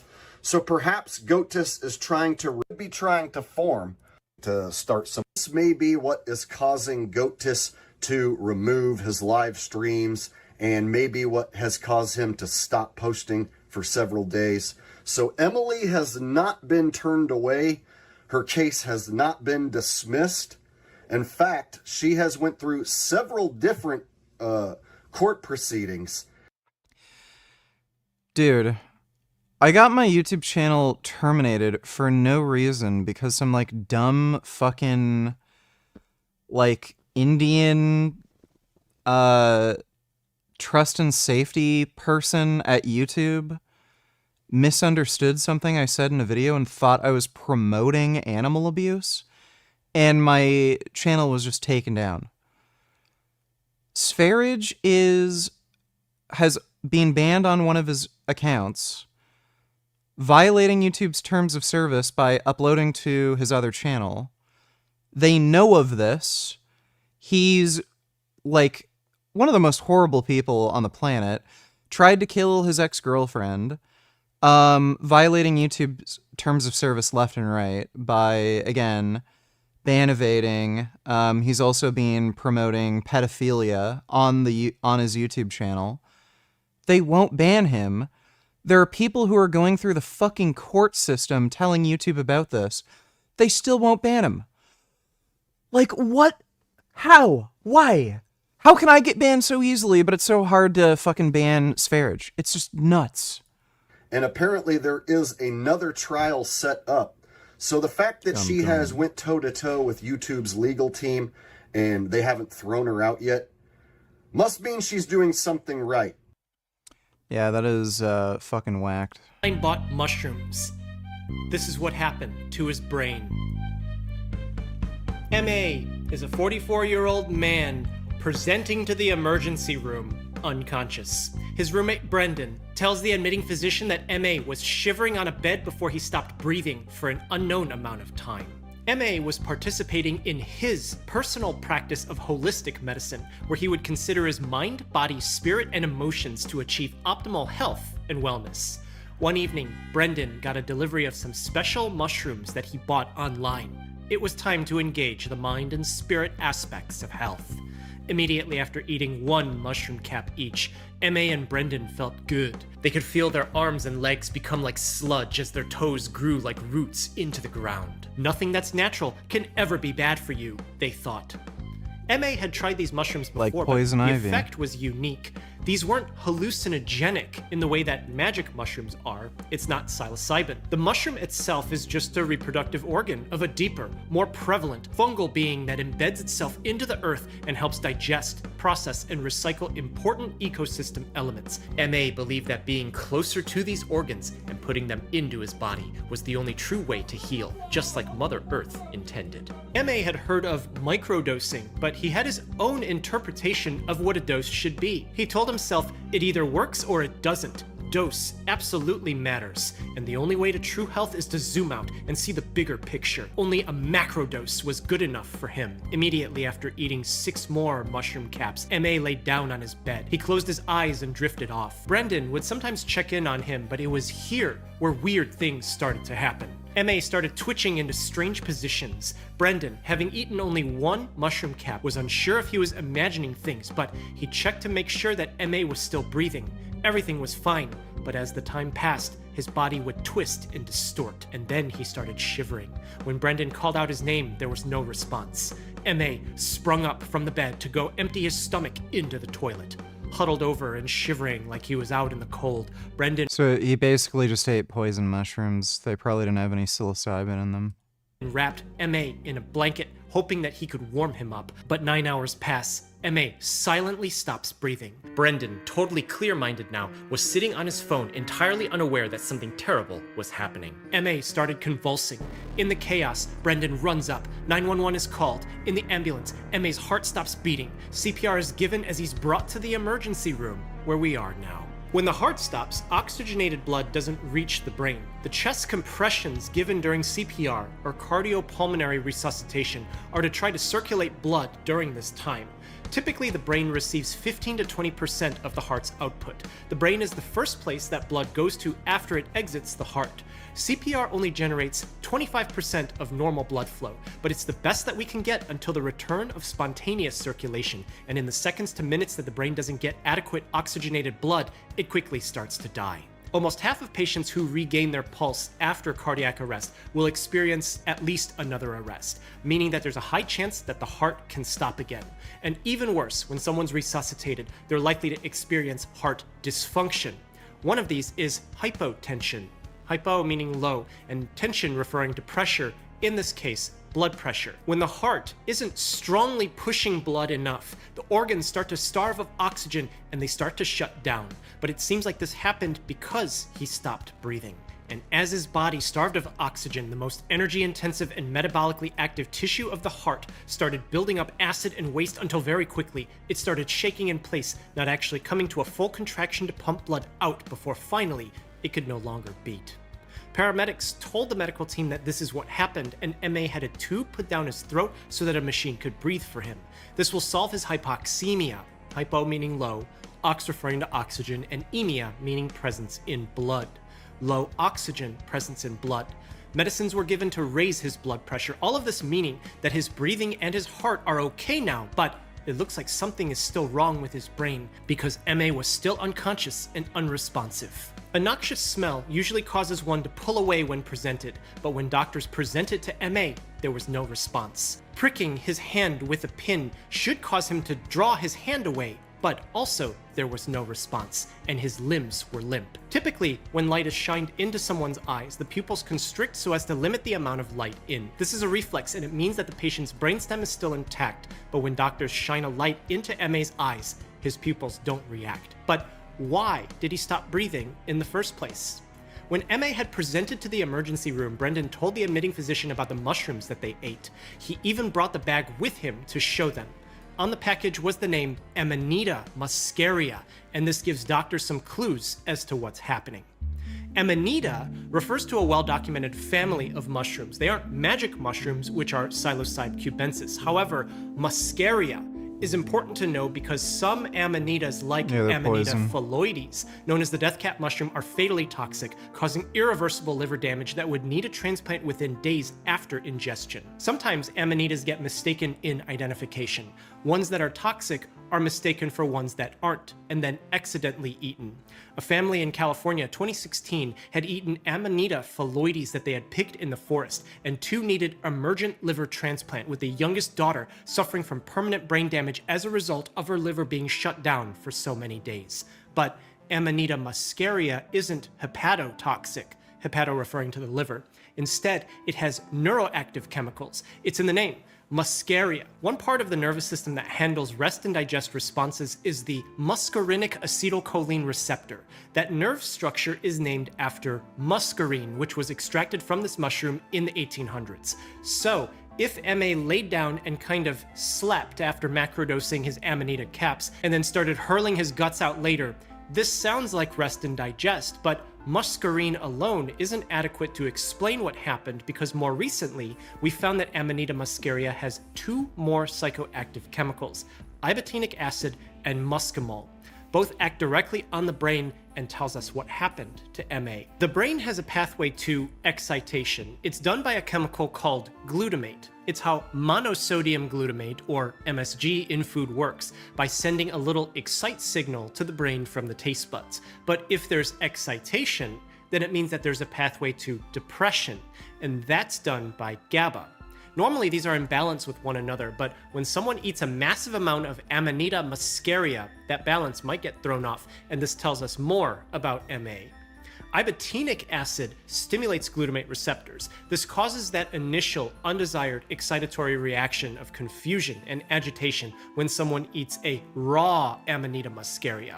In some reports, someone who had eaten Amanita pantherina, a mushroom that usually contains a lot of ibotenic acid, was so mind-altered that he repeatedly dropped his camera until it broke. But Amanita muscaria also has muscimol, which acts on the GABA pathway in the brain, causing sleep and coma, the response that this mushroom is known for.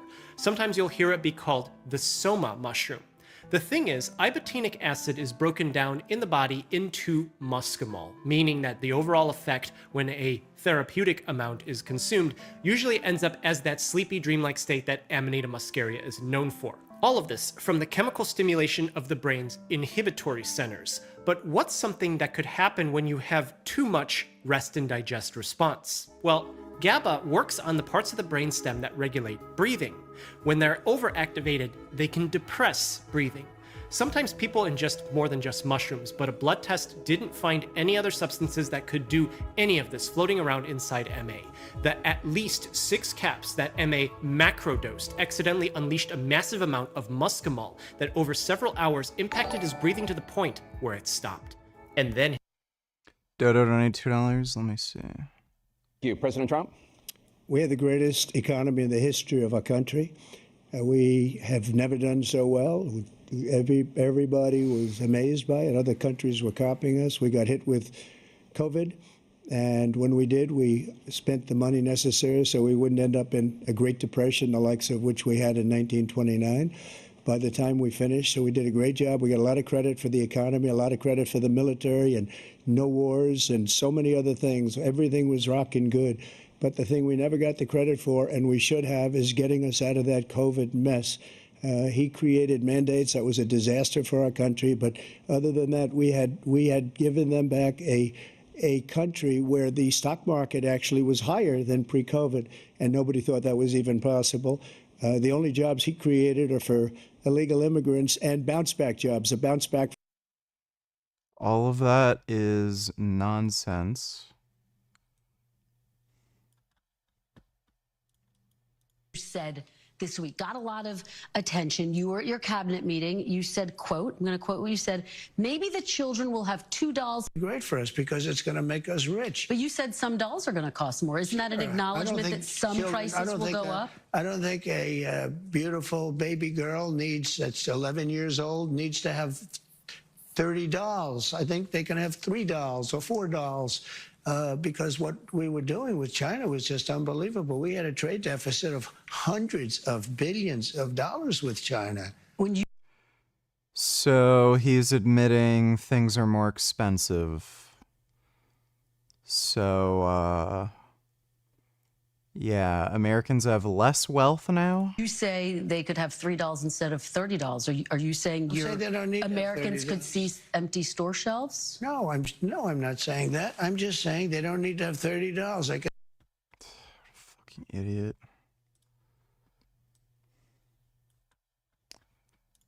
American Communist Party celebrated May 1st by marching with Palestine, North Korea, Chinese and Assadist flags while chanting about Lenin.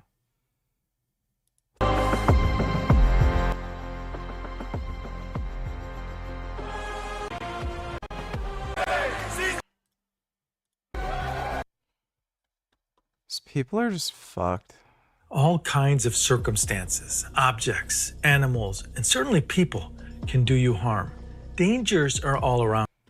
Okay, maybe we'll watch that later. Thanks for the donation, Dodo. His heart stopped beating, but his roommate didn't know for several seconds to minutes. This starved his brain of oxygen for long enough to cause permanent damage. The problem with this is when the heart restarts and blood starts flowing around again, this actually damages the brain again.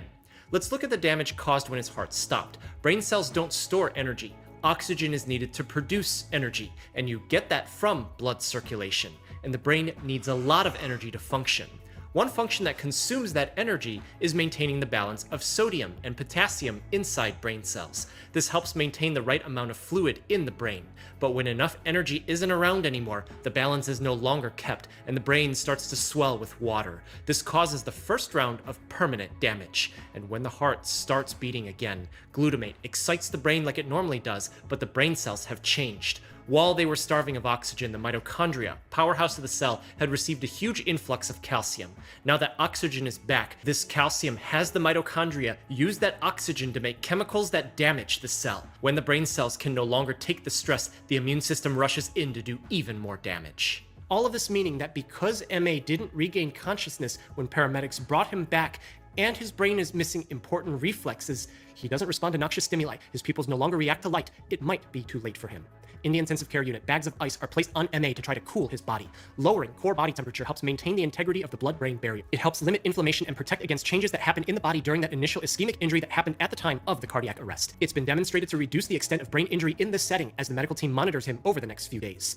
Amanita muscaria products have become more accessible throughout the United States in the early 2020s. They've become so common in some areas that you can buy them at gas stations. But in that case, they might not actually be Amanita muscaria products. In 2024, there were 180 people who ate microdose edibles and chocolates. 73 ended up hospitalized, and 3 people are suspected to have died associated with the ingestion of these products. In an announcement, the company said that they were recalling the products because of muscimol. So, are these Amanita edibles? Because that's what it sounds like. In the official investigation, FDA-associated laboratories found a wide array of chemicals way beyond what would be found in a muscaria mushroom. Things such as 4-ACO-DMT, also known as 4-acetoxy-N-dimethyltryptamine. Amanitas are not psilocybe mushrooms. They don't have those chemicals inside, but the lab found the psychoactive chemical psilocin in some of these edible products. A prescription medicine named pregabalin, known as the brand name Lyrica, which isn't found in any actual mushroom, was also found in some of these products. We don't know why these are in here or how they got in there, but the FDA knows about it now. Usually, with packaged edible products that come in a box, someone else is going to reply that that's why I grow my own mushrooms. But at least for this one, you can't. There's been people who have tried. Do you remember that mushrooms are just the reproductive structures for a larger organism? Well, it seems like getting Amanita muscaria to fruit is hard to do indoors. Psilocybe cubensis can be grown, but this one's different. And if it weren't for the fact that these edibles didn't have appreciable amounts of ibotenic acid or muscimol in them, one could make the case that being forced to pick these mushrooms from the ground and incorporate them into the edible would create some variation. In a product genuine of its claims, this could likely be the case. Some individual mushrooms will have different amounts of these chemicals. It could even change depending on what season it is, or how open the mushroom is at the time. But these implicated edibles probably can't even claim this because the psychoactive compounds contained within have been demonstrated by a lab to not even be from this mushroom itself. It's like a cruel joke that people want to avoid big pharma by consuming this kind of product, and then they end up getting duped by big pharma ingredients. So let me be clear, with Amanita muscaria, be careful. With some edible that never tells you what's inside and uses the buzzwords to draw you in,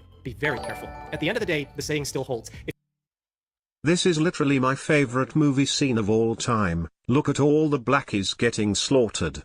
Smelly people. Skip to 340. Oh, yeah.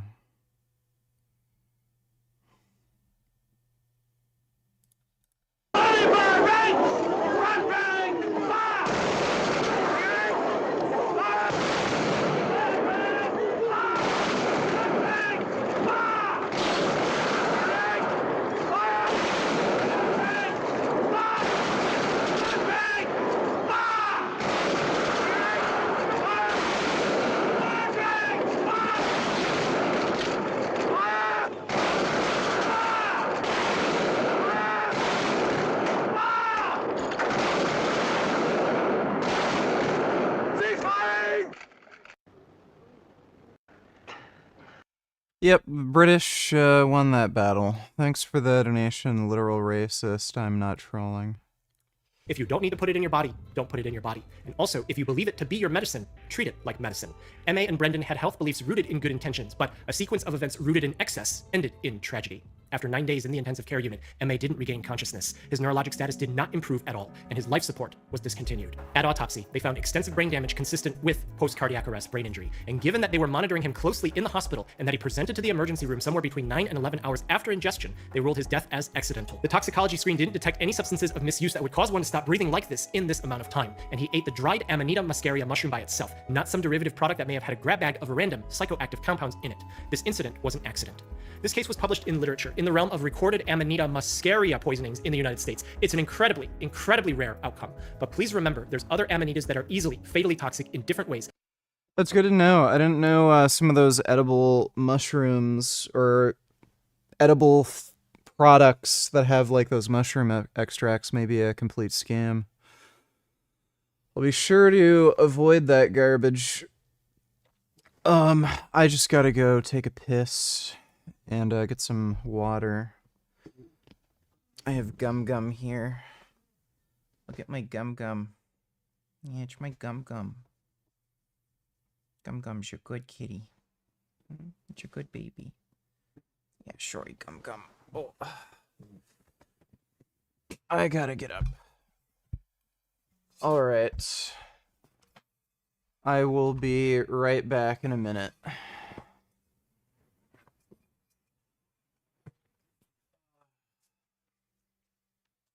Hey, it's your good baby.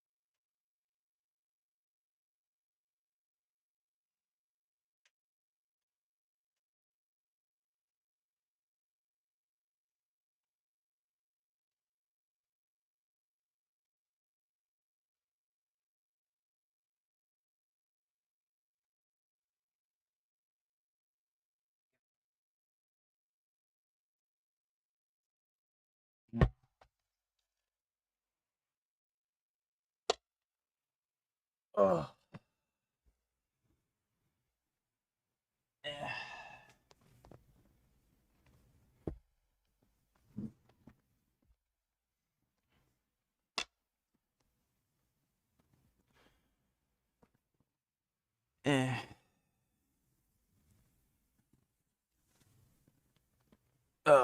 Okay.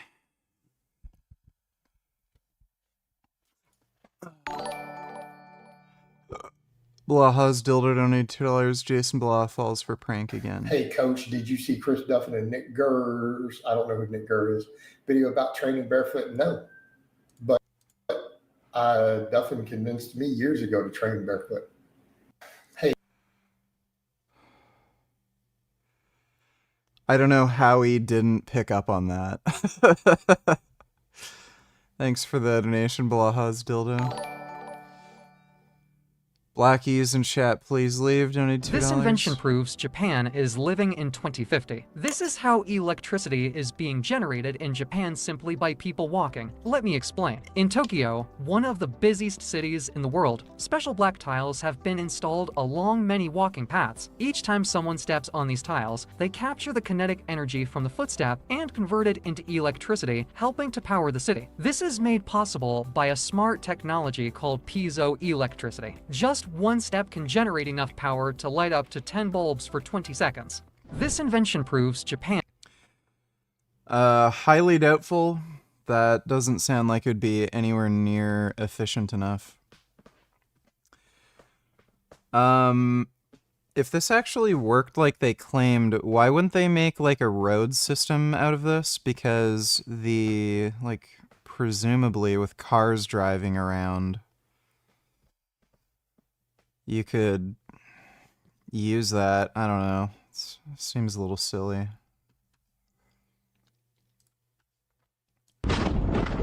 Not sure if I really believe that. Or, I don't know if that would work the way they say it works. Yeah, there you go. Yeah, I've seen this. The guy was charged with attempted murder. This isn't the first time the president has posted an AI-generated picture of himself, but it could be the most controversial. Just a week and a half after the death of Pope Francis, and 5 days before the conclave, Trump posted this picture to Truth social media account. The backlash was immediate, especially from members of the Catholic Church who are now in their final days of mourning. Yeah, that's Trump. Thanks for the donation, Blackies in chat, please leave. Around us. But did you know that certain mathematical equations also contain in them... Oh, Gum Gum. How you doing, Gum Gum? ...unnerving dangers that if we really sat down to understand them and their implications, it would probably send shivers down your spine. If you thought relatively mundane things like skydiving, chainsaws, or people are dangerous, I have something to tell you about the horrific world-ending implications of physics equations that might give you instant existential crisis. Stay tuned because that's coming up right now. Arguably, this is the most famous equation in all of science. E equals mc squared. Developed by Einstein about 115 years ago in 1905, it shows that mass and energy are equivalent. I want you to pay attention to the c squared part. That's the speed of light, which is 299,792,458 meters per second. A number that on its own is huge, but in Einstein's equation, it is squared. Physicists immediately understood that this meant that mass contained an insane amount of energy, but the practical implications were far from well understood. This energy inside mass was not thought to be accessible. Of course, that changed on July 16, 1945, in a desert in New Mexico, USA, where a team led by Robert Oppenheimer exploded the world's first nuclear bomb. That's what makes this equation so scary. It means that a 1 kilogram mass, about the weight of a large pineapple, is equal to 9 times 10 to the 16 joules. This is more than 1,000 times the bomb dropped on Hiroshima. There's an insane amount of energy in matter. It's the same energy that allows stars, such as our sun, to release immense amounts of radiation over billions of years. Countries around the world have learned to harness that same power in the form of about 12,000 stockpiled nuclear bombs, each of which is more powerful than the Hiroshima bomb. Imagine the damage one crazy dictator or terrorist could do if they got a hold of just a single such a weapon. Scientists believe that just 100 nuclear bombs would be enough to destroy most of human civilization, if you include its immediate physical and ongoing environmental impact. But if you think wiping out human civilization is scary, the next equation has the potential to wipe the entire universe. What you're looking at is the equation for the Higgs potential, which is crucial in particle physics because it explains how elementary particles gain mass and plays a role in the stability of the universe. This stability lies on a razor's edge. It's quite possible that there is a fatal flaw in the way the universe is currently constructed. What am I talking about? Some might consider this a mathematical technicality, but our best and most accurate theory in physics, the standard model of particle physics, points out a scary possibility. The standard model describes how particles in the universe interact via mediation by other particles called bosons. One of these bosons you may have heard of is the Higgs boson. Quantum field theory points out that all particles are wave-like excitations in fields that permeate all of spacetime. So electrons are excitations in the electron field. Quarks are excitations in the quark field. The Higgs boson is an excitation in the Higgs field. But unlike every other field, the Higgs field is unique in that even in the absence of any particles, it has a mass or energy. And this is why any other particle that interacts with the Higgs field gets energy, which we perceive as mass. So when electrons, for example, interact with the Higgs field, they gain mass. The vacuum energy of the Higgs field is formally called its vacuum expectation value, which happens to be 246 giga-electron-volts, or GeV. This value is the only fundamental mass parameter of the Standard Model. The masses of all other fundamental particles depends entirely on this vacuum expectation value. In the hot early universe, the theory tells us that this expectation value was 0, because this was the minimum value of the Higgs potential at that time in the extremely high temperatures near the Big Bang. As the universe evolved, its expansion led to decreasing temperatures, which also led to a new minimum potential in the Higgs field, which was not at the origin, but at a non-zero value of 246 GeV. And this is how we ended up with the fundamental particles having mass. Now, this is all good, and all this theory matches observation. The issue is that if we insert the most precise parameters from experiments in our model, the model suggests that there might be another minimum in this potential, a minimum that is even lower, and thus nature would push us to that value. Worse is that it could be an unbounded minimum that is infinitely low. Any transition from where we are now to this new minimum is very unlikely, but because quantum tunneling allows the universe to overcome an energy barrier and tunnel from one point in the lower potential to another with some probability, there is a chance that it could happen. That's what our best and most accurate theory, the Standard Model, suggests. Now here's what's scary about that. Should the universe tunnel to this new lower unbounded minimum, all massive particles in the universe will suddenly become infinitely massive. This change would propagate at the speed of light, which means we would not see it coming.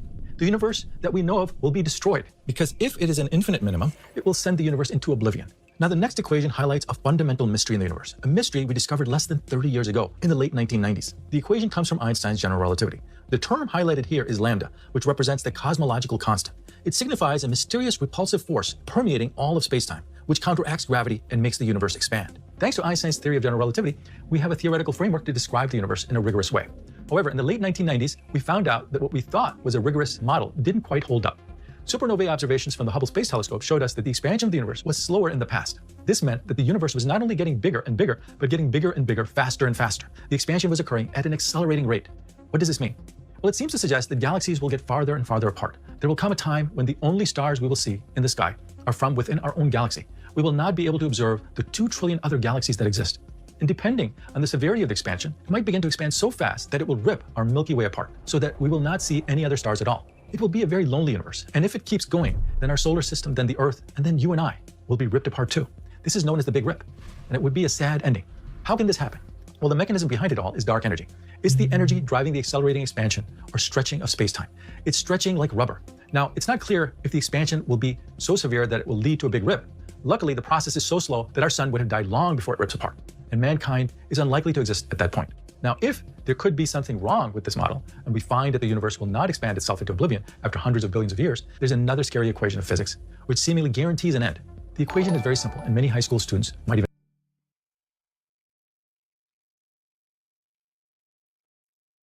Mexico, donate $2. Imagine it's a beautiful, lovely day in Mexico. The sun is shining, the sky is blue, and all of a sudden this happens.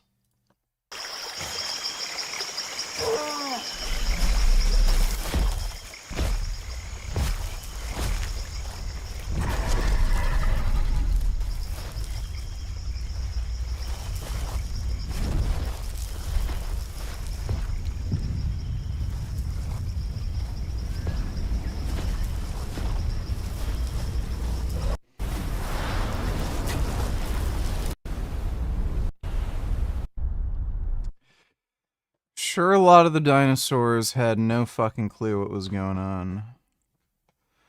Also, fun fact, the meteor that killed the dinosaurs hit in Mexico. When was the last time you talked to your ex-whore? Has she asked you for more money? A couple weeks ago. Thanks for the donation, Street Vegan. Don't want to talk about it right now. Appreciate the donation, though.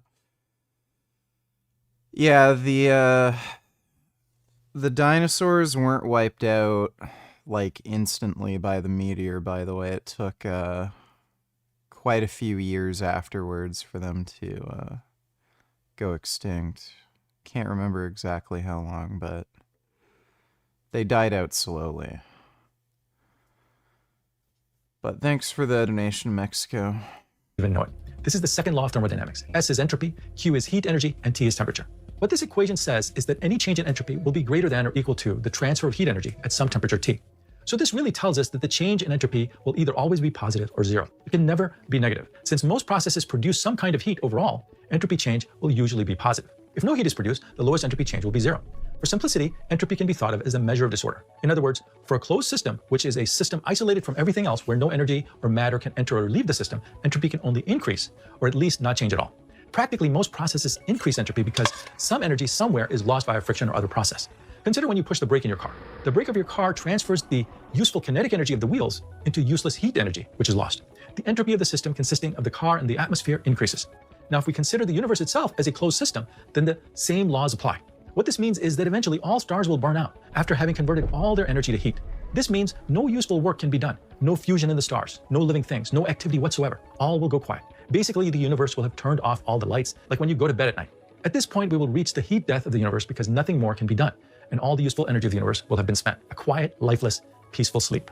Our fifth and final equation may seem harmless at first. You may even recognize it as just the classic equation for calculating the orbital velocity of heavenly objects. In fact, it's derived from work that was done way back in the 1600s by Isaac Newton and Johann Kepler. We can use it to find the approximate velocity of stars at a specific distance from the galactic center of mass of a galaxy. But observations by Vera Rubin and others in the 20th century found a glaring discrepancy. The stars in the outer rim of galaxies were moving much faster than they should. If we use this equation to explain this anomaly, we find that the best explanation appears to be that there must be much more mass than what we can observe with our instruments. In fact, this hidden mass is several times more. The content making up you and me, also known as baryonic matter. It's only around 20% of the total matter content of the universe. So what is the other 80% of matter? Well, it's dark. We can't see it because it doesn't appear to emit, absorb, or reflect any light or any radiation of any kind. We can observe its gravitational effects in galaxies and galaxy clusters, but that's all. We call it dark matter. Imagine what could be hiding in the dark. It could be a different world altogether, maybe with its own living beings. Maybe they have their own dark atoms and dark planets, and maybe they can't see us either. There could be a whole universe out there that we currently have no access to. We wouldn't know. We see gravity disturbances corresponding to this matter and other effects from that, but we have never seen or detected this mysterious dark matter. But what if they can see us, but we just can't see them? We better hope that they're friendly. We tend to be rather hostile to unknown species. Let's hope they're not like us. Now, if you're like me here on Earth, I buy nearly everything I need online. And the one tool that's All right, well, that's neat. The mix of contrasting policies left Russia with a turbocharged but extremely unbalanced economy.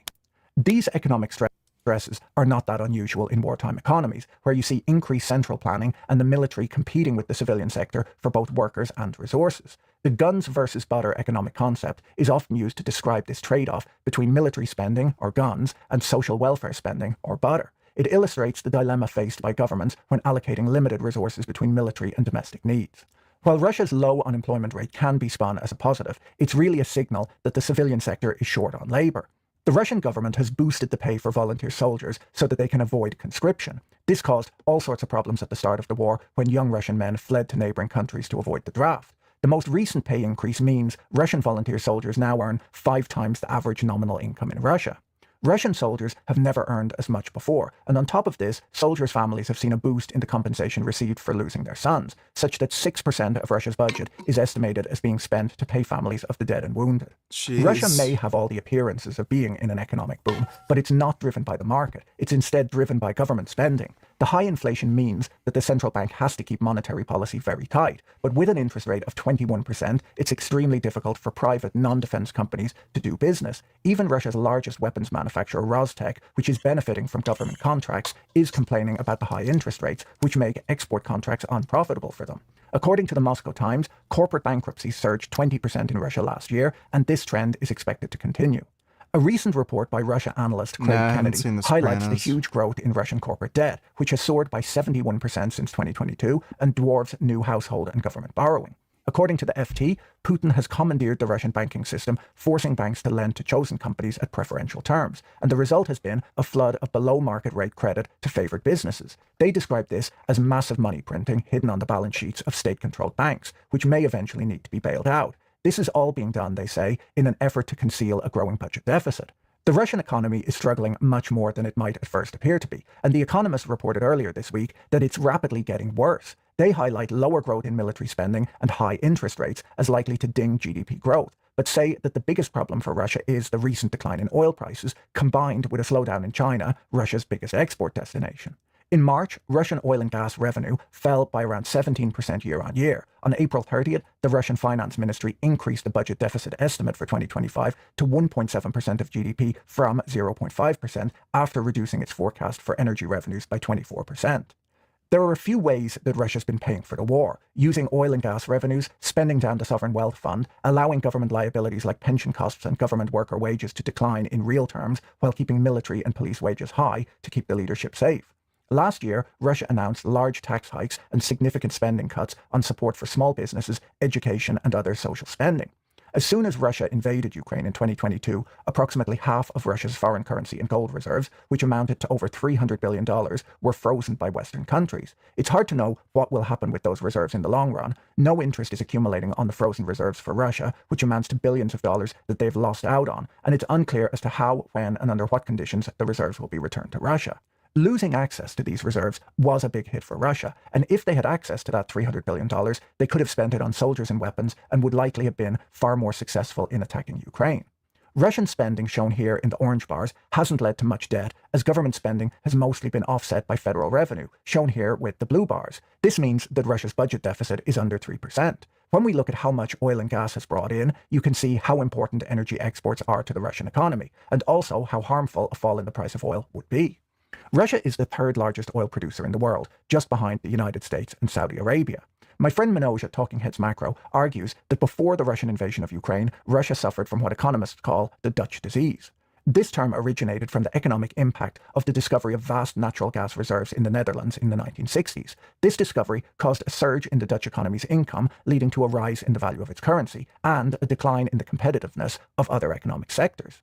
Countries rich in natural resources like Russia often struggle to translate this wealth into widespread economic prosperity. The Dutch disease can worsen this problem by concentrating wealth in the resource sector while weakening other parts of the economy. Because a lot of goods can be manufactured anywhere in the world, a strong currency which was brought about by factors other than high productivity makes all other production within that country internationally uncompetitive.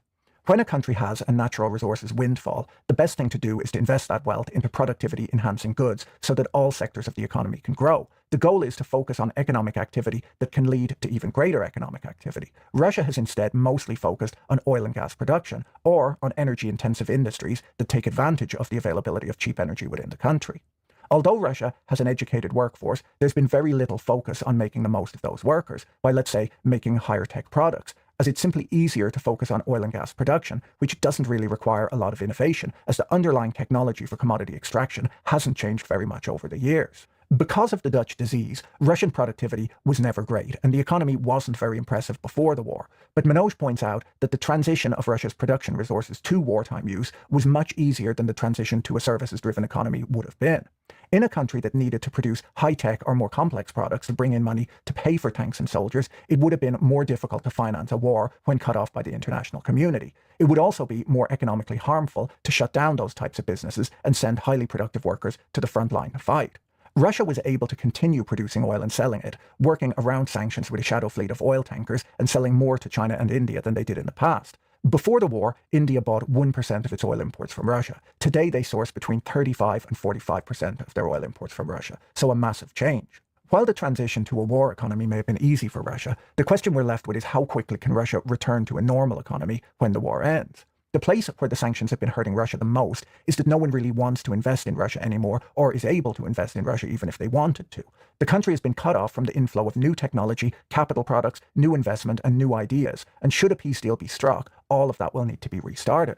Having been cut off from the rest of the world, Russian businesses have had next to no competition, and thus have had no incentive to produce cheaper or better goods. During that time frame, foreign businesses have had to compete and have been forced to improve.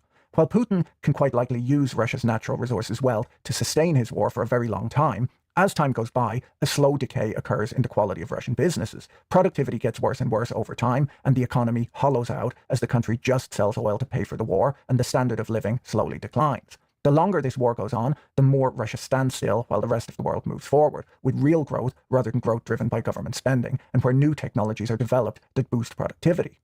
While Russian oil and gas might be needed, buyers who used to source other goods from Russia before the war have now found new suppliers and have no reason to start buying from Russian firms again. As Russia stagnates, its smartest and most productive workers, who haven't left yet, will leave for opportunities in the rest of the world.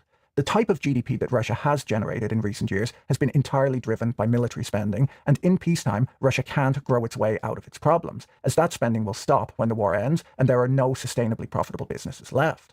Often when wars end, you see a reconstruction boom, but very little Russian infrastructure has been destroyed, so not much needs to be rebuilt. While Russia isn't as militarized as the Soviet Union was during the Cold War, the demilitarization that occurred when the Cold War ended brought about a huge economic shock, as nothing replaced the military economic activity when it abruptly ended. It took years for munitions factory workers to retrain to work in other businesses. Putin will struggle to normalize the Russian economy after the multi-year lending boom, where state-controlled banks were forced to finance defense companies at subsidized rates. Preferential loans to defense companies, agricultural businesses, construction companies, and mortgage borrowers now make up about 16% of banks' total portfolios, according to the Bank of Russia. This raises the prospect of a post-war wave of defaults if defense spending falls and the economy slows. The Russian economy has already started slowing and can be expected to struggle if energy prices fall any further. The IMF expects growth of 1.3% this year and 1.2% next year. While the US government has discussed lifting sanctions on Russia's energy sector, the European Union and the United Kingdom don't appear to be planning to follow suit, at least not until Russia is no longer seen as a security threat. It's been a while since I've made... Hey Kenny, what's up? You know, I'm just chilling. Got some Chinese food today, so that's good. Any videos on Russia, but hopefully all of the Russian bots are still there to comment and downvote my video. So make sure you go down to the comment section. All right. Defenders, a lot has changed in the last week.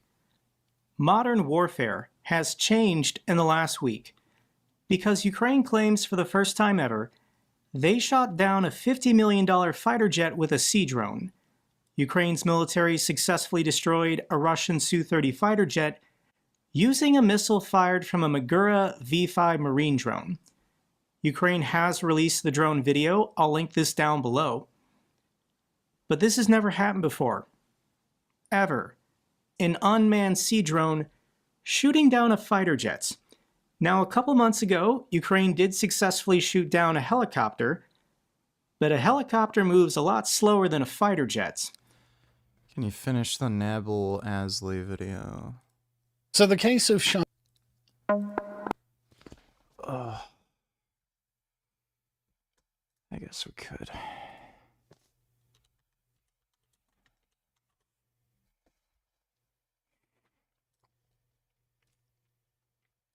Verse 28.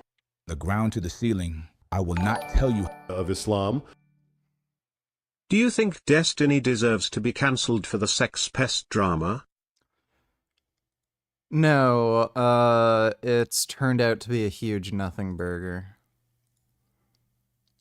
So, the thing with Pixie is just clear bullshit, and that other chick is freaking out about fucking nothing when all there is audio, so who fucking cares? Thanks for the donation, Ark. First published in 1913, with or without doctrinal justification, arbitrary demands for money appeared at times. Even that medieval traveler, Marco Polo, whose chronicles appear impartial, made an interesting observation concerning the rulers and mobs extorted money from infidels under their sway as a legitimate way to profit. Much of this financial fleecing came to an end thanks to direct European intervention. Beginning in the mid-19th century, one Muslim region after another abolished the jizya and gave non-Muslims unprecedented rights, originally to appease Western powers, later in emulation of Western governance. The Ottoman Empire's Hat-i-Humayun decree of 1856 abolished the jizya in many Ottoman-ruled territories. Elsewhere in the Muslim world, the jizya was gradually abolished wherever Western powers were present. Today, however, as Muslims reclaim their Islamic heritage, often to the approval and encouragement of a West, now... Cuckold Pride, $20. What age did you lose your virginity? 16. Tell us how it happened and what the situation was. I told that story a billion times, dude. I don't care. Lost my virginity when I was 16. That's all you need to know. Thanks for the donation, dude. Under the spell of multiculturalism, jizya, whether institutionalized as under the Islamic State or as a rationale to plunder infidels, is back. Even in the West, in 2013, a UK Muslim preacher who was receiving more than £25,000 annually in welfare benefits referred to British taxpayers as slaves and explained, "We take the jizya, which is our haq anyway. The normal situation, by the way, is to take money from the kafir, isn't it? So this is the normal situation. They give us the money, you work, give us the money, Allahu Akbar. Yeah, this guy's in prison now for supporting terrorism. We take the money." Academic lies about jizya. Yet if Muslims, from Islamic State jihadis to Egyptian university professors, know the truth about jizya, the West is today oblivious thanks to its leading authorities on Islam, Western academics and other experts and talking heads. Consider the following excerpt from John Esposito, director of the Prince Al-Walid Center for Muslim-Christian Understanding at Georgetown University, and a widely acknowledged go-to source for anything Islamic. In many ways, local populations, the Christians, Jews, and others, found Muslim rule more flexible and tolerant than that of Byzantium and Persia. Religious communities were free to practice their faith, to worship and be governed by their religious leaders and laws in such areas as marriage, divorce, and inheritance. In exchange, they were required to pay tribute, a poll tax, or jizya that entitled them to Muslim protection from outside aggression and exempted them from military service. Thus, they were called the protected ones, or dhimmi. Cuckoldry, dude. In effect, this often meant lower taxes, greater local autonomy. Despite the almost gushing tone related to Muslim rule, the idea that jizya was extracted in order to buy Muslim protection from outside aggression. Enjoy. Let me see. Slow down there, too. Oh, no! It takes out Jody Berry with him. 3 of our top 4 down. Standish, who looked like he was out of the podium picture, and bikes are coming all over the place. That's Toby Comstock. They need to red flag it up. Is it gas or is it water? One way or another, it's bad. Oh, wow. Yeah, but his bike was leaking. And that's why the rider behind went down, because they got. Look at all that. It is just dumping fluid. Peak Hobbs is so lucky. That looks like it's probably engine oil. Look how close that is. Watch the ejection here. And there's no way to get out of it right now. I've never seen anything like that. That's crazy. Now, Roger. And that's why I thought there was fluid down, because all these guys crashing behind him and he was, crashed before he got to him. And he was laying it, and that's why Toby Comstock had no idea. Yeah, it's crazy. I've never seen that. It looks like it was leaking engine oil. Wow, that's fucked. Thanks for the donation premium. Is an outright lie.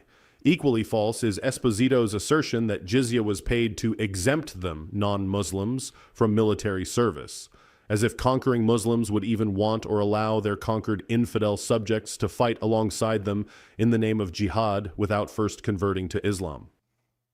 In reality, and as demonstrated above via the words of a variety of authoritative Muslims, past and present, jizya was and is indeed protection money, though protection not from outsiders, as Esposito and others claim, but from surrounding Muslims themselves. Whether it is the first caliphate from over a millennium ago, or whether it is the newest caliphate, the Islamic State, Muslim overlords continue to deem the lives of their infidel subjects forfeit unless they purchase it, ransom it with money. Put differently, the subjugated infidel is a beast to be milked until it gives no more milk till it milks blood, to quote the memorable words of an early caliph. There is nothing humane, reasonable, or admirable about demands for jizya from conquered non-Muslim minorities, as the academics claim. Jizya is simply extortion money. Its purpose has always been to provide non-Muslims with protection from Muslims. Pay up, or else convert to Islam, or else die. Shut up! You just shut up and pay up, okay? In short, jizya is yet another ugly fact of Islam. Add to offensive jihad, imperialism, misogyny, slavery, etc. One that, distort as they may, the academics cannot whitewash away, even as the world stands idly by watching its resumption in the 21st century. Yeah, just don't let the Muslims in. And they can just have their shitholes like Afghanistan and, I don't know, do monkey shit. And Ukraine might have done it twice. Ukraine destroys 2 Russian warplanes within 24 hours, including the first ever naval drone strike. So the second plane, we don't have all the details yet. Ukraine has not released the video. The second jet was shot down somewhere near Crimea. But the first jet, the one we have the video for, this happened near the port city of Novorossiysk. This is located inside of Russia. And this is the Magura V5 drone boat, capable of doing several different functions. And Magura stands for Maritime Autonomous Guard Unmanned Robotic Apparatus. V5, I imagine, because Ukraine has been developing this technology for 3 years. Constant development, constant iteration to get to this point. Unmanned drones shooting down fighter jets. And they shot it down with a Western-supplied AIM-9 Sidewinder missile. The Sidewinder is a short-range air-to-air missile. So Ukraine is being innovative, they're adapting, and they used a short-range air-to-air missile to be launched from an unmanned drone boat off the coast of Russia. That's pretty dope. This is brilliant, guys. This is beautiful. I am astonished that... Cuckold Schmucko, donated $2. Would you fuck a tranny? Maybe. Like post-surgery, or maybe even get sucked off by one with a cock. Heard you like teens? No, I'm not into teens. Let me guess, the age range starts at 13, Mr. Hentai. Hentai is prepubescent children legally. Hentai is immoral. That's great. Thanks for the donation, dude. Ukraine was capable of doing this. What is the defense for this? Modern warfare has changed. One military in the world has this technology, is capable of doing this, and now every navy, every air force in the world is behind Ukraine, and they're going to have to catch up. Every navy, every air force in the world now has to copy and replicate this technology. How do we make unmanned drone boats that can shoot fighter jets out of the sky? This is unbelievable. And what about the Russians? What innovations are they developing? And this is a donkey with an anti-drone jammer on its back. And a helmet. Ukraine spent the last 3 years figuring out how to adapt Sidewinder missiles on unmanned drones to shoot down jets. And the Russians just slapped an anti-drone jammer on a donkey. My money is still on Ukraine, guys. We are approaching the May 9th Victory Day parade. Kremlin calls proposed 3-day ceasefire a test of Kyiv's readiness for peace, despite Moscow's rejection of a 30-day ceasefire. So the Russians are currently begging the Ukrainians, let us have 3 days off from the war so that we can have our very pretty propaganda parade. It's important for Putin. And Zelensky says no. Zelensky rejects Putin's truce proposal as theatrical, and instead backs a 30-day ceasefire plan from the United States. If you want 3 days off for May 9th, then let's make it 30. Let's make it an entire month of a ceasefire and see if we can find peace. But the Russians don't want peace. Instead, they are using it as an opportunity, once again, to push their propaganda that somehow Ukraine is the one who doesn't want peace. Russian officials say Zelensky has nothing sacred as he rejects the Victory Day truce while instead proposing 30 days. This is honestly stupid. Even if Ukraine agreed to it, nothing on the front lines would be different. Russia for 3 days wouldn't actually stop drone and artillery attacks. They would carry on the war as normal. They just want Moscow to be safe for 3 days. And the Russians are doing nothing different. The Russians every day are attacking civilian cities. Russian drone attack on Kyiv injures 7 people, including 2 children, damaging a shopping mall. Russian drone attack on Kherson kills 1 and injures 2. Russian attacks on the city of Kharkiv wound 47. Russia is increasing their terrorist attacks against civilian cities because their military can't make progress on the battlefield. I don't think I've shown you guys a map update in weeks because the Russians aren't moving. They're not making progress. It was 8 or 9 months ago we were talking about the imminent fall of Pokrovsk, and Pokrovsk continues to hold. The Russians are no closer to taking it than they were 6 or 7 months ago. Yes, the Russians are gobbling up wheat fields in the middle of nowhere, but they're exposed. This is a kill zone, especially with Ukraine's newly developed fiber optic FPV drones.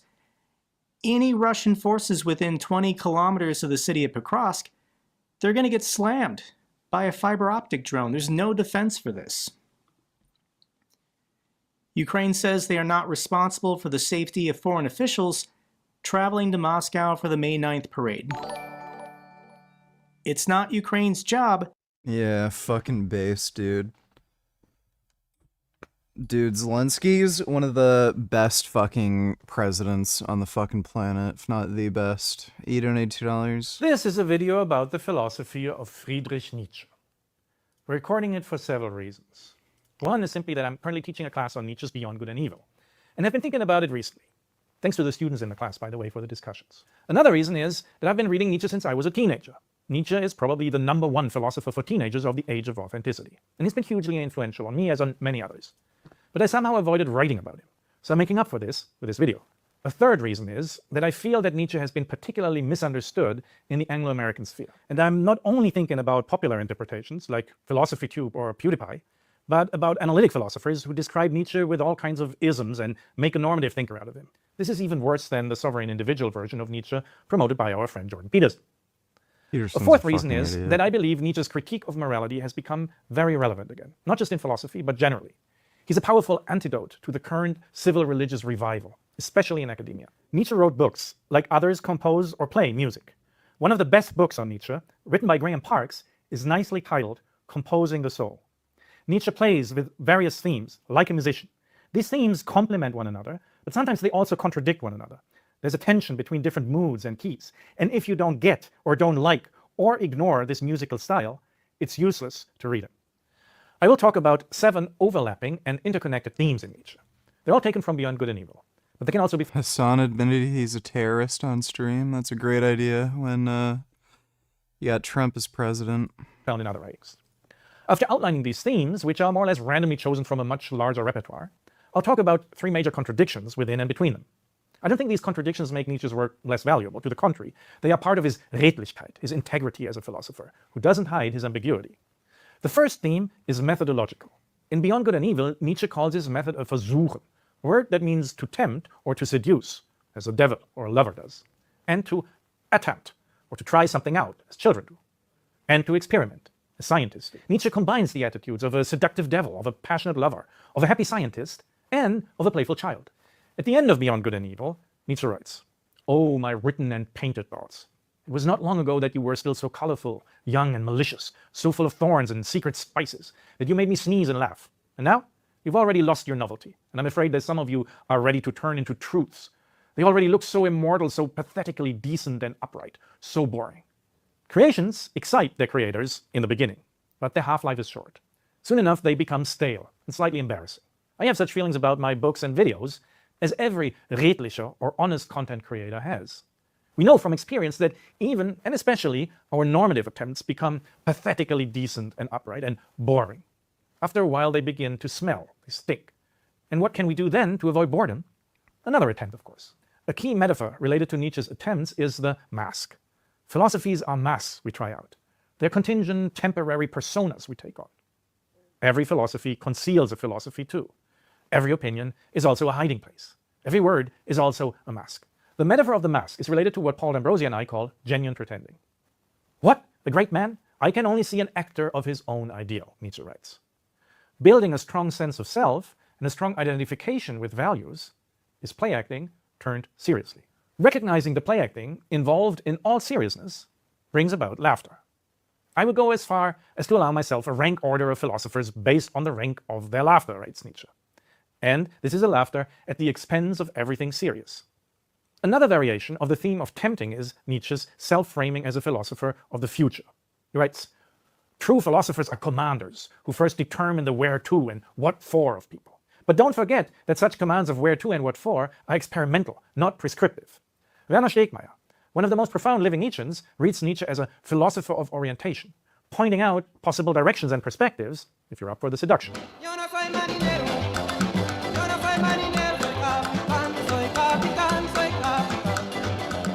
Nietzsche's where to points not to, but beyond good and evil. This is a second big theme in his works, the critique of morality. All moral philosophy so far has been boring. Nothing has done more to spoil virtue for my ears than this tediousness of its advocates. As long as we're stuck in the moralist attitude, think of wokeism today, we remain lifeless and sick and lack actual virtue in the non-moral sense of vitality. One of the most hypocritical, boring, and lifeless moralists, according to Nietzsche, was Kant. Kant got trapped in the theoretical web he spun, like a spider, which is what Nietzsche called him in the Antichrist. Countless philosophers fly into such webs. Their blood is slowly but steadily sucked out of them. Normative webs appear as universal truth, but in reality, they are monstrous traps. Moralistic narratives decomplexify. They oversimplify life, narrowing it down to fictional principles that cover up the multitude of factors conditioning us. We are determined by a diversity of morals. Our actions shine with different colors in turn. They are rarely unambiguous. Nietzsche's critique of morality is closely connected with a third theme, genealogy. I haven't read Claymore. I've seen the anime. It wasn't good. And the anime Claymore had no relationship with Berserk. I don't know how the fuck people... Like, somebody told me to watch the anime Claymore, and they told me it's similar to Berserk. It's nothing like it at all, in practically any fucking way. The only similar thing is that there's demons in it, but other than that, completely different fucking story beats and shit. And it was pretty boring and not much to it. I haven't read the manga.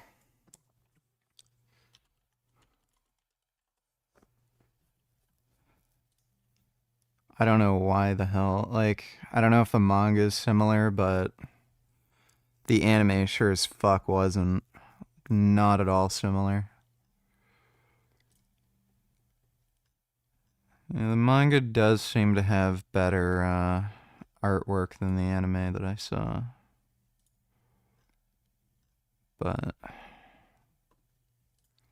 I was not impressed later by taken the up, for anime. instance, by Foucault, is a historical outlook which, unlike Hegel's, is not idealistic, not focused primarily on spirit What up, or no ideas, but Injustice equally Less interested Forever? in biology and physiology and organic life. It looks for the genes of the past that condition us today. One example of a genealogical critique of morality is Nietzsche's analysis of the inherited herd instinct of obedience. For as long as there have been people, there have been a very large number of people who obeyed, compared to relatively few who command. So, considering the fact that humanity has been the best and most long-standing breeding ground for the cultivation of obedience so far, it's reasonable to suppose that the average person has an innate need to obey. It's a type of formal conscience that commands, "Thou shalt." This need tries to satisfy itself and accepts whatever gets screamed into its ear by some commander or another, a parent, teacher, the law, class prejudice, public opinion. Nietzsche traces the sense of duty, very different from Kant, not back to reason, but to its presumable. Do you think that drinking 4 shots of vodka a night is based? No, that's bad for you. You shouldn't do that. Thanks for the donation, drinker. Biological and sociological roots. It is an early form of evolutionary psychology. Especially enlightened and liberal modern Western morality is characterized by an inherited herd morality. This is in fact the situation in Europe today. I call it the moral hypocrisy of the commanders. They do not know how to protect themselves from their bad conscience, except by acting like executors of higher commands, or by borrowing herd maximes from the herd mentality, such as the first servants of the people. A fourth related theme is psychological deconstruction. Long before Derrida, Nietzsche was less interested in what philosophers explicitly talked about than in the paradoxes and pathologies their texts revealed. Nietzsche reads philosophers against the grain, or in the mode of second-order observation. Here's an example of deconstructing Kant's ethics of duty. Many moralists, perhaps even Kant himself, want to make it clear through their morality that the worthy thing about me is that I can obey, and it should be the same for you as it is for me. In short, even morality is just a sign language of the affects. Morality is not only a sign language of the psychology of moralists, it's also an actual language. And this is a fifth major theme in Nietzsche: language and interpretation. Nietzsche says there are absolutely no moral phenomena, only a moral interpretation of the phenomena. Nietzsche died in the year 1900. He was part of the historical turn of the 19th century, as well as a predecessor of the linguistic turn of the 20th century. Already for Nietzsche, philosophy and ethics were language games. They create meaning in a reality that on its own has no meaning. Language expresses a will to make sense. And this is a sixth big theme: will. A few decades before Freud, Nietzsche proposed to regard our entire life of drives as the organization and outgrowth of one basic form of will, namely of the will to power, which is my claim. As a basic form of will, Nietzsche's will to power is not any particular will, but some sort of primal energy that evolved into all kinds of biological, psychological, and social powers. These wills are complex and contradictory. There are biologically grounded instincts. There are desires and feelings in our mind. There are political and religious movements in society. The entire life of drives indicates a seventh theme: life, or vitality. This theme is a red thread that runs through most of Nietzsche's attempts, experiments, and seductions. He critiques morality because it suppresses vitality. His genealogy traces biopower historically. As a psychologist, Nietzsche explores mental life forces. Language and interpretation are expressions of vitality too. Nietzsche is a transitional philosopher, not just between the historicist 19th century and a linguist 20th century, but on a much larger scale. He is a post-pre-Socratic and a pre-postmodernist, as Günter Wolf had said. Nietzsche is also contradictory. To conclude this video, I point to three contradictions, and these two are more or less randomly chosen among many others. First, Nietzsche emphatically denies free will. Very similar to contemporary scientists like Robert Sapolsky, he regards the idea that humans can be, or ought to be, in control of themselves and of society as fiction. We are conditioned by our biology, psychology, history, culture, language, and so on. But then Nietzsche also heavily employs the semantics of the age of authenticity. He emphasizes personal creativity and, similar to Max Stirner, uniqueness and ownership. Nietzsche's self-proclaimed pathos of distance often suggests some kind of individualism. Second, Nietzsche is clearly a philosopher of That's not a contradiction. play and of laughter. But he also inherited the Enlightenment goal to make philosophy great again by making it scientific. He posed as a serious physiologist, psychologist, linguist, historian, and so on. As his book title, Die fröhliche Wissenschaft, gay or perhaps better, frolicking science, indicates, there's a tension between the pursuit of truth and its deconstruction. Third, Nietzsche often portrays himself as someone leading the way. He proclaims a philosophy for the future, for a new and more noble way of life. But then, with his pathos of distance, he makes it pretty clear that he doesn't want any followers. He doesn't pronounce any ideological or political program. These contradictions, too, show how Nietzsche zigzags. That's not a contradiction. Between I don't think he understands what a contradiction is. modernism and... That was a remarkably boring fucking video. Thanks for sending me that. That was a waste of time. To secure the safety of foreign leaders choosing to go to Russia when Russia is at war. Russia could have peace, but Russia doesn't want peace. And this really is insane for foreign heads of state to be willing to travel to Moscow for a stupid parade when the Russians are shooting down civilian planes accidentally. This was only 4 months ago that Azerbaijani Airlines Flight 8243 was accidentally shot down by Russian air defense systems. So no, it's not safe for anyone to be going to Moscow. Not because of Ukraine, but because of Russian incompetence. But because Zelensky said it's not Ukraine's job to secure the safety of anyone traveling to Moscow, the Russians seized on this opportunity and they're trying to say that Zelensky is a bad guy and a terrorist. So here is Olga on Kremlin State TV. This is what she's saying. We start with absolutely shocking news. The scoundrel, Zelensky, allowed for a possible strike on Red Square during the parade on May 9th. In a video message, he suggested that the Russians should be afraid. If you want to have a parade, Russia, just agree to a 30-day ceasefire. Why not? Why not?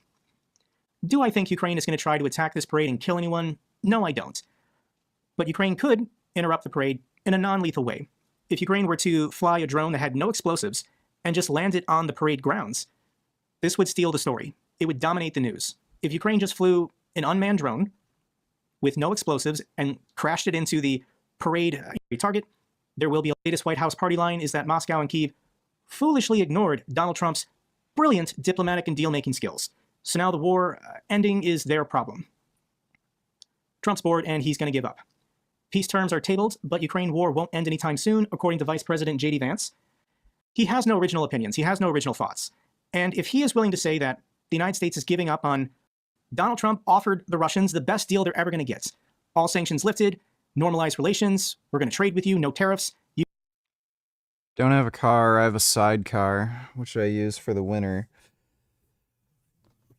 What car would I get? If I needed a car? Hey man, look at the fucking comments in this Hassan short. He might have the dumbest sycophants of all time. How they think Hassan won that debate is crazy. Yeah, he... No one thinks he won the debate. It's all just cope, dude. He's trained his audience to just lie constantly, and this is just another one of their stupid dumb shit lies. So they're all just lying and coping. This whole Palestine thing, none of them think Israel's committing a genocide. Like, this is all just bullshit to promote anti-Semitism. We have a lot of grievances not pertaining to the actual issue at hand, but I don't know. The issue, my friend, the issue at hand is your behavior. No, I think the issue at hand is the genocide. Well, we seem to be coming at this from two different angles, which is great. You already recognize that Israel is committing a genocide. I can care about two things, Hassan. It's very important to acknowledge that. Don't you think that I can care about two things, my friend. Narrow framework surrounding Very your own easy. personal feelings. I'm not that smart, but I can care about two things. Okay, no, I can too. Even if one is more urgent than the other. So you recognize that the genocide is a more urgent issue. Son, please, but let you me ask a question. Almost all of your commentary Yes, very surrounding this good. issue on talking Very about good. your own personal feelings and how you've been wronged by people. Very good. Let me ask you. So you Wait, claimed can you on. answer that question? Does No, that make Hassan, you sense? asked your question. It's my turn. All right. Oh, comments. You seemingly.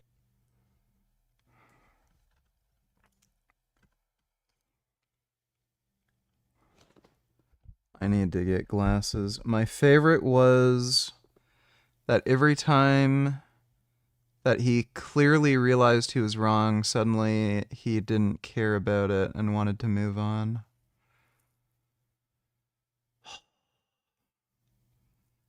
So unwilling to have a conversation. Why did you agree to this? Imagine during the Holocaust you say, I know there's a genocide happening right now, but I want to talk about your bad attitude. Yeah, so none of these people actually believe this dude. They're all just trained liars. Thanks for the donation though, Unicorn Jizz. You get to keep everything you've stolen. No accountability, no reparations, and we're gonna... So what car would I get if I needed a new car? Really fucking depends.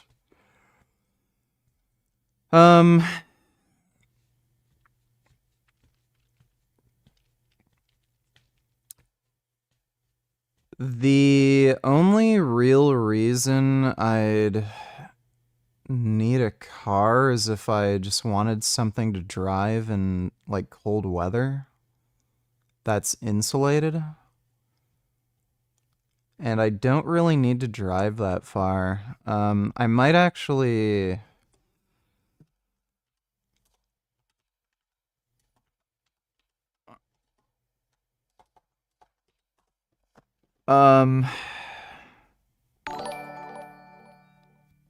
If I needed something to get around, and just for like short trips in the winter, if I didn't want to deal with the cold, I'd probably just get a Hyundai.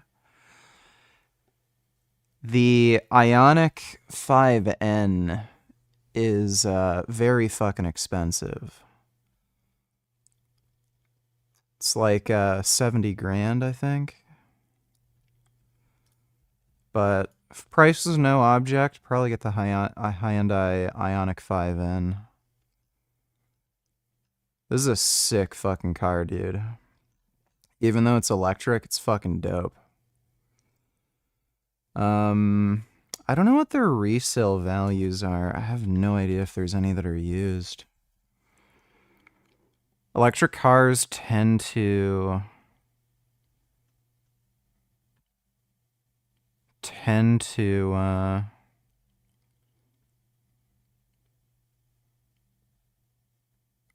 really lose resale value. Yeah, 68,000 used. It's the N model though, and it's still new. The non-N models are a lot cheaper, but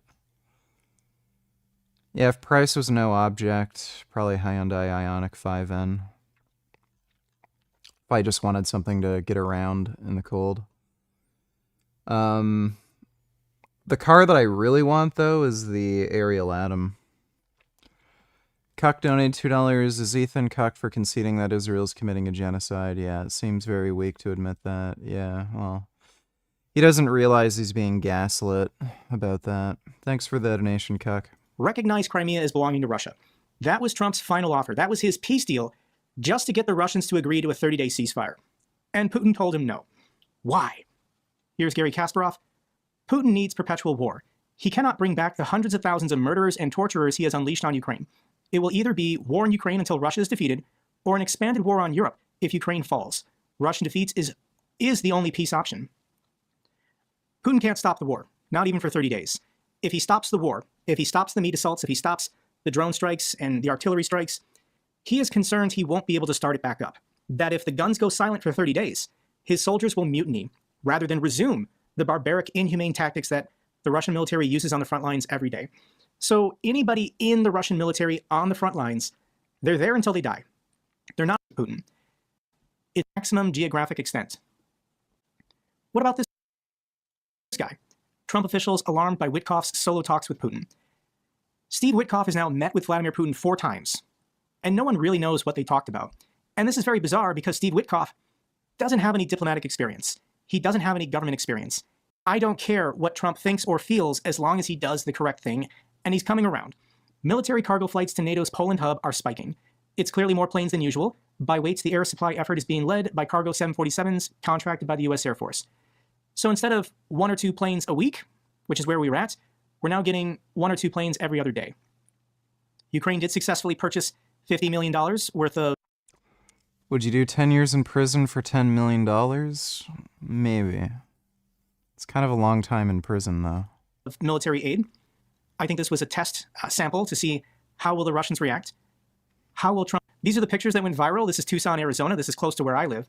And that is a wrapped-up F-16 being loaded on a Ukrainian cargo plane. And this is actually something new. It's a good sign. Proves F-16 training deal for Ukraine. The Pentagon has greenlit a $310 million package for Ukraine as peace talks with Russia stall. This $310 million package, Ukraine is paying for it. That's fine. System to Ukraine. Well, sounds like Trump ain't playing ball with Putin right now. That's good. Remains uncertain. So Congress is willing to act.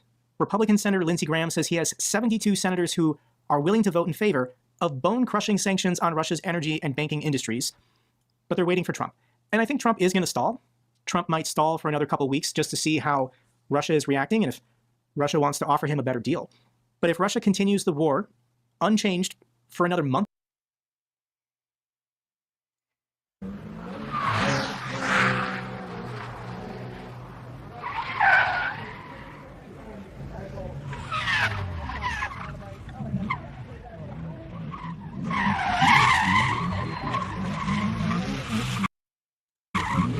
that's why that looked weird.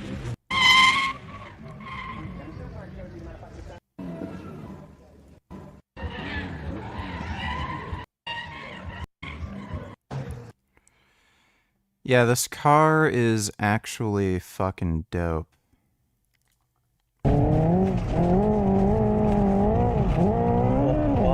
So brake all the way, just floor it. Ready to go? Let's go.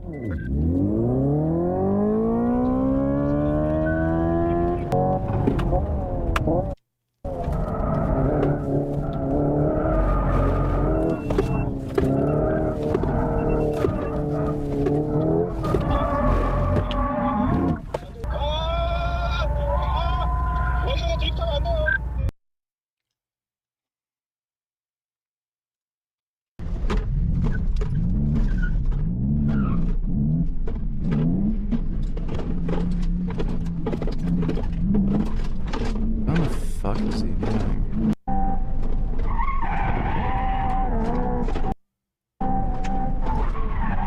Tommy, stop stepping on my fucking keyboard.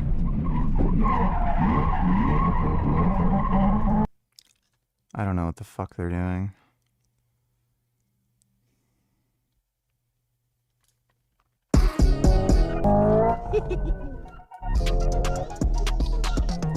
Team take the standard Ionic 5, but on the I saw somebody racing this thing on the Nürburgring. It fucking rips. Drive it on the road yesterday. Really enjoyed it. There is a lot to go through, as I've already shown you. There are a lot of modes. There are a lot of things going on. I'm not sure I'm going to get through all of the modes. There are 7 laps to go through. I've got to follow a car in front. For the next year. See, random shit, donate $2. So what do you want? All right, I am placing you under citizen's arrest for smoking marijuana.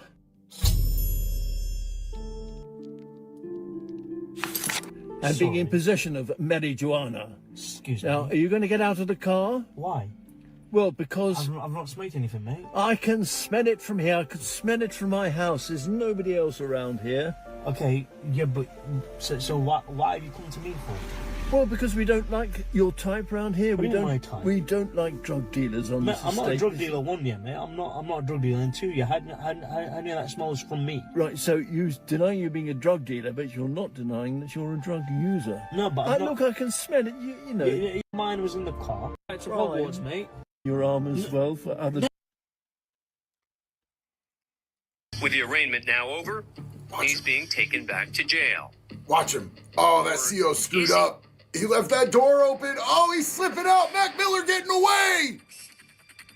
Damn. The defendant is distinctive orange prison issue shoe.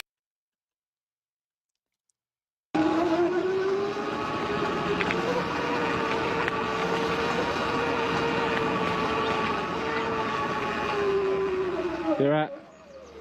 Just to let you know, you are not allowed even to ride a pedal bike around here, let alone an electric bike. It disturbs the wildlife. By driving that around, you are possibly stopping birds breeding. So please don't do it. Okay. Also, I saw you earlier driving at an incredibly dangerous speed. Yeah. If I see you doing it again, I will call the police. I'd rather you call the police, because the police told me to come in here. What? Police actually told me to come in here. What for? But, to ride. You're joking? Yeah, but obviously it's upset a couple people, so I'd rather... No, but you've only got to read the bylaws. You're not even allowed on a pedal bike. Yeah, I understand that. Electric bike. Yeah. And also, you were driving incredibly dangerously. You nearly mowed me down. Yeah. All I had to do was keep you I cannot Yeah. believe. We got exit in the corner over there. There's no problem, is there? Never compromise. Never blink. Never wink at injustice. Never quit trying to make this a better city for everyone. If you run into trouble, come find me. Put that worthless thief! Somebody! You won't get away with Come this. quickly! We've got a burglar! Protect and serve. It's what we do. No, I don't like golf. Golf sucks. So I got this cotton candy sugar. Yes. And I wanted to know if we could make the world's spiciest cotton candy. Yes. And how to mask for the cap. It was a mistake. Spicy. I'm gonna turn this machine off, okay? Okay, those videos are terrible. Kid Boo, don't I tell you to watch this anime, you dumb bitch ass nigga. Also, I just had a 8 cal cheat day, so I'm fat. But now. Oh, I see.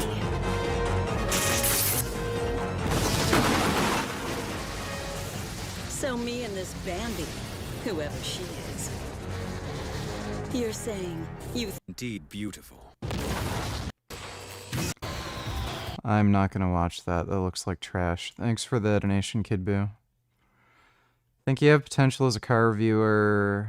Every time I see Forrest's car reviews, I think you could do as well or better with your articulate self. Maybe. I'm gonna train as perfectly as humanly possible. That means I'm gonna run the most science-based, optimized plan and track every single set of every workout. No skipped workouts, no lazy sets, no exceptions. I'm also gonna track every single calorie I eat every day for a year straight. And in this video, I'll show you my full results. To start the experiment, I'll get a DEXA scan to measure my body fat percentage and an ultrasound to measure my muscle size. Then, after a full year of optimized training, we'll measure exactly how much muscle I gained. But here's the best part. For any of you that are new to the gym, I'm gonna also do the exact same experiment on my biological brother, who's a similar height as me, with the similar genetics, but here's the catch. He's a fat loser and he's uglier than you? Base donated $2. Which Canadian province do you think is the most based? I have no idea, dude. Canada's a pretty gay place. Thanks for the donation, Based. It's definitely not British Columbia. He does not lift at all. He's a completely untrained beginner. This way, we'll get to see the difference between someone who's been training for over 15 years versus someone totally new to lifting. You see, you build most of your muscle in your first few years of lifting. Then it slows down. And there's a theory out there that once you've been training for 5 or maybe 10 years, you've built all the muscle you can build. People call this your natural ceiling for muscle growth. And for the last few years, I've been thinking that I've reached it. Despite training as hard as usual, I just haven't really seen any noticeable gains in the last few years. And once you hit your natural ceiling, you have a decision to make. You can either maintain what you've built, saying goodbye to any new gains, or you can take anabolic steroids. I've definitely thought about using steroids, but I don't want to, because the side effects scare me. I also don't want to just maintain if I can still make gains. As a bodybuilder, making gains is kind of the point, right? And besides, there's really no science on this. Jalen, don't tell us what's your favorite version of Batman? Anyone from comic, film, or TV show? I think the Ben Affleck Batman had the coolest bat suit and best fight scenes. Ben Affleck's a bit of a jackass, though. Christian Bale probably played the best Bruce Wayne. And, what's his name? The 89 Batman guy.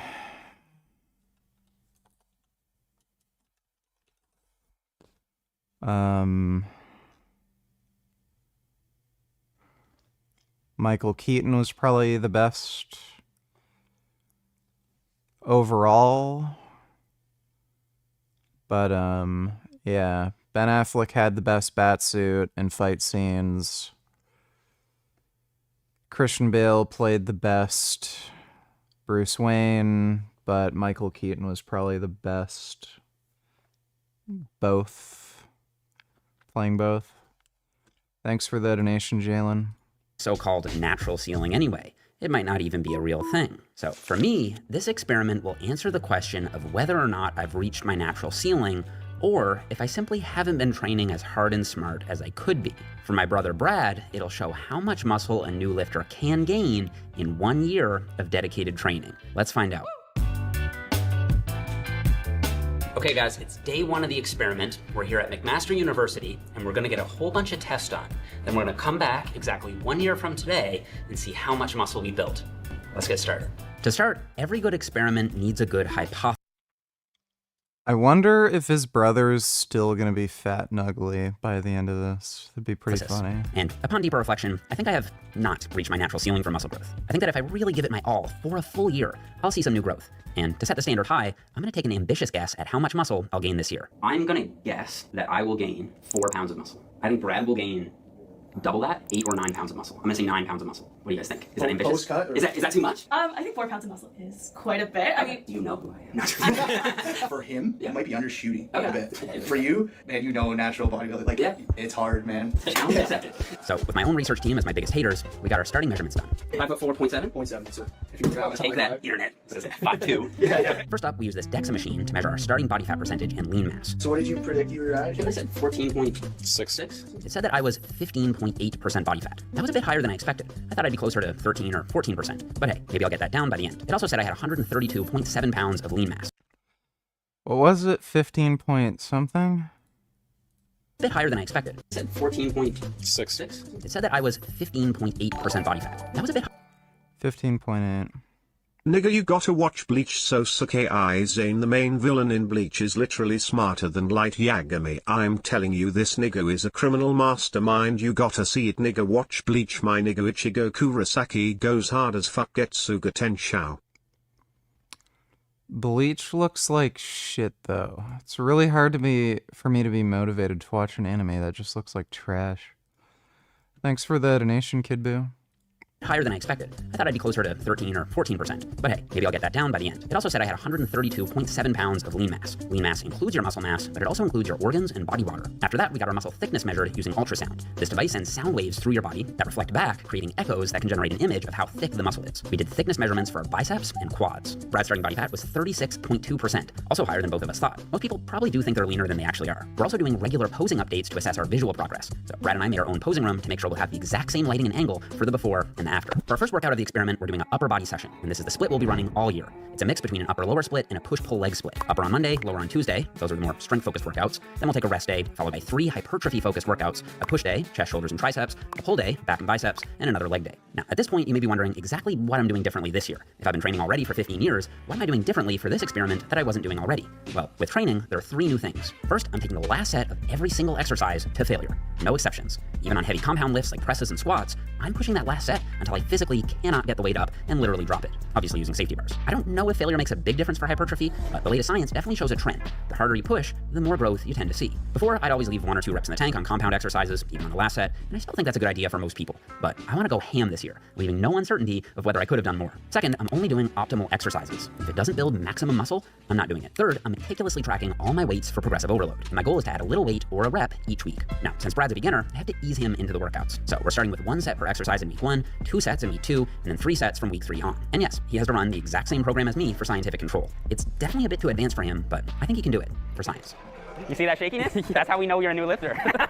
that is your body saying, what are you doing right now? I have not done this. For that first week of training, my main priority is just getting Brad familiar with the technique on the different exercises in our program. All you're gonna do is just stick your butt back as you lower the bar straight down with straight legs. Good, and then up. Oh, that's it? That's it, that's the whole movement. Oh, okay. Don't bring the bar out in front, lower it straight down. It's not gonna hit your knees because you're moving your butt back. There you go, that's it. That's your RDL. And you can stop about just below knee height, so we'll stop about there. Okay. We're not doing any failure training in week 1 or 2 just to get adjusted. The real failure work is going to start in week 3. All right, man. That's 1 week of training down. I enjoyed it more than maybe I even thought it would. Yeah. Yeah. Nice, man. Yeah. Good job. Thanks. We did it, because now it's just repeating that 52 times. All right. Nice. Well, 51. Oh, 51 times. No. That's right. That's right. By week 3, we were cruising. The initial soreness from starting a new program had settled down, and before we knew it, it was time for our first check-in. Moment of truth. I'm a little nervous. Are you? Oh, no. What am I nervous about? So this was shocking. After just 1 month of training, Brad is already up 12.7 pounds of lean mass. His body fat percentage dropped from 36.2% down to 33.4%. And the ultrasound showed he gained 14 millimeters on his quads and 1 millimeter on his biceps. That's in 1 month. Bruh. Nicely done, dude. Holy crap, I gotta tell Mom that. But my 1 month results were even more surprising. So wait, how much lean did I gain? 1,400 grams of lean mass, fat-free Okay, so mass. 1.4 kilos of lean mass. Believe it or not, I'm also up just over 3 pounds of lean mass. Unlike Brad, I did gain a little. It's, yeah, that's not muscle mass. That's probably just water retention or something. Fat. My body fat went from 15.8% up to 16.7%. So with that check-in as a massive motivator, Brad and I got back to work. And in 5 months, we'll finish our bulking phase and do another check-in. People say that bulking is pointless because you just get fat. So how fat will we get? That's what we'll see in 5 months.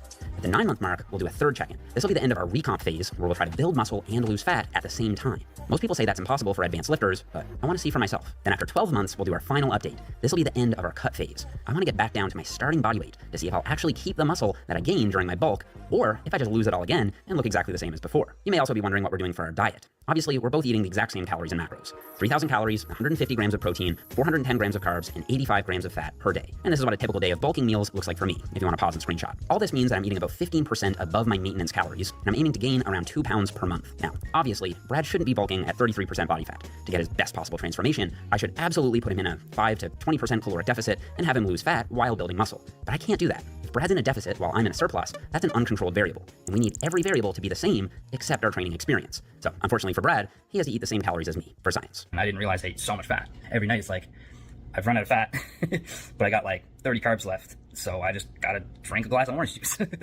I've just been staring at this orange juice now for like 10 minutes. I really just don't want to drink it. I kind of just hate orange juice now. So every single day, we're tracking every calorie we eat. Weirdest thing has happened. I was having this dream about like work. I went out to lunch. I realized that I didn't track the calories or anything for the lunch that I just had, and it was like fast food too. There was like a bag of like Skittles or something that I was eating, and I was trying to like scan it with my phone while my coworker was like talking. Yeah, this guy's gonna stay fat.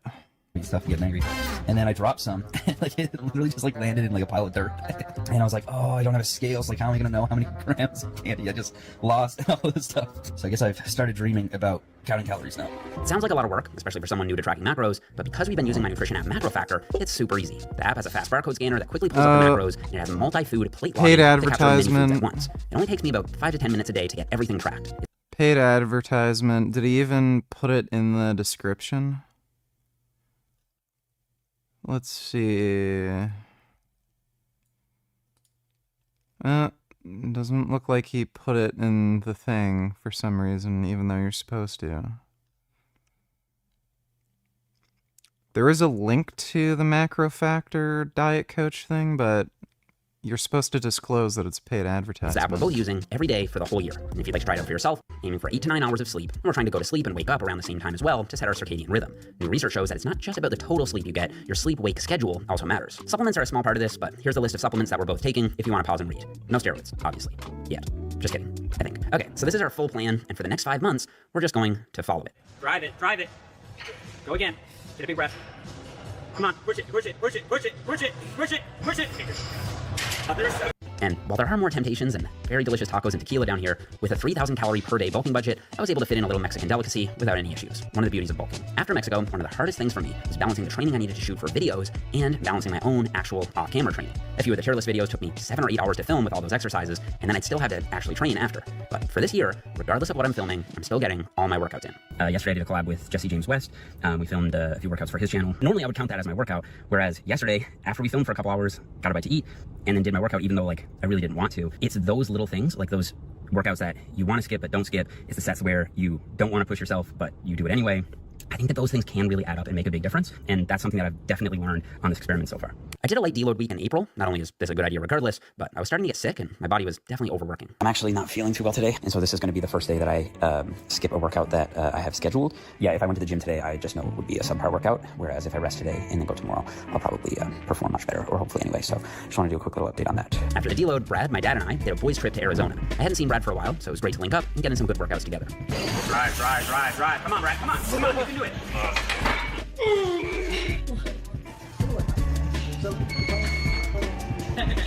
That was great. That was good. My dad immediately commented on how much bigger I'm looking, and that's definitely true when I'm wearing clothes. But I think I'm actually looking softer and kind of smaller in my posing updates. Brad is definitely up in weight too, but the main thing I noticed is that he's so much stronger. It's kind of insane. He's actually getting close to using some of the weights that I'm using on back exercises. That's definitely his strong point. Today we went for a hike in Sedona, and I was starting to worry that maybe we were both gaining a bit too much weight. I decided to have a heart-to-heart check-in with Brad. The cardio is not quite there yet. What would you say is something that you're most surprised by so far? So that would explain the increase in lean body mass on the DEXA. They're in a caloric surplus and they're just holding more water weight. I'm noticing that my social anxiety is almost gone completely. And that was debilitating at times. Like you would go to the store and you just turn around the parking lot and be like, yeah, not today. For a 6-month check-in. I've only got 2 months left before the end of my bulk, and at this point, I'm feeling more motivated than ever. I definitely have some size on. Brad's feeling motivated too. He's much more of a night owl than me, so he'll often train later at night, but he still hasn't skipped a single workout, even if it means going to the gym at 3 a.m. Once the lights are off. Oh, there we go. Walking in and all the lights turning on. And just like that, the end of the bulk, and it's time to see how much muscle we put on, and how much. Trauma spreads like ripples, but I'm the stone, waves break, roll back, and leaves me alone. Anger's a gift I can refuse to claim, return to sender, I'm still the same. That sounds like you got that from ChatGPT, but thanks for the donation, Dodo. That's a nice poem. All right, dude. Ready for the 6-month physique check-in? Yeah, let's do it. Give me a flex. And he still looks like Shrek. Give me a shoulder flex. Like just kind of. What do you want?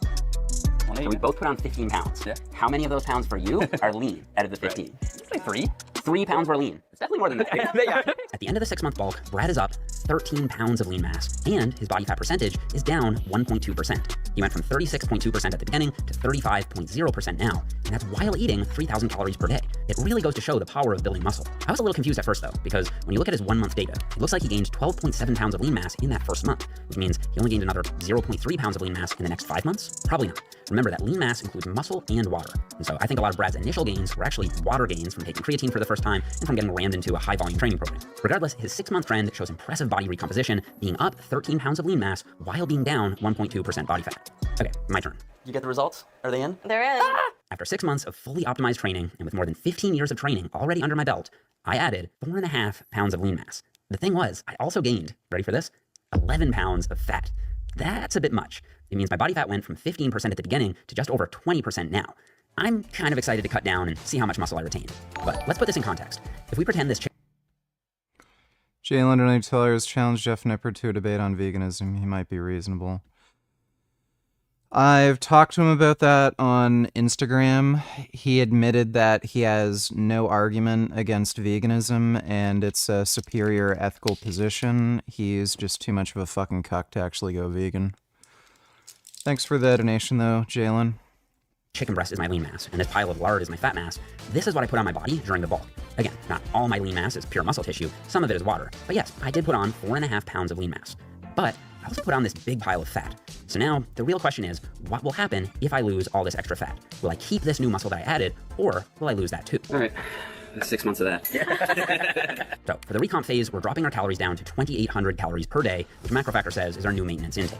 And these will be our new macros to follow for the next 3 months. And again, our goal for this phase is to gain muscle and lose fat at the same time while maintaining our weight. A few weeks into the recomp phase, the first thing I notice is that my strength is basically hitting a plateau. It's not a big deal. I'm still pushing just as hard. I'm just not seeing my numbers go up every week like I was during the bulk.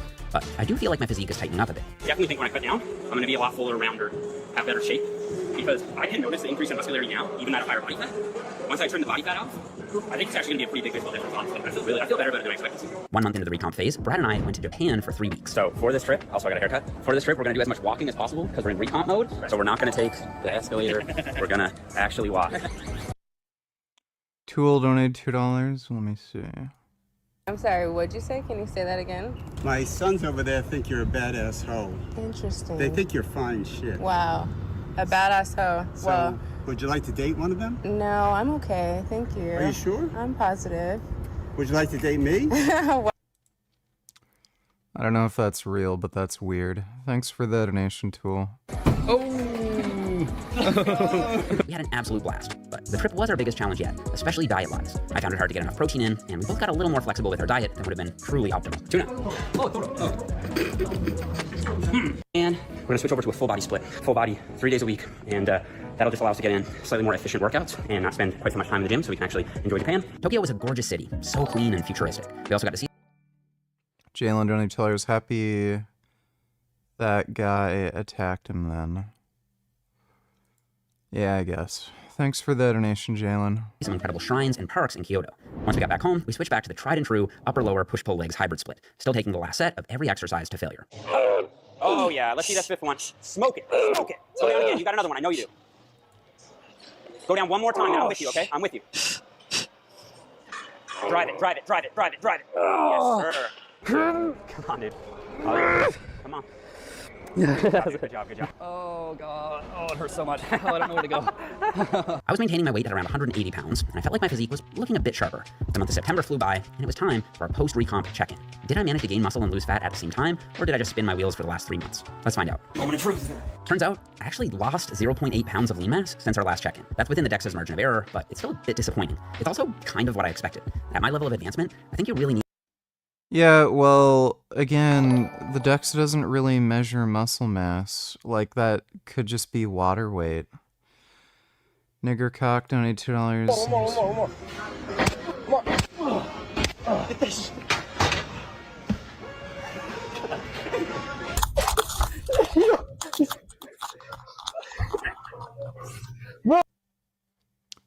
Okay, thanks for the donation, dude. Need at least a slight caloric surplus to keep muscle growth moving. Maintenance calories probably just won't cut it. I guess it's also possible that switching to the full body split and our time in Japan threw me off a bit, but I was still training super hard and I was still eating a high protein diet. So I really just think that maintenance calories wasn't enough to drive new growth for me, at least not within 3 months. On the upside, I did lose half a pound of fat, so my body fat percentage dropped ever so slightly. Brad's results were a bit better. He lost 3.5 pounds of fat, and this got his body fat percentage. Dude, I've been growing, gaining muscle, and increasing my lifts on only 1,500 calories a day, and I've been losing weight, and quite rapidly because I'm only eating 1,500 calories a day. Percentage down to 33.8%. And that's despite not actually doing a fat loss phase yet. He did lose 0.7 pounds of lean mass since the last check-in, but that's also within the margin of error, and I suspect that if there was any loss, it's probably not actual muscle tissue, especially since he didn't lose any strength. You see, at every check-in, we've also been testing our muscle strength using this Biodex isokinetic dynamometer. Basically, you just press against this foot pad as hard as you can, and the computer measures how hard you pushed. Since the beginning of the experiment, Brad's strength has trended up. My strength also trended up, but not by as much as Brad's. And at my last check-in, it was down a bit. So this time, I was determined to have my best strength test yet. I buckled myself into the machine, and on command, I pressed as hard as I possibly could. I got a massive isokinetic dynamometer PR of 359.2 Newton meters. We always take 3 measurements though, so I buckled back in for round 2. 2, 1. Oh, no, hold on. I felt something really weird in my knee. And I injured my knee, partially torn tendon. So that sucks. I'm leaving this recomp phase not only having gained 0 muscle in the last 3 months, but with a freshly injured knee. So I just finished up the first workout. I wouldn't be able to do that test. I'd fuck up my knees. Basically the first rehab workout after I injured my knee. I'm basically using lighter weights with a really slow tempo for now. So I've been using a 3-second negative, pause in the stretch, 3-second positive. That will keep some tension on the quads, but it just pales in comparison to the intensity and the load that I normally use. Not an ideal way to kick off the cut, but this is just a normal part of training. I think you could make the case that the more you try to optimize, the higher your risk of having a setback is as well. Even though in this case, I don't think it had anything to do with my training. I think it was just being fasted, not having anything to eat, and then having to go and do an all-out isometric strength test is probably not like the safest thing in the world. And we also, because of like time constraints and everything, didn't do any warm-up before that test. So like, regardless, it is what it is. It happens. Could have been worse. My physiotherapist said it'd probably be at least a month or 2 of rehab. So I did my best to keep things optimistic and really just focus on getting all the excess fat off and finishing off this experiment as strong as I can, given the circumstances. It's officially time to start the cut. Nice. I am tired of having extra weight on, and I'm excited to get into something cleaner eating and just like not having to gorge myself every day. Yeah, for a cut, we're dropping down to 2,200 calories per day and bumping our protein up to 190 grams. It's actually really exciting to have a new goal, and I'm pumped to see Brad finally start his weight loss journey. About a month into the cut, my motivation really started to ramp up. I had to train my quads with really light weights for a while, but my strength was starting to come back. I was also finally getting to see the gains that I'd made during the bulk, and the fat was melting off. Since it worked so well during the bulk, we decided to keep going with the upper-lower push-pull leg split, swapping out a few exercises, but keeping the overall structure the same. For my own recovery, I started stopping about 1 rep shy of failure on compound lifts. That's just because I really didn't want an upper body injury to deal with too, and with less calories, you do need to be a little more careful. I'm still pushing the last sets of all the isolation exercises to failure though. And with some good visual changes happening, we were both determined to hold on to as much of that muscle we built as humanly possible. At the 1-year mark, Brad and I aren't quite back to our starting body weight yet, and I really need us to both get back to the weight we started the experiment at for the true test of net muscle gain. I don't want to rush things and crash diet either, since I know that can accelerate muscle loss. I think I'm going to extend it until March, under the assumption that we're both giving it 100%. If you're in, I'm in. Yeah, man, 100%. So we locked back in for another 2 months, and then it was time for the final check-in. I'm so excited for this to be done. It's been so long. It blew my mind that we both nailed the weigh-ins exactly to the decimal. I started this experiment at 164.6 pounds, and I'm ending it just over 1 year later at exactly 164.6 pounds. The question is, am I carrying more muscle now? Let's start with Brad's final results. All right, Brad, any final words? Nope. After the cut, he has... Wow, that's good. So he's up 4 kilos of lean mass. That means from the start of the experiment to now, he's up 10 pounds of lean mass and down, get this, 10 pounds of fat mass. That's incredible. And his final strength test was also his best ever. Perhaps even cooler though, his Oura Ring is now saying that his heart health has improved by about 4 years. Amazing stuff. Okay, and as for me... I just want fries. Chicken burger, fries, and just some really good tequila, bro. Okay, so from the beginning of the experiment to the end of the experiment, at the exact same body weight, I gained 2.7 pounds of lean mass. That may not sound like much to some of you, but think about it. This is what the lean mass I added would look like if it were ribeye steaks. So that's basically like putting on almost 4 huge steaks worth of tissue in 1 year. And at just under 5'5", adding that much tissue across my body is gonna make a visual difference. I definitely see the biggest difference in my chest and my back, but I see some gains in my shoulders and hamstrings too. Now, if you remember... Yeah, he probably gained some muscle. Yeah, it looks like he did. The reason I cut down is because I really wanted to see how much muscle I'd retain from my bulk. So at the end of my bulk, I was up 4.5 pounds of lean mass, and now I'm still up 2.7 pounds of lean mass. So yes, I did retain most of those gains while cutting down. I kept more than half the lean mass that I put on, which I think is pretty solid. I'm also leaner now. I started the experiment at 15.8% body fat, and now I'm down to 14.5% body fat. So not only did I shred all the 11 pounds of fat that I put on during the bulk, I also lost another 2 pounds of fat beyond that. The ultrasound results also showed that I gained net muscle in Abbott Bad Pakistan donated $2. Welcome to Meanie Hall. Please take a moment to silence all self. I have a tweet. I'm not watching that. Don't give a fuck. I don't know why you'd send me a 2-hour. I can tell you that we do live. I'm not watching any of this fucking horse shit. Is this just more Neil deGrasse Tyson? I have not been. Are you like just trolling me? Welcome to. Yeah, great. Thanks for the donation, dude. Dirty Smelly Indians, yuck, donate $2.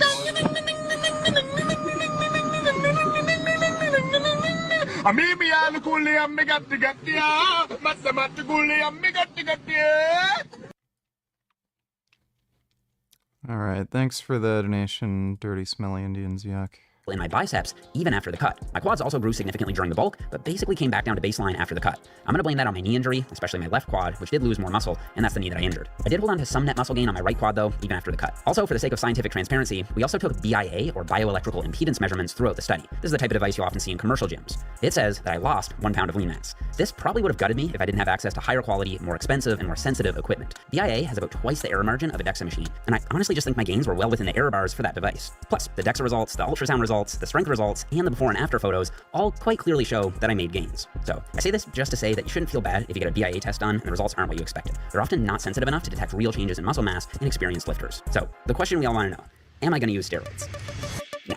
I think I proved to myself that I can still make gains, even 15 years deep, if I really commit. I don't have any regrets about the training program, but if I had my time back, I think I would have bulked a little less aggressively. I think that if I had gained, say, half the weight during my bulk, I may have gained a similar amount of lean mass, but with less fat. As for the so-called natural ceiling, I still do think it theoretically exists, at least on paper. If you could just keep building muscle indefinitely, anyone still lifting in their 70s or 80s would be the biggest bodybuilders alive. But I think I did show that you can kind of push your natural ceiling up with optimized training and diet. At the very least, I think I showed that's possible. So my next goal now is to get shredded, properly shredded, under 8% body fat. And Brad said he's going to keep going with the cut too. Actually, while I was editing this video, he lost another 5 or 6 pounds, and this was his latest physique update that he just sent me. I want to get in my best shape ever this year. If you're looking to do the same, I'd recommend running my new upper-lower. Well, there you go. Yeah, got a bit bigger. Not taller, but a bit bigger.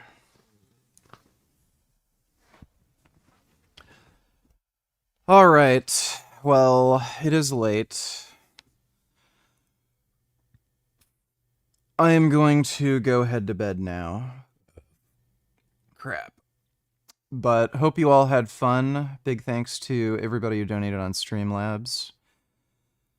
Should be on tomorrow, but a bit earlier, somewhere between 6 and 8. I ended up streaming later today because I was talking to a friend of mine for a while. But big thanks to everybody who donated on Streamlabs. Really appreciate it. I'll see you all tomorrow, and sweet dreams.